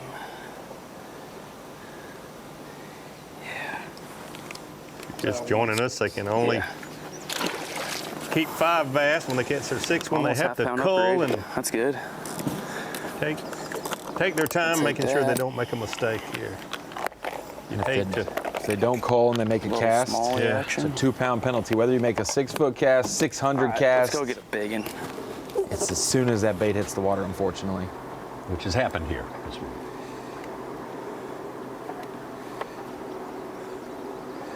They're getting a trading a 2 for £1.50 is part of a component of a good bag here. I mean, Yes. Everybody who's going to be working near the top is going to have a 4 or a 3 or 3.5, something like that, maybe 2 of them. But the trick is to get rid of the 1-pounders, the real small ones, fill in with bigger weights.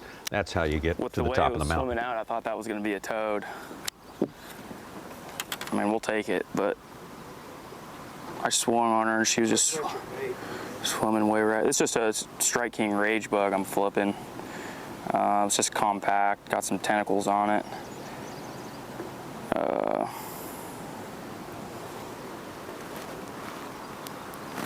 Green pumpkin's always throwing like a green pumpkin swirl, like blue swirl or whatever, but I really don't know if it matters.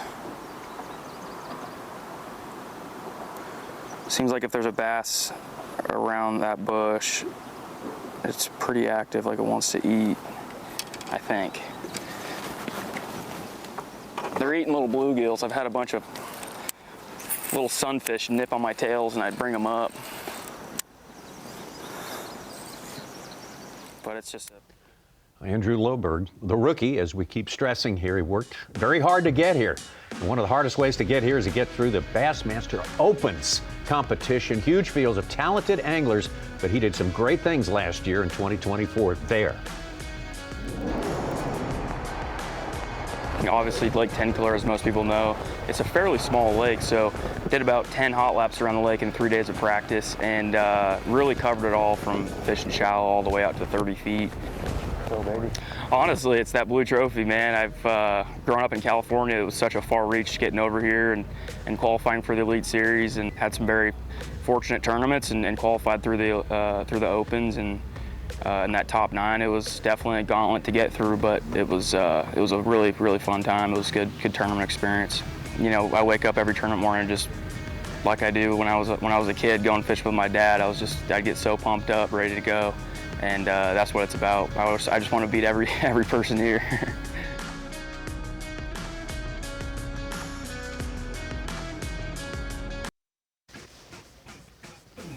Welcome back. Live coverage continues from the Lowrance Bassmaster Elite at Lake Tenkiller.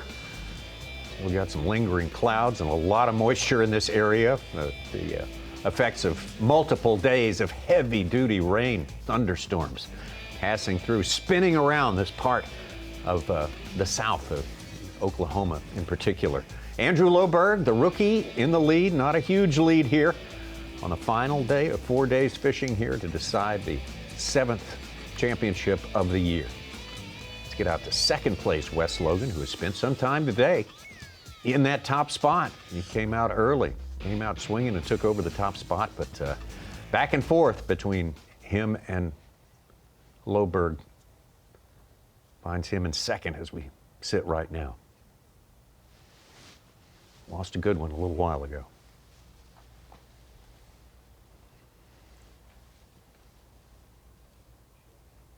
Switched off his main area. He was on that main point to the west side of the lake, right where that turn is, but now he's gone to the opposite side, much narrower back in creek.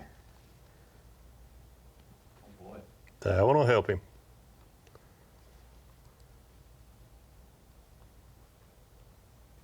Smallest fish is 2 1/4. That's significantly bigger than that. Excuse me, yeah, 2 1/4.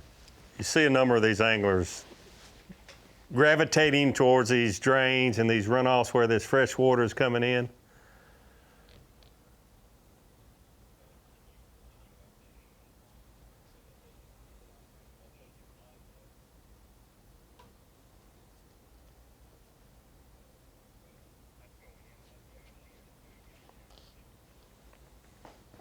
Ten ounces, over half a pound.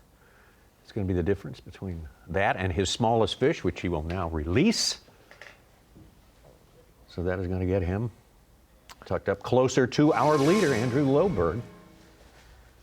Yeah, it goes from a pound deficit to negligible, quarter of a pound deficit. Yeah, that's a statistical tie almost. It doesn't matter where we've been on Lake Tenkiller, north end of the lake, south end of the lake. There's been so many different baits play. Welcome into the Bassmaster Studio, sponsored by Marathon. We're here in the Bass Pro Shops bait and tackle section with the Hall of Famer and classic champ, Davey Height. And Davey, I've just got a small sample of what we've seen this week. We've seen when the water was lower and it was falling out of the bushes, moving baits like swim baits were working. We've seen top water even this morning with Brandon Card with his walk-in bait. Buzz baits have worked.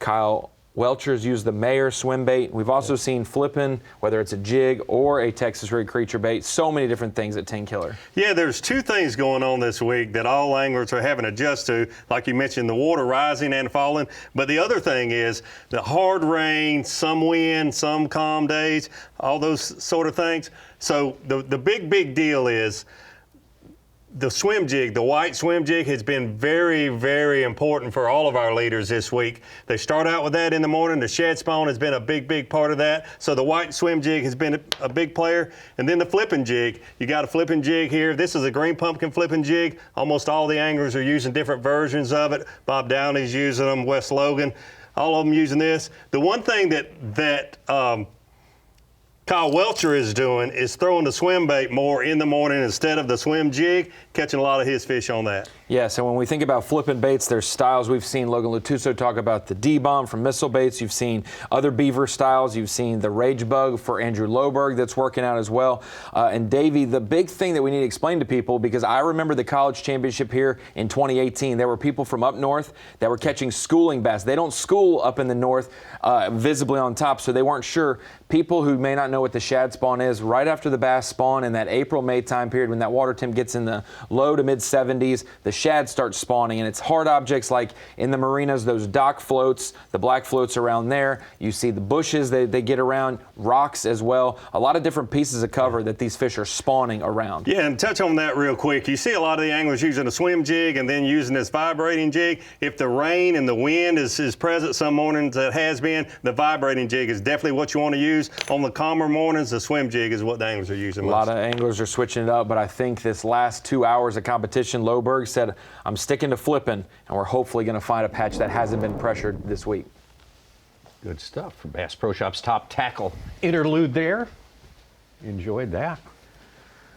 A better insight into what's going on with these guys as they get closer and closer to the moment of reckoning. That's going to be weigh-in time, which is counting travel time, about 2 hours away. We're out of here.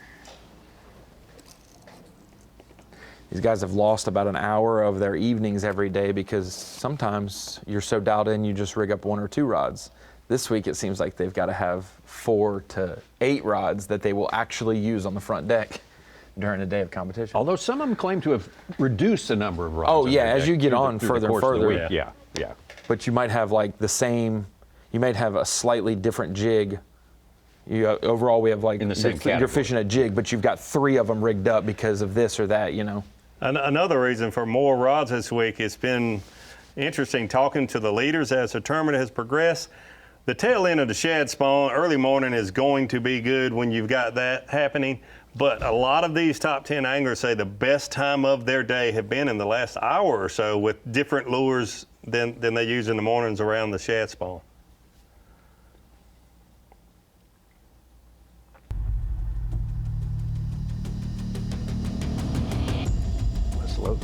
Wes Logan trying to get dialed in. What's going on right this moment. It seems like a moment-to-moment experience every day out here on the lake. Fight windows open up and close again.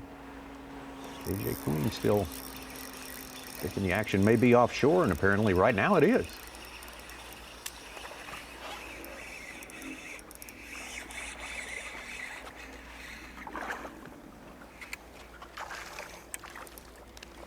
Smallmouth. That'll help.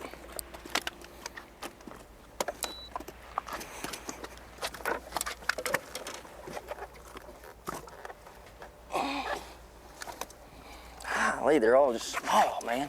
You're not getting no size.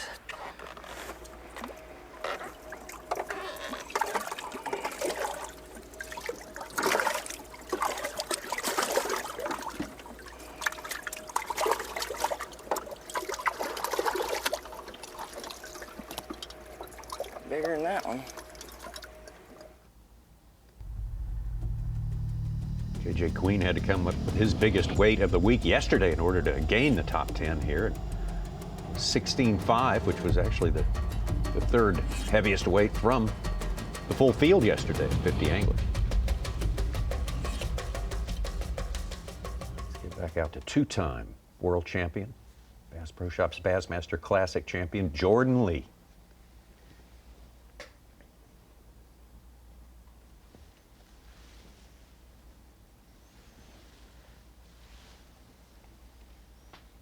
Jordan having a good week here. He's been very consistent. When I saw him make the top 10, I assumed he was fishing offshore, but he has been flipping, staying right up on the bank all week long. He posted last night, said, first top 10 of the year, check. Had fun fishing this week, check. Flipped a jig and a creature bait all week, check. So that's 3 good recipes to do it one more day, and he had nowhere to go but up. Last man in, tied for the last spot, gets the tiebreaker, which, if you're wondering, in Bassmaster competition, to go into the final day and have a tiebreaker, that is the biggest single day bag between the 2 anglers or 3 anglers that are tied. He won that battle over Brock Mosley, gets to fish today, and can only gain points, can only go up. Yeah, he's got to be happy after a bad tournament at the Sabine that knocked him back to 52nd AOI points and outside the top 40 Classic cut. He's back in it with this top 10.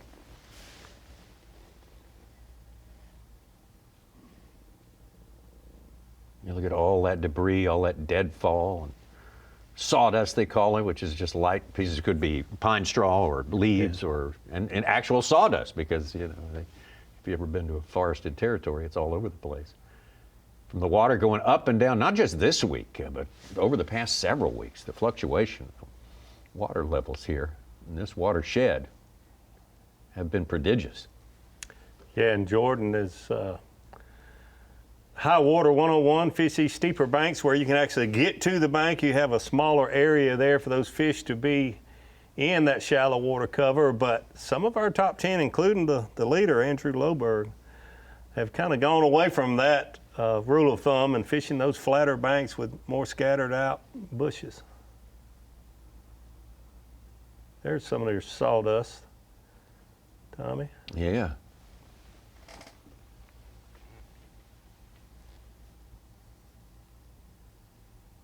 You see the occasional flower pot, part of a barbecue grill mixed among these things. Tiki torch once in a while. Yeah. What is that? A milk type jug? It's like a thermos, doesn't it? I don't know. It had a face on it. There's someone's swim platform. Yeah, swim platform. Saw somebody using a magnet to get chairs up off of some docks. Yeah, we did. We saw some magnet fishing. People trying to retrieve stuff that the rain had thrown into the water. Andrew Lowberg, the rookie, getting closer and closer to something he maybe was not expecting this week, to be able to win this tournament wire to wire. That would be quite an accomplishment for any rookie. But every tick of the clock gets him a little bit closer, but plenty more time between now and then.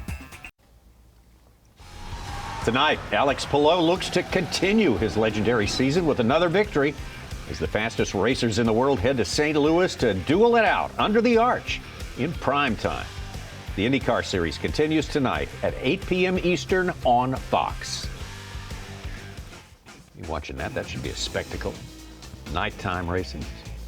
Really cool proposition. Lowrance Bassmaster Elite, though, at Lake Tenkiller. That's what we got for you here. Big day out here in this, well, as we round the turn into the final stretch of the Bassmaster Elite Series season. Only 3 events, including this one remaining on the card. Chances to win a championship. Fewer with every week. Andrew Lowberg, the rookie, in the lead here, 62 pounds and 6 ounces. And Wes Logan, who had taken the lead away earlier today, not far behind. Kyle Welcher, he seems to be a good ways back, but he could knock out a couple of 4s and everything changes. If you told me day 2 or day 3 with how dominant it was looking at the top of the leaderboard between Combs and Lowberg that we'd have 5 anglers within 4 pounds with 2 hours left, yeah, I would have not believed it. I mean, 1 bite. Oh, yeah. And most of these guys still have a 1 something. You go catch the biggest fish of the tournament, right there, boom, I'm in the lead. This is a brand new section I haven't flipped before or even been to yet. It looks good. Just trying to generate some bites in some newer areas that haven't been hit, man. It's just a grind out here. Still feel like if I get two key bites, it'll be close, but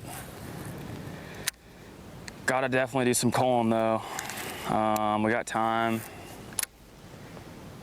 We just got to connect. Good flips, good pitches, and put them in the boat. What's the key to good flipping? The key to good flipping? Man, do it a lot. Just keep flipping, man. Everything in front of it, just flip. And this isn't even flipping, this is pitching. Uh-oh. See, that's not good flipping or pitching. I don't consider myself to be great at it, but I like doing it. Exactly. We're about to get out of this hole here.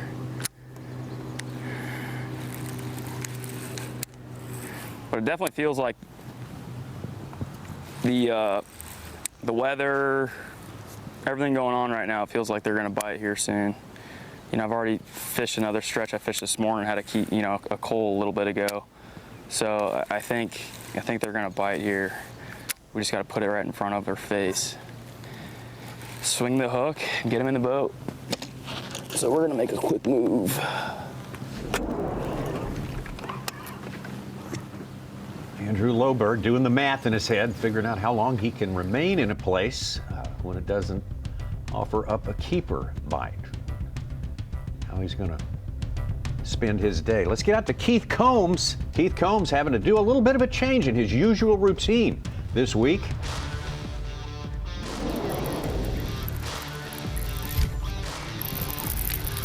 You know, Tenkiller is definitely, in my opinion, behind what I thought it would be. A lot of my fish are relatively shallow, and I think, you know, the lake's been up and down so much, it's kind of keeping those fish from really wanting to move offshore. There's a lot of current, and the water's kind of stained, bushes in the water, so a lot of those fish are kind of staying up a little bit shallower. You know, I caught some today in the bushes, some just outside the bushes, some off of points, but not extremely deep. So I think in general, the high water's kept the fish relatively shallow this week. Keith Combs, 15 years with the Bassmaster Elite Series, 15 of its 20 years. He's got multiple Elite Series wins. And when the series came here in 2019, he went top 10, was 7th place in that event. That was in September, though, a very different time of the year for fishing.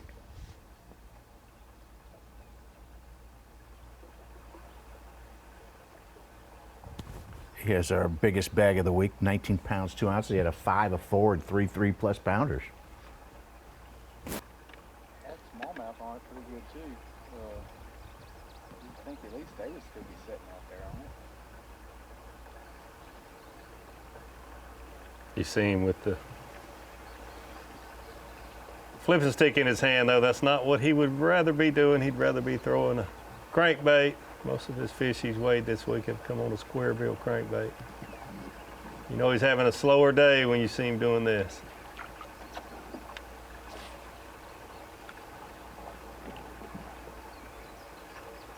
Just about all his storied victories have come deep cranking. Yes. He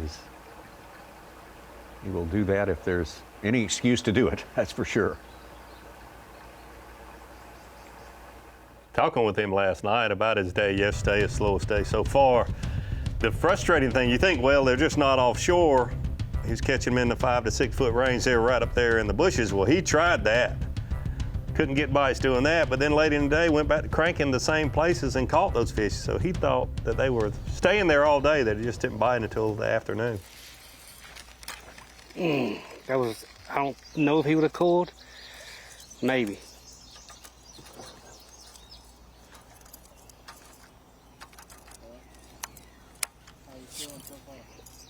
I feel pretty good. I want to catch 2 more good ones, but I mean, our smallest fish we've got right now has been a pretty good one this week. It ain't been, you know, super easy to catch them 2.5 pounds, but lacking a big bite so far today. I mean, it could still happen. I'm in, obviously, the area I have the most confidence by far, but, you know, we're going to probably fish here for a while, because, I mean, I just feel like the best quality's here.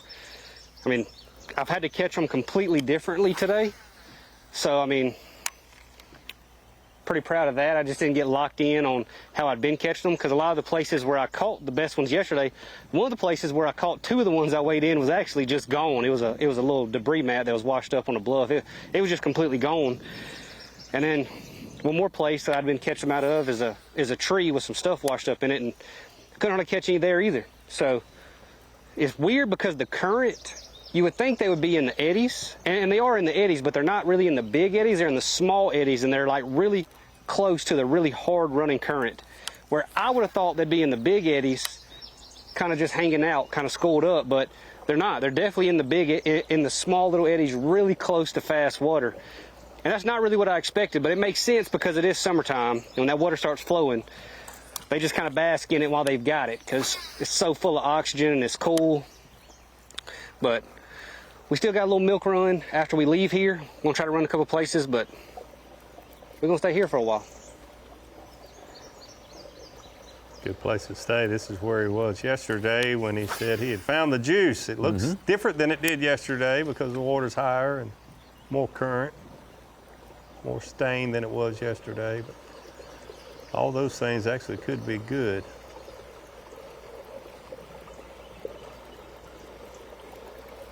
He's let this area rest for a few hours. So looking forward to see how Kyle does here in the next 30 minutes. Current can, when the situation's right, sort of turbocharge the fishing in any given area. It's interesting to hear him say the size of the eddies that the fish are backing out of the current and hiding in, waiting to grab stuff. Yeah, it's real important to try to learn that each and every day. And not only every day, but the way things change in conditions like this throughout the day. Those fish can want to be totally in those eddies, those bigger eddies in slack water like he talked about. Or if they're in a feeding mode, they want to be in the eddy, but they'll be just in the edge of it where there's a lot of current so they can ambush their prey. Definitely a little lesser current.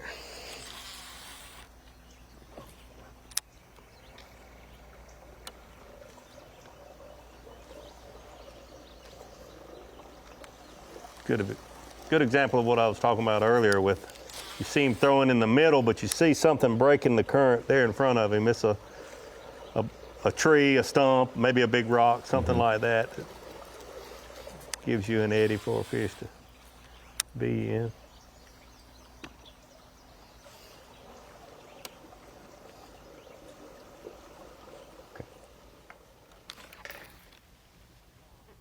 Oh my God, that was my fault. Gosh. That was my fault. Did you see him flash? Kyle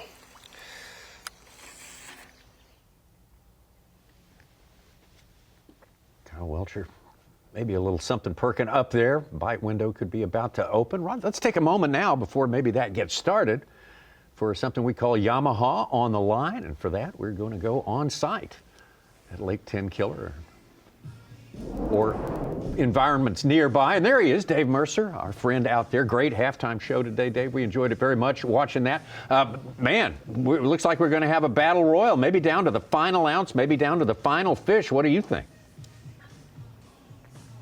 I love it. I love the even thought of that, because let's remember, I'm standing right here in front of the Yeti hot seat, and twice this year, this has been the loneliest place in the planet, and literally in the Elite Series history, that had only happened once before this year. But twice this year, we've had a Day 3 leader that did not even need to fish on Championship Sunday. That is not going to be the case here this week. But whatever way this breaks out, this has turned out to, in my opinion, to be one of the most compelling tournaments we've had in a very, very long time. An incredible different number of techniques. And if young Andrew Loberg is able to pull this off, the California rookie is doing what I believe is one of the most natural, instinctual performances we've seen in a very, very long time. He is throwing things back to the days of Roland Martin and Rick Clunn. They all talked about pattern fishing. We all learned about it in Bassmaster magazine, and that's exactly what he is doing. He has not fished an area, he has fished a pattern, and that pattern he has ridden to excellence. No matter what way this works out, if Wes Logan is to chase him down, if somebody else to take the title away from Andrew Loberg, regardless, what you have seen is somebody that is fishing just on instinct and following that feeling and that hunch, and that is what fishing's all about. Whether you're fun fishing or you're fishing the Bassmaster Classic, the greatest feeling in this sport is when you find that little tiny nugget where the fish are sitting. He has found that nugget this week, and no matter how much this body of water has continued to change, the one thing that has remained consistent is Andrew Loberg at the top of our leaderboard. Yeah, Dave, I have to ask you, speaking of Andrew Loberg and being so instinctive this week, that is so hard to do. Talk to us a little bit about when you see the schedule each and every year, you see, hey, we're going to Oklahoma, it's the middle of June, those fish are going to be deep, they're going to all be post-spawn. How hard is it for a rookie like Andrew to come here with all the pressure his rookie year on the Elite Series and have success and actually just follow his instincts every day? I talked to him about that this morning at takeoff, and he told me his biggest advantage here this week is his infamiliarity with this body of water. Because, yes, you're right, Davey. Everybody would say the fish were offshore, and that's where they're going to be this time of year. And I think that the weather that has caused a lot of issues, whether it be equipment-wise on the water or whatever, that has caused issues, but it's also made this tournament a lot more fun to watch. Because realistically, if that water continued to drop, there's a good chance the offshore bite is dominating this tournament by this time this weekend. Loberg told me this morning the fact that he didn't know a lot about this body of water, very little history here. He's been able to look at it with fresh eyes every single day. And the fact that this body of water has continued to change, the fact that the water has, just when we started to think it's draining, it's starting to drop, and you start to see all the brown in those trees, you look at those trees now and it's a lot more green because that brown has been replaced with water. So I think it's very difficult, but I think it's also been an advantage where you talk to our Oklahoma pros, and, as shocking as it is, all three Oklahoma pros, none of them made the top 50. Familiarity was almost a weapon or a negative this time around, where infamiliarity was a weapon because you're looking at it with fresh eyes. We've seen this happen before in other fisheries. If you remember, what stands out to me is Brock Mosley's finish on Lake St. Clair, where it was more of an area, but it was a lack of other options. It was looking at it different, where a lot of the locals in that situation, they're like, let's run, let's search for hot fish. Loberg has looked at this lake freshly every single day, and every single day he's become more lethal, not just because he's got more knowledge, but because the monster inside him, that his confidence continues to grow, and every angler has experienced that. When you think you've got that little nugget and you're doing the right thing, with every single time it pays off, with every single bigger than average bite, with every single day survived in a tournament where people just simply didn't survive, your confidence becomes more, you become more lethal, and Andrew Loberg is very, very lethal here on Championship Sunday. Dave Mercer, thank you very, very much. Good points all day there at the Cherokee Casino in Tahlequah, where he will preside over the weigh-in later on today. He's standing right next to the Yeti hot seat there. Of course, there's the man who's going to be in it, at least as it stands right now. Andrew Loberg, the rookie, trying to do something for the third time this year. Be a rookie who wins a championship on the Bassmaster Elite Series. It's going to be good stuff. Weigh-in starts at 4 p.m. Eastern Time over on Bassmaster.com. We got plenty of fishing time in between now and then. A lot can transpire. The whole landscape can change.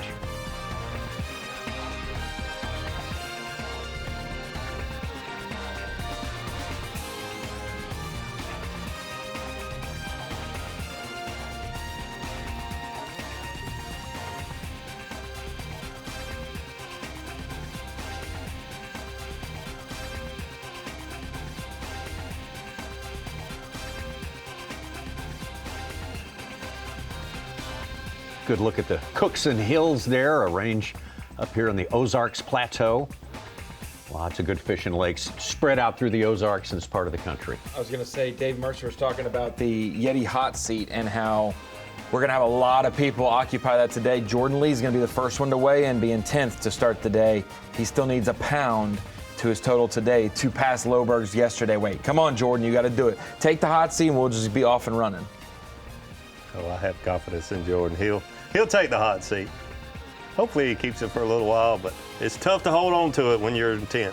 Yep, that's chances are good. Well, as we say, we have more fishing on the way. A lot of developments are possible. Lots of scenarios that can play out over the next couple of hours. We'll step away for a quick moment and be right back here to Lake Tenkiller. The 2025 Lowrance Bassmaster Elite at Lake Tenkiller is sponsored by Ranger Boats, by Rapala, and by Yamaha. Lake Tenkiller, only 13,000 acres, by far the smallest venue. We will stage a Bassmaster Elite Series event on this year, but it's been plenty big enough for each of our 101 anglers who fished all or part of our 4 days of fishing, to every one of them getting a 5-fish limit. One missed. Whoa, one missed? Yeah, Cooper Gallant, Cooper 4 Gallant. fish yesterday. Oh, okay. Well, I'm sorry to hear that. Fellow Canadian Dave Mercer, mightily. I just goodness, let Coop know that. I said, what's the deal, bro? And he said, I almost blew the Century Club for all 10 at Fork 2 years ago, too. I barely got that at the end. I just need to get my act together. He doesn't want any more pressure like that. That's, yeah, he's probably done with it. We got it today, though. Everybody's got 5 fish today. Yeah. I waited till Jordan Lee got his 5th to text him that. I was like, now we officially, you are the one imperfection. Yeah, come on, Coop. Rub it in, Ronnie. Wes Logan, the closest competition that rookie Andrew Loberg has. Standing in his way. We're having a little trouble with his audio today. A lot of trouble, as a matter of fact. We have some damage related to rain, no doubt. Oh, there we go. That's not real. Nice little water snake. I'm pretty sure it legit is fake. I don't know about that, Ronnie. That's fake. That's fake, Ronnie. Oh, good job. Now Wes has got to bring it back to the boat. Good job, Wes. Let go. Back Okay. there with your cameraman. Yeah. Fool around, etc. And find out. Oh. Uh-huh. Brown water snake. Wow. You know, sometimes they put those out there on the end of docks to keep geese away and other things. Was it like a plastic owl? I thought it was fake. It was not flinching.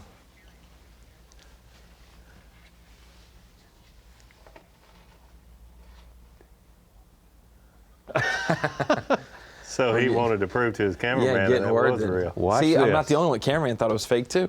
Yep. Well, there we go. Davey, they say time is relative. How do you think it's going for, Wes Logan, who wants it to slow down probably and to have time to catch big fish, and then Andrew Loberg, who's probably saying, man, it's going way too fast. I would definitely say that Andrew Loberg, his day is flying by way too fast, in his opinion. Here we go. Kyle Westwood got a big one, like a smallmouth. Same. Oh, God dang, dude.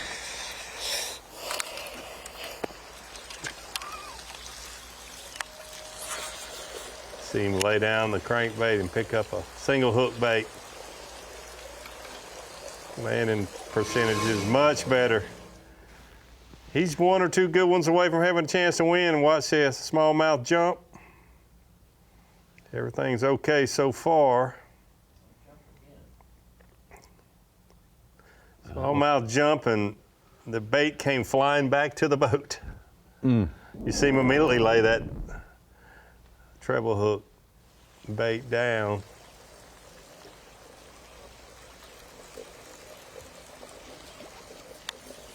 That's the cast where he caught several earlier today.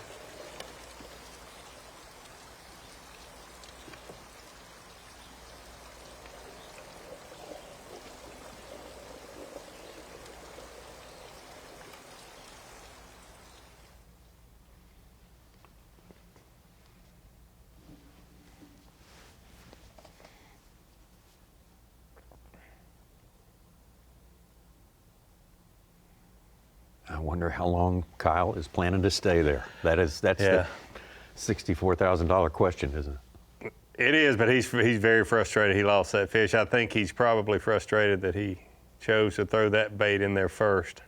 A lot of big fish. We've seen tournaments won, so many tournaments won on crankbaits, treble hook baits, but Add in current. Yeah, in current, smallmouth, that's a recipe for some losses. Yeah. Easier for them to get off on those sorts of baits, for sure. Well, I kind of like to see him sit there a little while longer. Oh, yeah. We have seen some good bites from that area. An unusual thing there, one thing you might want to check out, is the third edition to Bassmaster's lineup of fantasy games. That's a TH Marine Bassmaster Pick'em Challenge.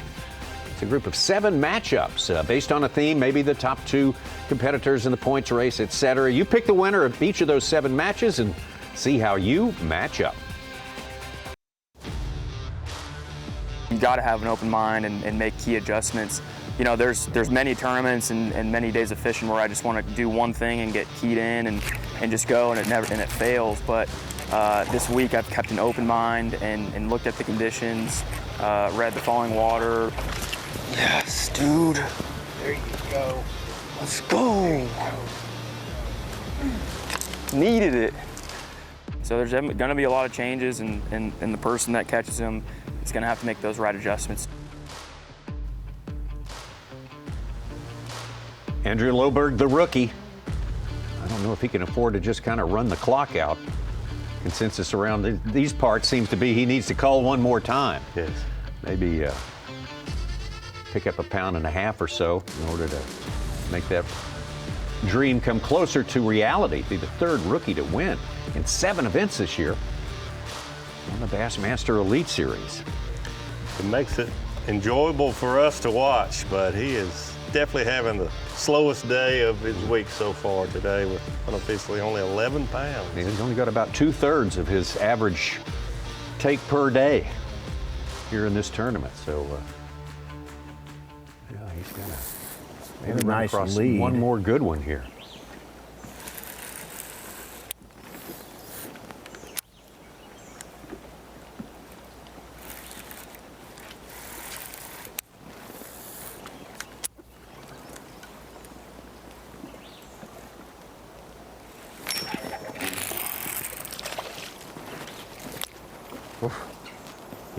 I think every hook set at this point in the day, you're like, oh, it's the one you're waiting to want to mutter or utter, this is the one.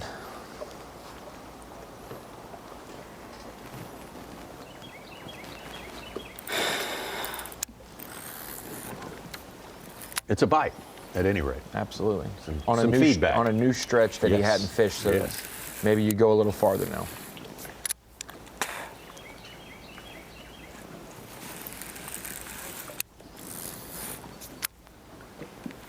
Lots of anglers all week long have said it's paid off to go back and visit places again, even in the same day, just because conditions are changing so rapidly and so dramatically in some cases.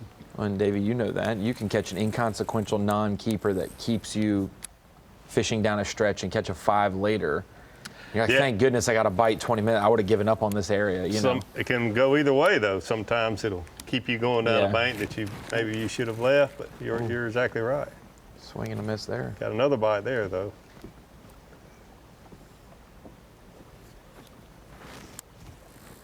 Yeah, you mentioned, Tommy, revisiting some places later in the day because the fish seem to be feeding better.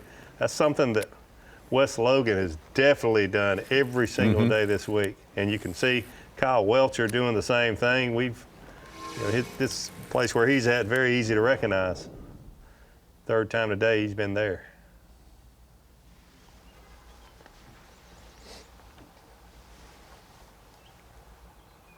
Keith Combs not fishing the boat dock, but boat dock adjacent.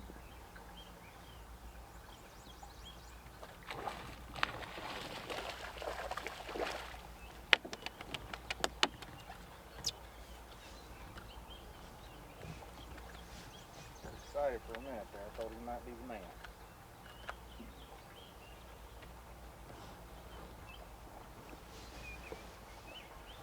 Oh, his fish are from 1 pound to 1.5. Has not found the big bite like he did in previous days. Yeah, the conditions have just gone away from what he was doing.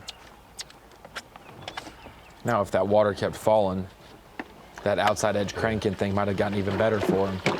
Trey McKinney left them biting on day 1 offshore, not far offshore, but outside the bushes. Keith Combs did the exact same thing on day 2, and both of them struggle to even get bites now.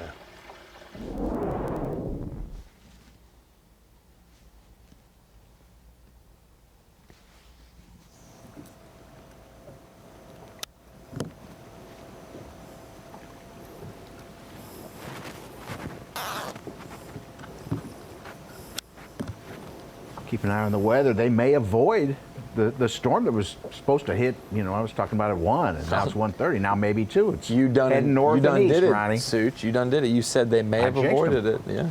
Now it's now it's coming. Now it's going to hit. Now look, it's sunny where Loberg is.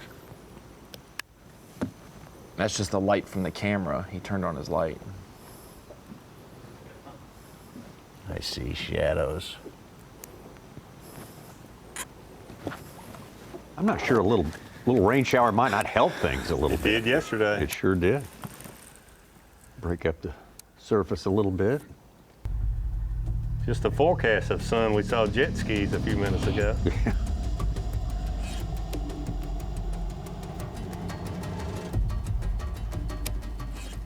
Well, we're still plugging away here, but we've had no improvements for a bit since we left kind of our core area. We've caught a couple here and there, no upgrades. I'm up the river a bit further than I have been so far in the tournament, just running all new stuff. But it hasn't really paid off yet.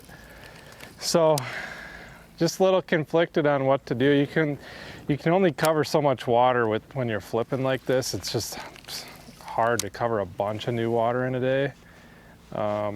So you're just kind of hoping you land on the right zone, and so far we really haven't. Like I said earlier, I kind of lost confidence in that stretch down the lake, but maybe now it's starting to sound a little better. I'm not really sure, but yeah, just plugging away, flipping. I feel like this is my best opportunity to generate a couple big bites. I mean, the water's still plenty high. There are a lot of fish up here this morning in the bushes, and you know, these little trash mats, sawdust mats, what have you. Water looks good up here. It was pretty muddy in practice, but it looks really good right now.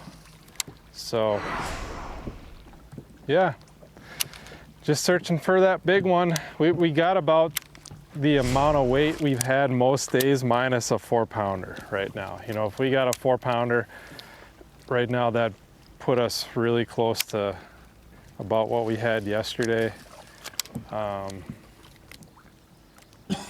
So it's a lot to ask for on this place, but it's what we're searching for. Honestly, any upgrades really, a 4-pounder will be great, but any upgrades would be welcomed right now. We've just kind of hit a little bit of a lull, which when you're fishing new stuff can be the case at times, until you maybe land on the right stretch. But it looks good, like these little sawdust mats on these points. I've caught plenty of fish out of this sort of stuff in other places this week. We've got good sun right now too, where they should be positioned under some of them. So it looks good.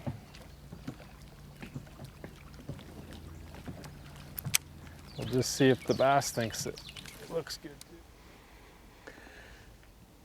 Bob's been able to be so consistent this week, but this water rising and getting a little color farther up he goes makes it more difficult. You see those big sawdust mats. It's a lot easier when they're small. When they're big, those fish could be anywhere. And Bob Downey, like Andrew Loberg, he's got about 2/3 of his, what he'd have the other 3 days of competition here. Bob Downey's very, very consistent here, right around the 15-pound mark. It's just a slower day, but you never know when things are going to loosen up and there's going to be some biting going on here. It can still happen. Don't worry. It's Bassmaster Live and our continuing coverage of the Lowrance Bassmaster Elite at Lake Tenkiller here on the Ozark Plateau. And we want to say special thanks to our local host, the Oklahoma Ozarks Tourism Association. They do a lot to bring events like this here and get people to come to this incredibly beautiful part of the country, maybe overlooked by some. It's a little bit off the beaten path, but the Ozark Mountains, the different ranges within the Ozarks Plateau, the great fishing, multiple good fishing lakes in this part of the world, great tradition of people who love bass fishing especially. We have seen the benefits of all that during the course of this week. A terrific fishery, which obviously holds up to a lot of pressure, much like a little version of Guntersville, you know, something like that. And you know the grass is green, Tommy, because it rains every day. So it's just a great place to to have a lawnmower dealership. Yeah. A little Guntersville, you're exactly right. A lot of fishermen around this community here. When I was there a few days ago, Ronnie, you were there. Everyone knew the Bassmaster Elites were coming to town. Oh yeah, yeah. This is bass fishing country, like a lot of places around these United States. It's a deal. As we get out to KJ Queen.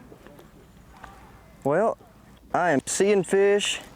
I'm seeing the gizzards that I need. They're just not feeding on them right now. I don't know if they just don't have the right weather or what, but they're just not in a feeding mood. I've seen tons of big ones today. I just cannot get them to bite. I'm trying to force a bite with the switchblade, and I know I can get the right size on it. I'll catch big ones on it. And it's like, that's what I need, so it's kind of hard for me to pick up anything else whenever I feel like I'm gonna catch a big one on my blade. But they're not in the feeding mood. But we're about to just go fish something new. Just go fish, see what happens. See if we can't find something different. These fish I beat on these fish hard yesterday. But I wanted to make today, so I did beat on them. But I don't know if we're gonna get any more big smallies off this or not. They're smart, so I'll get out. KJ Queen coming off his best finish of the year at our last event down on the lower reaches of the Sabine River, Orange, Texas. KJ, a product of that Bethel University college program for sure. Yeah, Kyle Jesse talked about it with Dave Mercer that KJ was often overlooked even though he was the first Bethel angler to qualify for the elites because the others had qualified for the Classic previously, and there were just so many good anglers coming from there all at the same time that, yeah. A lot of college standouts in our top 10 today, like this young man from Auburn University here, Jordan Lee. This year, Easton Fothergill joined. Jordan Lee is only the second college angler to ever win the Classic. Even though we've had so many enter, the Classic's been such a prestigious thing. No one's been a former college angler to win it other than Jordan Lee twice and Easton Fothergill. That one may have potential. I think that should afford him a few ounces here. I think you're right. You know what kind of day it's been for Jordan when he pulls 3 or 4 coal tags because he knows there's a couple that are really similar he's gonna have to check. So it most certainly should help.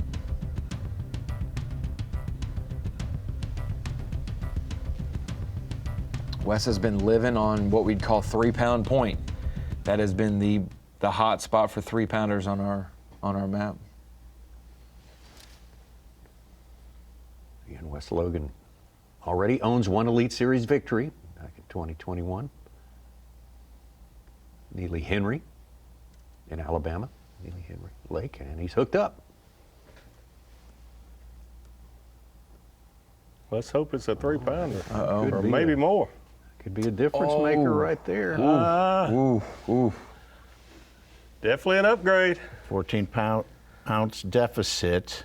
That's a 3-pounder. 3-2. Put him right with Loberg.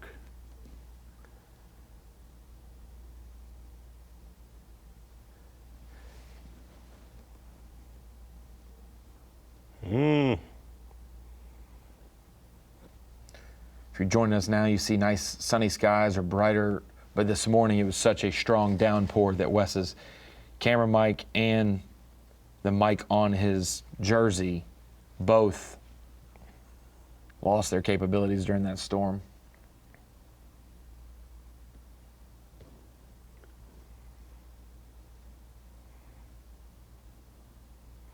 So we've talked through this. I'm gonna say that's real close to a 3-pounder, if not 3 pounds. Smallest fish is 2.4. It's gonna put him too close to call. Yes. Really, It's because they're just estimated weights. Ooh. Now we understand it goes in as a 3.6, which means we have a new leader. And it gives him 16.5 today.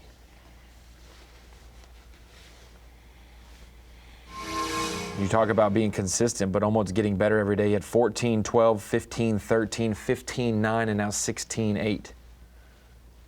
He has been hard charging, improving every day. That is impressive. So I asked Wes Logan yesterday, so tell me how you've been able to separate yourself from another 100 guys, basically, and catch that bigger quality fish day in and day out. And this is exactly what he said. The fish bite better in the afternoon, and I try to be in the best place up the lake in the afternoon. Wow. Instinctively, we go to our best place early. We maybe hang around, and by this time of day, a lot of anglers are just fishing new water, looking for new things. He has confidence to be in that best place that he has, that he knows of, this time of day until he has to check in. Well, there's a little less than an hour and a half's fishing time for these guys right now, so he's right on time, apparently.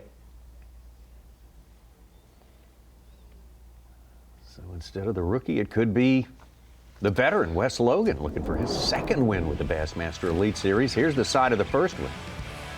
Yeah, and Steve Bowman talked about it earlier today that 2025 has not been kind to the home lake angler, but in 2021, there were quite a few anglers that lived close to home that did very well in those tournaments, including Wes Logan here on Neely Henry, which is a part of the Coosa River chain. Take a look at his weights there. Very similar, like you said, you can, flooding conditions, you can look at the water there and see that here. This tournament shaping up very much like the one on Neely Henry. Using a swim jig, had a crankbait fish as well, and also frog was a big part of his deal that week. 2021. Went from notoriously fishing in a white t-shirt, Davey. I met him when he was fishing in a white t-shirt on the opens, had no sponsors, not really, or very limited sponsors, to then all of a sudden, early in his second year pro competition, wins an Elite Series event. 4-ounce lead. Started the day 5-4 back. Oh my goodness. Will it come down to the last fish? Will it come down to the final ounce? Maybe 1 ounce separating. Right now we're close to a statistical tie with those estimated weights.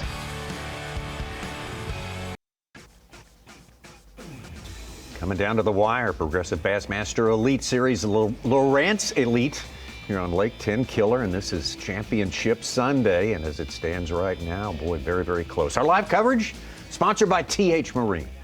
We appreciate that. It's been a joy to be in this part of the country live. Weather notwithstanding.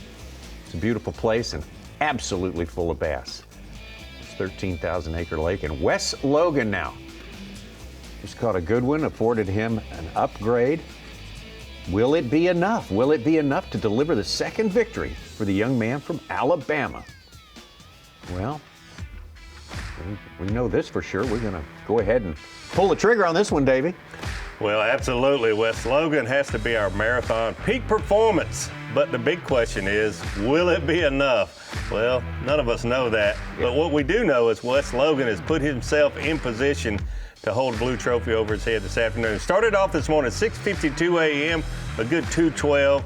And here's the game changer here at Lake Tenkiller. This week, a 5-pounder at 9:38. We talked about it, Ronnie and Tommy. That gives him a chance to win. We all knew that gives you a chance to win. Brandon Card had one like that, but that's the one. That's a peak performance kind of fish. A 2:12, a 2:10, a 3:6 just recently here at 106. Marathon peak performance, Wes Logan, and the lead. I don't get it.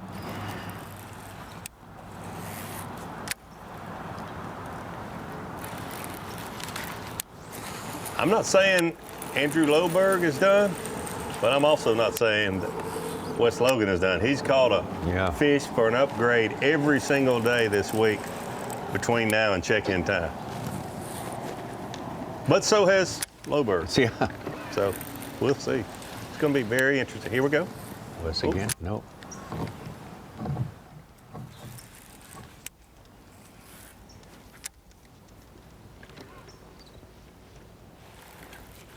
Got there's a fish on there. Yeah. I think it's going to help him.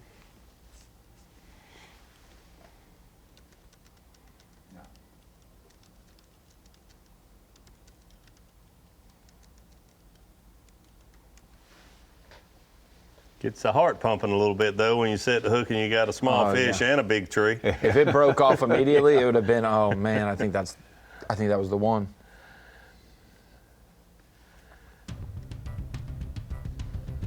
I have people that don't keep up with the tournaments very much say, why do those guys use 20-pound tests to catch 3-pound bass? That's exactly why. That's it right there.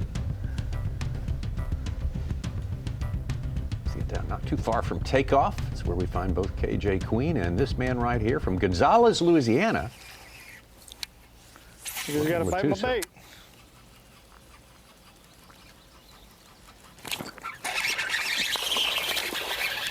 I got a small mouth.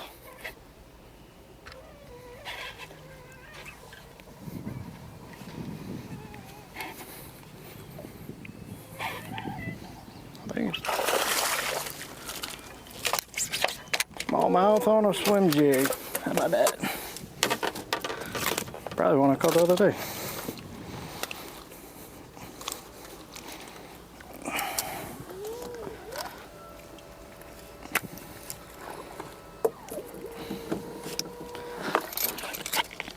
It's a cool lake when you catch smallmouth in bushes. Flipping there on a swim jig.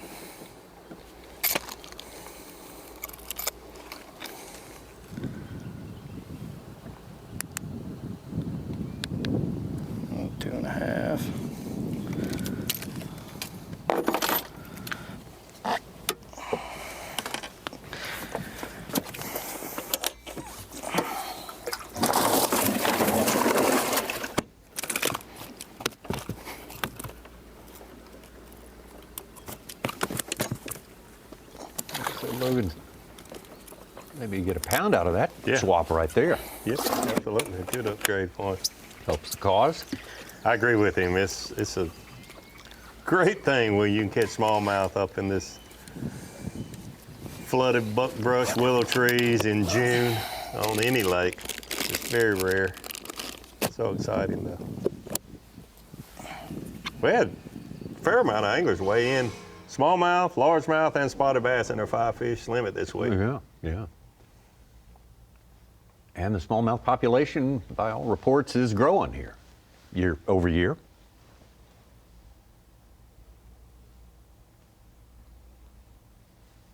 another positive thing, talking to anglers, there seems to be a lot of bait. You wonder about the population of fish being so good. Is there enough bait to sustain that population? And I've heard quite a few anglers say this is loaded with bait, so that's a good thing.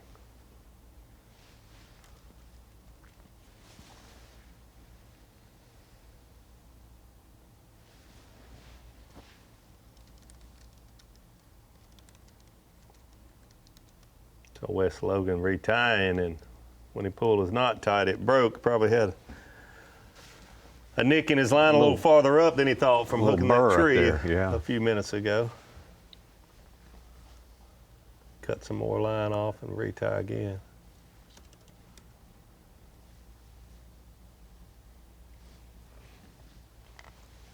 That's more like it.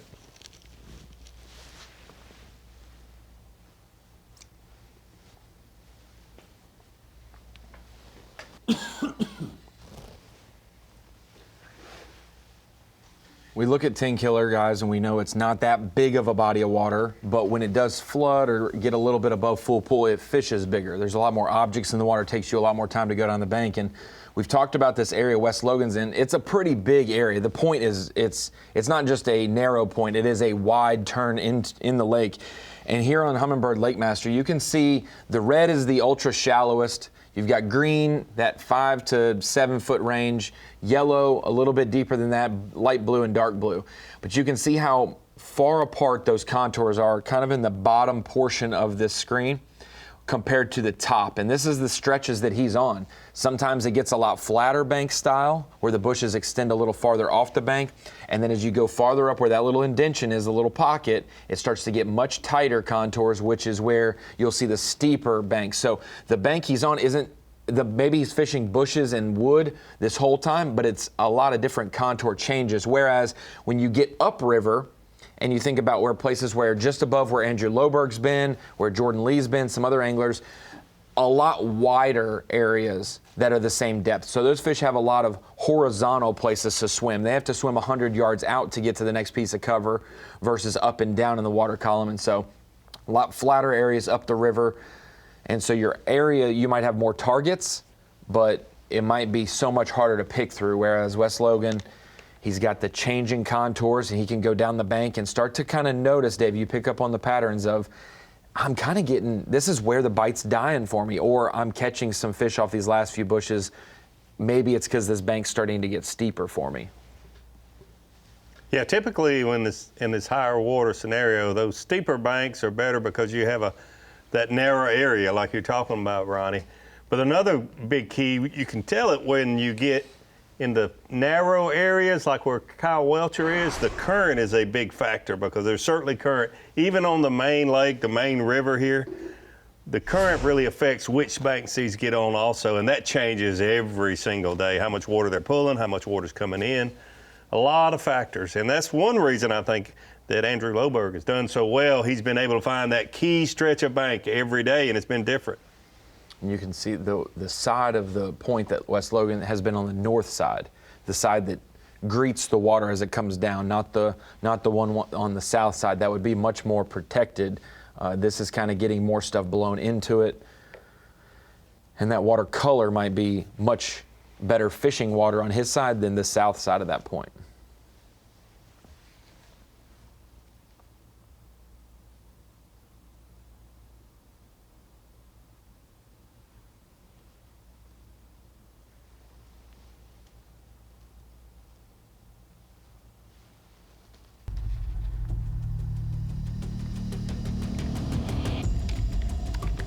One thing we can all agree on, I heard a lot of anglers say, this is a great fishery and they want to come back here.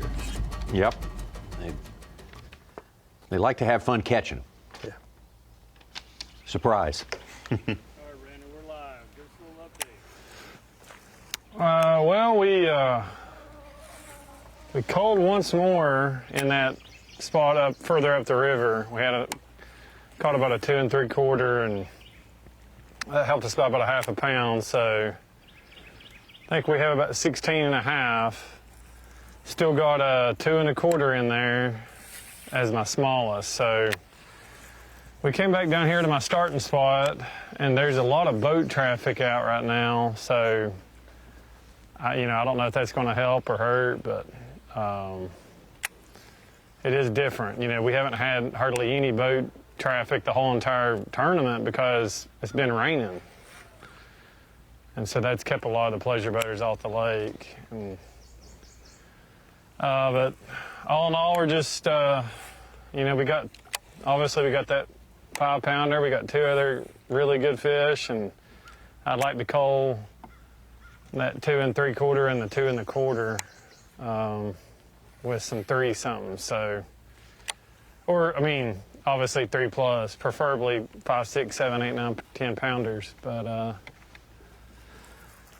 just fishing slow, flipping every little piece of cover. I'm fishing a section of the lake where the bushes are a little bit deeper, and I feel like that's been key this week. Further down the lake, I was getting a lot of bites, but once that water started to fall, I just kind of thought the bushes down there weren't quite deep enough. So that's why I've kind of focused my efforts on this, I guess you could call it river section. I mean, this is a small lake, but basically the upper half of the lake, if you will. Just flipping the creature bait, and then when we got a little bit of wind or cloud cover, I'll pick up that Yozuri 3DB pencil and chuck that around. But definitely the bite has slowed down since the sun came out. It's the first time all week that I've actually wanted it to rain. We've gotten so much rain, we've wanted the rain to quit. But today, just for fish catching purposes, I would like for the rain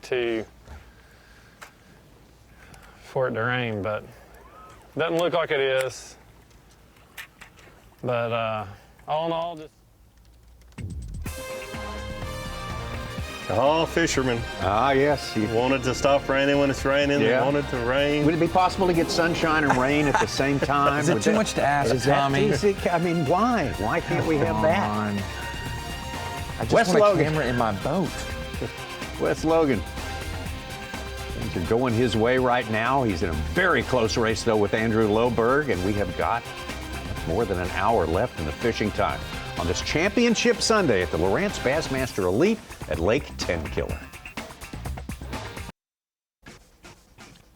The final reckoning, the championship round at the Lowrance Bassmaster Elite at Lake Tenkiller. Lake Tenkiller here in northeast Oklahoma, impounded on the Illinois River before its confluence with the Arkansas River. It's only about 13,000 acres, our smallest venue of the year, but it's been powerful in terms of numbers of bass, not giants. A giant's hard to come by. A giant here is a 4-pounder. Yeah, and Tommy, Gene Gilland, our conservation director with B.A.S.S, sent me a message that said, just an FYI, smallmouth are native to the Illinois River watershed, but even after 40 years of Tenkiller being built and allowed to replenish itself, smallmouth never really developed. Oklahoma Wildlife stocked it in 1991 with smallmouth from the Cumberland River. Those fish took to this place strongly, and now it's not uncommon to have 20 pounds of smallmouth early in the year, February, March time period, and win tournaments at Tenkiller. So it's incredible that they didn't take, but then all it needed was just a little shot in the arm from another region, similar region. Cumberland's pretty similar. Yeah. And that Cumberland River flows from Barkley down through Nashville. All the way to its, just right up there Does with it go to the Kentucky Elk Lake River? Dam, right? Yeah, it flows. Yeah. Well, we've seen some good smallies here. I mean, some good ones. What was it? Jason Christie said his daughter caught a 7-pounder out here. Yes, I was thinking the same thing. Yeah. Just a couple years ago, a 7-pounder. Saw Blake Capps and Scott Canterbury catch some good smallmouth offshore, and then we've seen some smallmouth around marina docks factor, and then now some bushes. The bush ones have been smaller overall. Yeah, I think we would have seen larger smallmouth had it been a typical summer, mid-June tournament, fishing offshore more. But man, it is fun to catch them on a swim jig, a buzz bait, the way we've seen some of them get caught this week.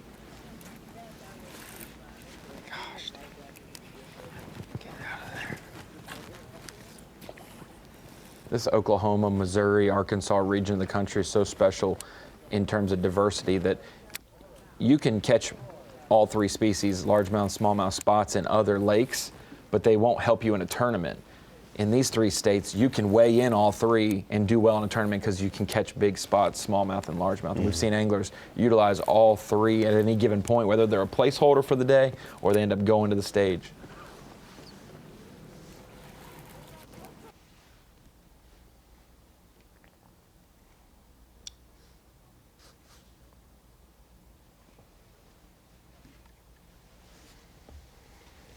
Wes Logan's taken several approaches to these special places he has found here. One of them is catching them on a chatterbait this week. He's done that. So basically, I've been starting every day in a marina down the lake in a major creek, and I've kind of been left alone as far as competitors go. There was a little bit of local traffic in there, but I'm literally just covering water with a chatterbait. I'm throwing a Zoom shimmer shad as the trailer. I feel like that's a little bit of a key on how that bait works and getting a few of those bites. You just got to do stuff a little bit different, throw a different bait, and kind of fish stuff off the wall. I know what section of the lake I want to be in. But I'm trying to just fish where somebody's not, basically, and it's working out so far, and hopefully it'll work out, tomorrow too.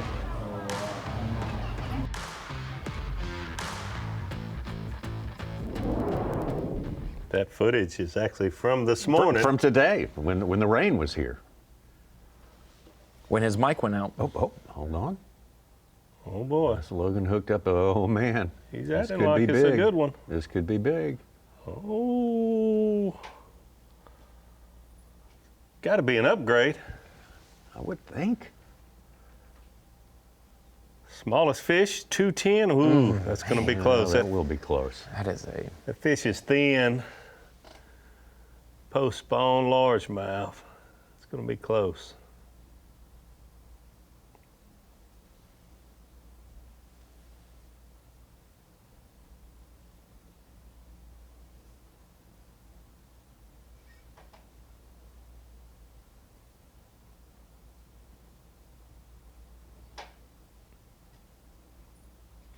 He might try it. Yeah. Or it's right there on it. Fish just won't be still.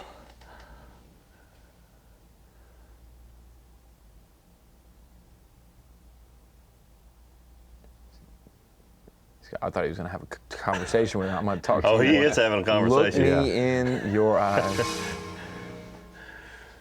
Do you understand? You can see that. You need to be.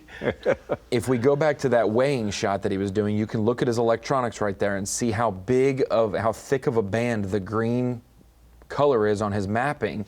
Shows you how he's on more of the flatter, wider region that he's at on this point.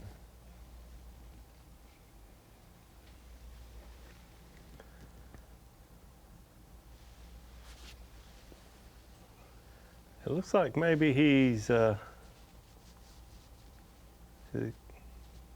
might balance beam to balance a beam, yeah. Yeah. I think maybe that's what he's going to do.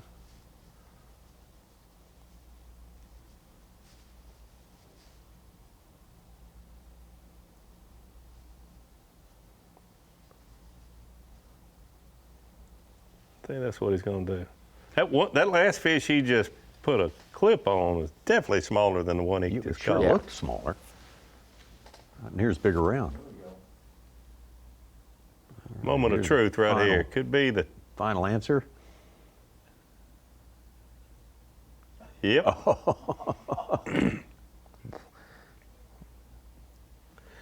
Yeah, you have to be super careful, and you trust the scales. They're good scales. All these anglers have good scales, but when it's within an ounce or so, you want to put it on balance beam, which is not going to lie. And this is incredible, how close they are on this beam. I've actually to test my balance beam, put a quarter ounce sinker on one side, and it'll tilt the beam more than that right there. Wow. So those fish are less than a quarter ounce in weight difference.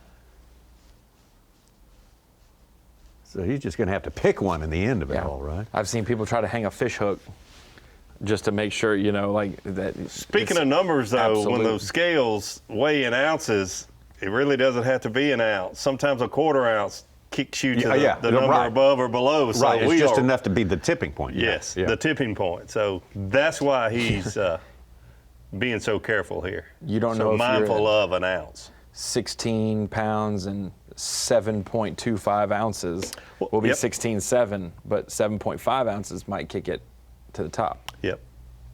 And our sport is so close when it comes down to winning or losing, Angler of the Year or second Angler of the Year. You think about Jason Curritt, 51st place by an ounce. Well, really, it probably wasn't an ounce. It could have been a half of an ounce or 4/10 of an ounce over 2 days.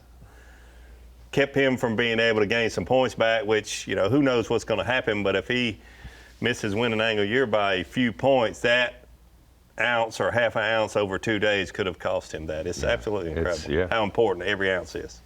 We've had 2 massive blowout tournaments.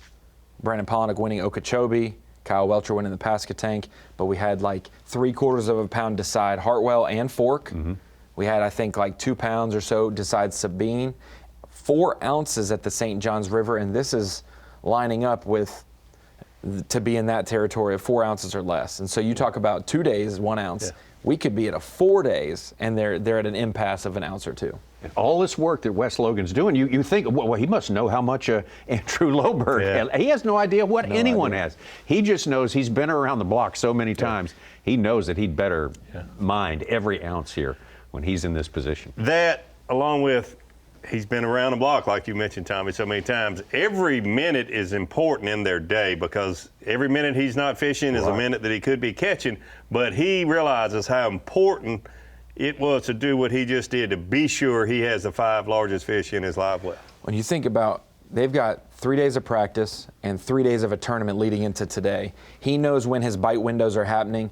So for him, he's had multiple checkpoints during the day. When you start your day with almost a 3-pounder on a marina, when he's just been catching small spotted bass to fill his limit, that was a good start to the morning. You catch a 5 midday, I might have a shot. You upgrade 2 more times since then, Tommy. It's like, he's gonna have to earn it today. I've done my job. It's uncanny how close they are with those estimates too. And Wes Logan now still just ounces ahead of Andrew Loberg. All our weights, once again, are unofficial. Nothing's official till we get to weigh-in time, which is still a little ways away. There is time for more to happen, more fish to be caught in the time that remains. We'll take a break and come right back to Lake Tenkiller. The Progressive Bassmaster Elite Series, 9 events in the course of this season. This is stop number 7. We are getting the end of the road, at least in sight. It's around the bend. Very important championship Sunday going on right now. And Alabama's Wes Logan appears to have the lead. These are unofficial weights, though. That leaderboard we're looking at right now. And the rookie Andrew Loberg, who has led for the first 3 days of this tournament, came into today looking to go wire to wire. We don't know if that's going to happen or not. There is still fishing time left, about, well, depending on travel times, as much as 45 minutes. But not much more than that. There's your leader. Just made a minuscule upgrade of just maybe an ounce or 2, if that.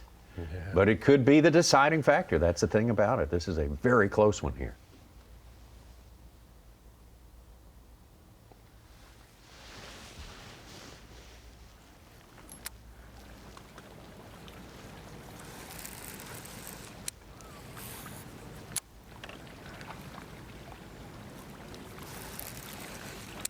Four days of fishing, it's going to come down to 1 bite.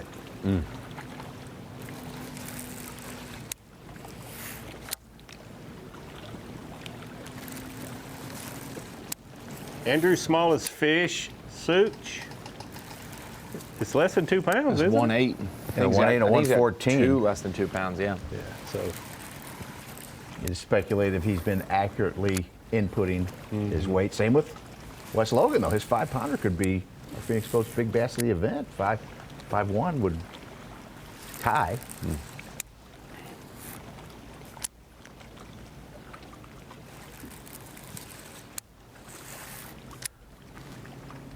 We've seen most of the fish that they've caught, though, and I think they've generally been what we fairly assume and accurate. what I they don't think probably we've had close. any Yeah. big sandbagging from these two, I think. It's so much easier to be off when you have more and bigger fish like Wes Logan has compared to like before Andrew Loberg's 3.5 pounder. It was just a bunch of 1.5 pounders, you know, like much smaller, average keeper size or below average keeper size. Now, if Andrew mixes in a 3 pounder here, it could it could be a lot closer to a 2 pound cold than a 1.5 pound cold, things like that.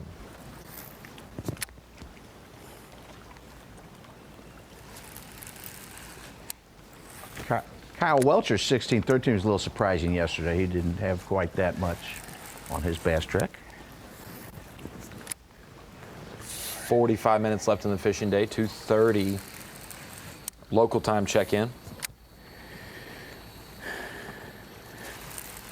Wes Logan having a pretty good season. Ranks currently right now in the real-time rankings. It's 21st in Progressive Bassmaster Angler of the Year points. Fast start to his year with just one position out of a top 10 at St. John's River and backed it up with the 17th place at Okeechobee. Just missed the cut at the Classic. Had a good tournament at Lake Fork, made the cut there as well.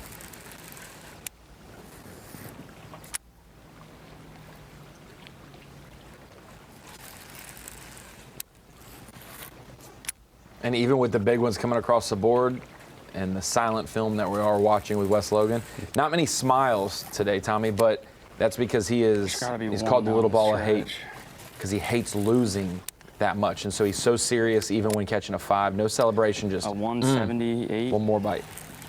Yeah, he's been very vocal about he is not satisfied with one win on the Bassmaster Elite Series career here. There's got to be one. I think Andrew just said his smallest was a 178, which would be a 112. So there's your 4 ounces.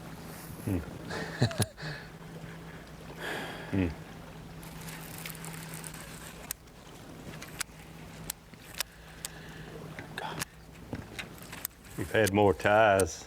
Oh, he said the day one weigh in until now than any tournament I can remember. Why not have one at the top of the leaderboard? I was going to ask when you fly out, Davey, if you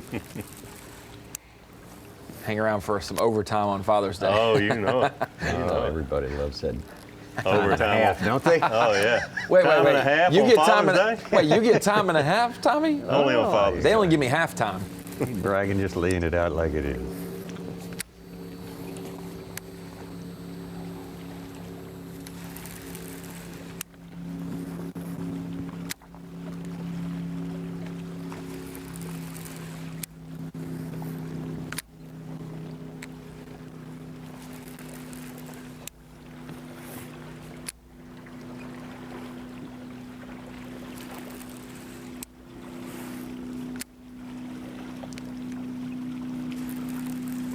I think Andrew knows he needs another fish. He knows he needs a 2.5 pounder. I don't care if it's day 1 or day 4 of an elite event. I don't think there's a place other than maybe the Sabine River where you feel like you did your job with 11 pounds. So he knows, like, man, they could be bombing like me, but man, I haven't done my job to the standard of the week.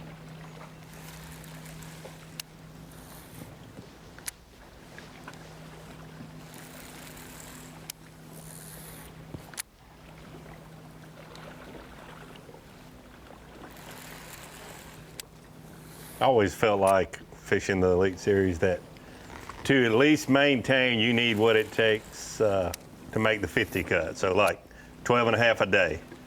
I always felt like on day 3 and day 4, for you to have a chance not to fall, you have to have at least that. In this case here, it would be 12.5 pounds, which he is short of. Yeah. You might win or lose with a little more or a little less than that, but I always felt like that was the standard. You had to have the average weight to have a chance to stay where you are, whether it's in 3rd place or 1st place. The average weight for the field. Yes. That's made it thus far. Yes. Yeah. Like that's the standard. Not your of, average, yeah. That's the, yes. Yeah. To be more clear, yeah, exactly. That's the standard to stay where you are, the average of the field.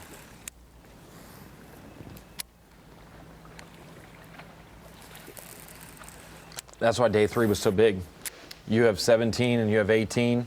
You're at 35. You catch 2 more days of 12.5 pounds. That gets you to 60 even right there, boom. But it wasn't consistent. It was 2 similar days and then 2 smaller days. For him to go catch 15 yesterday, that's what gave him that 3-pound lead and was like, oh, he didn't slip. You just don't want to go on the underside of 12.5 pounds by a few pounds like he is today. So it's, like you said, you get to that.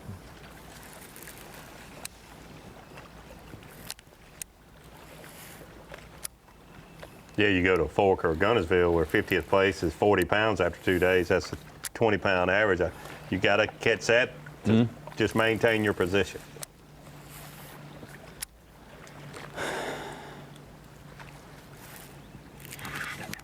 Here we go. Oh. Gosh. We have teed it up, Davey, for the smallest of small fish we've seen right after we say it.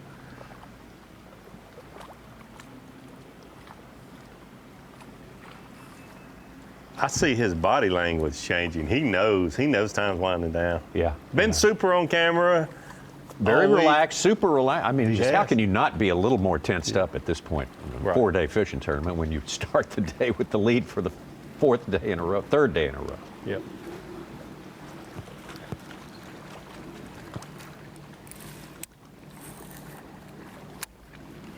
I'll have to leave it to you, Davey, to tell me whether he's fishing too fast or not. No, I don't think so. I don't think so. I haven't noticed that. Seems like his regular cadence. But that is something I know I did a lot, and you see other anglers as time winds down and you know you're behind, possibly, you tend to speed up. Sometimes that's a good thing, sometimes not. But his cadence seems to be about the same. The one thing I have noticed today, I've gotten familiar with some of these stretches that he's fishing. He is fishing back through stuff more today than any other time, and I understand his thought process there, but that's not what he's been doing. Yeah. But it's hard not to. It just goes back to the local, the Oklahoma anglers here this week aren't here right now. So much knowledge and so much of, mentally you want to go where you've had success in the past, whether it was 4 hours ago or 4 years ago. That's a good point.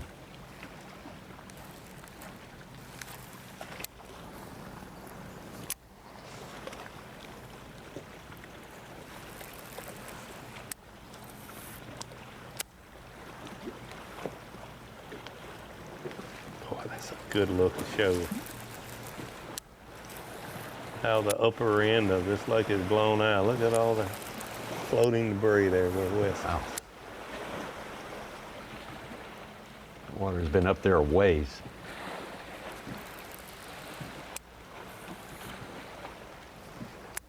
And that stuff that floats down the river with the bank direction that it's facing, it just goes, it blows it. It'll just wash right there, which could be the good or the detriment. It adds more cover.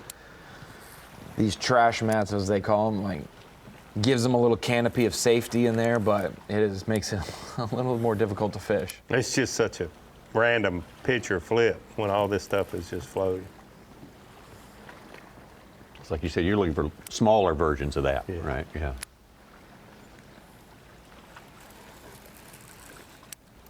I mean, you could sit right there and pitch for 15 minutes, not knowing one pitch is any better than the other.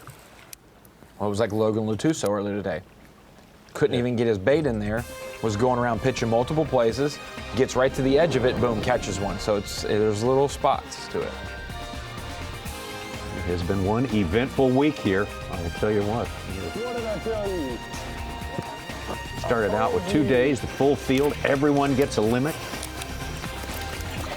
This has been an exciting tournament. I've really enjoyed Lake Tenkiller. The diversity, especially day 1 and 2, a fair amount of our anglers were fishing out 20 to 30 feet deep. Smallmouth, largemouth, spotted bass. It's been a great event. A good way to kick off our next month-and-a-half break, Tommy, leaving on a really rejuvenating. Fish-catching note. Yeah, absolutely. No doubt about it. A lot of disappointed anglers who came so close because the competition has been so tight. The only place where it hasn't been tight throughout the week is basically the top 2 or 3 positions. That's where you've seen the biggest gap. between anglers here. That's an unusual situation. And we get the tightness today. Yeah, and we fixed that now. We've glued everything together. We made the call. We called it in, Tommy. Too close to call. The weigh-in begins 4 p.m. Eastern Time over on Bassmaster.com. Thank you for being with us today on the Bassmaster Elite Series.